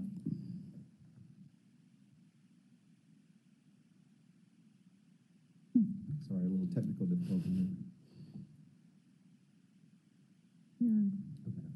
Okay. So it's currently a parking lot for Richardson Oilseed.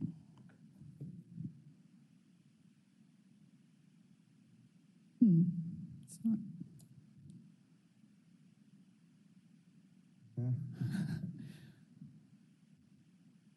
Okay, here we go. Here's a plot plan of the proposed rezoning lot. It was found to be consistent with the Memphis 3.0 plan as well.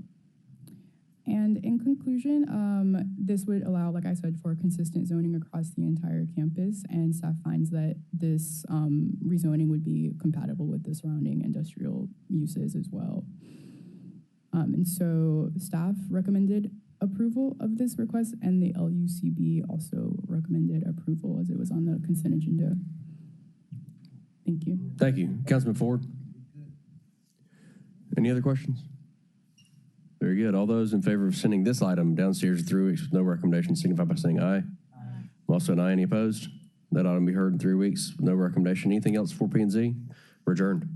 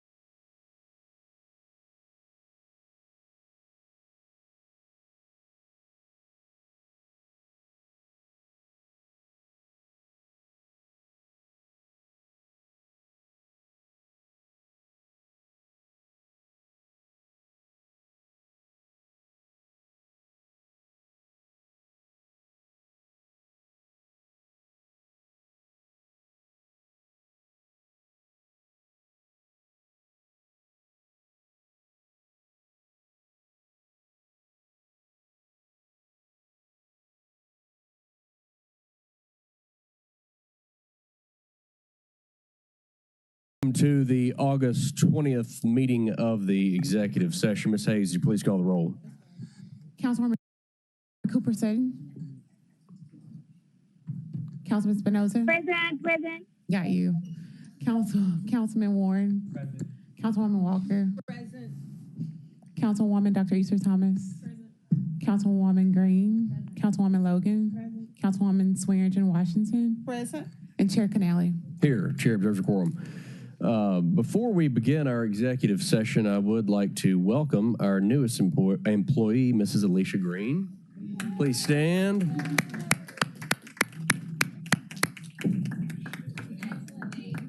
She comes to this body highly recommended, more than 20 years of policy experience. So please join all of us in welcoming Mrs. Green. And ironically, she will be working with Councilwoman Green. We look forward to the groundbreaking legislation coming from Green Team. I think we'll just call you Green Squared. All right. Two items on the agenda today, colleagues. Item one is a discussion of fiscal consent for August 20th. All council districts requested by the chairman. I'm going to read these into, and then all four of them have same night minutes. And is anybody on hand to speak? If there's any questions? Very good. Item 12 on the fiscal consent, a resolution to accept, allocate, and appropriate grant funds in the amount of $430,500 from the state of Tennessee Office of the Secretary of State, Tennessee State Library and Archives. Grant funds will be used to purchase supplies, books, and collection development materials. All council districts. Resolution is sponsored by Library Services. There's a request for same night minutes. 13 on fiscal consent is a resolution to accept grant funds in the amount of $1,132,800 from the state of Tennessee for in-service training for 1,416 employees. All council districts. Resolution is sponsored by Fire Services. There's a request for same night minutes. 14, resolution accepting a donation of 200 first responder kits for kids awarded to the Memphis Police Department to support MPD with positive interactions with children during service calls. The donor is Playtime Adventures First Responders Kits for Kids. An estimated value of the donation is $3,676. All council districts. Resolution is sponsored by Police Services. There is a request for same night minutes. 15, resolution accepting a donation of $2,000 in the form of a virtual gift card from Target Store D332 on behalf of the City of Memphis Police Department to support COPS, Memphis Youth Crime Watch Program, and Rain Station Future Leaders of Tomorrow program. All council districts. This resolution is sponsored by Police Services. There is a request for same night minutes. Any questions on those, colleagues? Great. There is item number 2, an ordinance to amend Title 6, Chapter 92 of the Code of Ordinances for the City of Memphis to extend the sunset clause for the Equal Business Opportunity Program. All council districts. Sponsored by the administration. There's a request to add this onto the consent agenda for first reading tonight. Anyone from... Moved by Carlisle, seconded by JSW. Anybody from Chief Adams? No. Yeah, we got to put something down. Oh, yeah.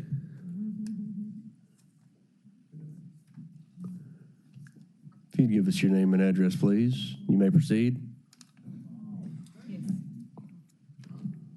Good afternoon. Zandria Davison, Director of the Office of Business Diversity and Compliance, 125 North Main Street. Could you explain what this, I think everybody knows what it is, but if you want to add any context to it. Okay. Sure. So the EBO ordinance is set to sunset on September the 30th. We had previously asked for an extension for that, and we're coming back again to ask for an additional 9 months so that the disparity study can be completed. Any questions? No questions. Great. All those in favor of sending this downstairs to add it to the consent agenda for first reading signify by saying aye. I'm also an aye. Any opposed? That item passes. We'll add that to the consent agenda this evening. Thank you. Thank you. There is a request from the administration to add same night minutes to item number 1 from the Public Safety Committee. This is a resolution authorizing the execution, delivery, and performance of a schedule to the master lease between J.P. Morgan Chase Bank and the City of Memphis in an amount exceeding $2,100,000 relating to the acquisition of medium duty type 1 ambulances, approving certain other matters relating to the release and the acceptance and allocation of Medicaid reimbursement as a source of payment for the lease. All council districts. Sponsored by administration. Request for same night minutes. Mr. Chairman, so moved. Moved by Carlisle, seconded by Spinoza. Any questions? All those in favor of sending this downstairs, the positive recommendation, signify by saying aye. Aye. I'm also an aye. Any opposed? All right, that will be added to same night minute items. That brings us to our add-ons, items 36 through 39. Item 36 is the resolution that I just read. I don't need to read that again, do I, Ms. Hayes? Item 37, a resolution approving a one-time bonus of $3,000, totaling $16,797,000 to City of Memphis retirees, all council districts, sponsored by the administration. Request for same night minutes. Can I get a motion in a second? Move it. Moved by JSW, second by Ford Senior. Can I read all these and we vote them at once? Yeah. I don't think you can vote on them at all. Okay. Okay. Resolution to amend the Memphis City Council Community Grant Program for FY25, all council districts, sponsored by council members Warren, Swearingen, Washington, and Logan. This is a request for same night minutes. 39, ordinance to amend Title 6, Chapter 92 of the Code of Ordinances for the City of Memphis to extend the sunset clause for the Equal Business Opportunity Program, all council districts, sponsored by the administration. And there is a request to add it on first reading. So the same night minute items for this evening are 12, 13, 14, 15, 26, 36, 37, and 38.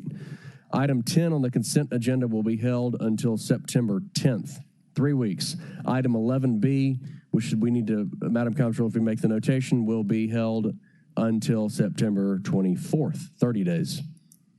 Any member have anything else before executive? Councilman Ford Sr. and Councilman Carlisle.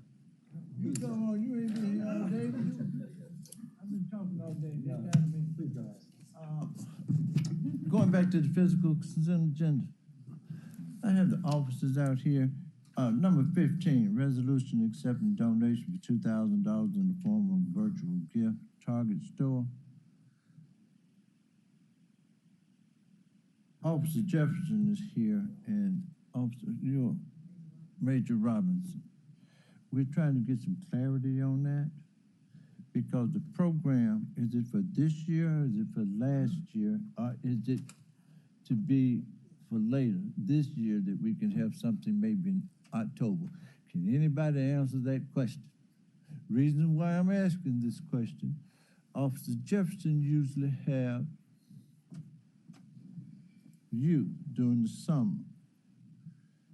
We all got to talk about this, my precinct down here, because it was not done, okay? But we're supposed to be giving this gift of $2,000 as if something happened that did not. And we've been going through some changes, though, on a lot of things that were supposed to happen that didn't, but money was spent. So that's why I'm trying to, does anybody know anything about this right now? Because it would be nice to have it for the youth, if so, or we should not have it.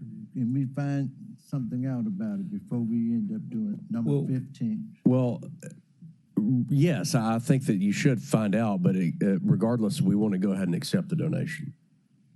Yeah, but we can't accept something that's supposed to be in and was not. That's what we're trying to make the clarity, okay? No, it's not. We're giving the money away, okay? It's a gift card for something that was supposed to be, that we don't know if it happened, but was it for this past year or is it for this physical year? That's what we're trying to make certain of, because if it was for last year, it happened. But this year, it didn't happen. I'll find out. Yeah, let me find out for certain, and I'll let you know before you all vote on it downstairs. Okay. Okay.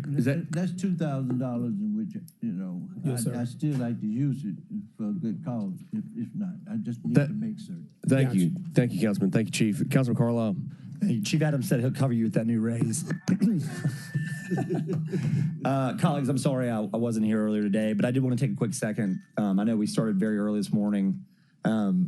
Just to kind of give you a heads up as we go into Budget Committee has been very quiet on purpose. Coming out of the budget season is always big, long run, and then we kick zoning cases and other items. And so I always like to take the next couple months to get caught up and let the year close out, and that time has come.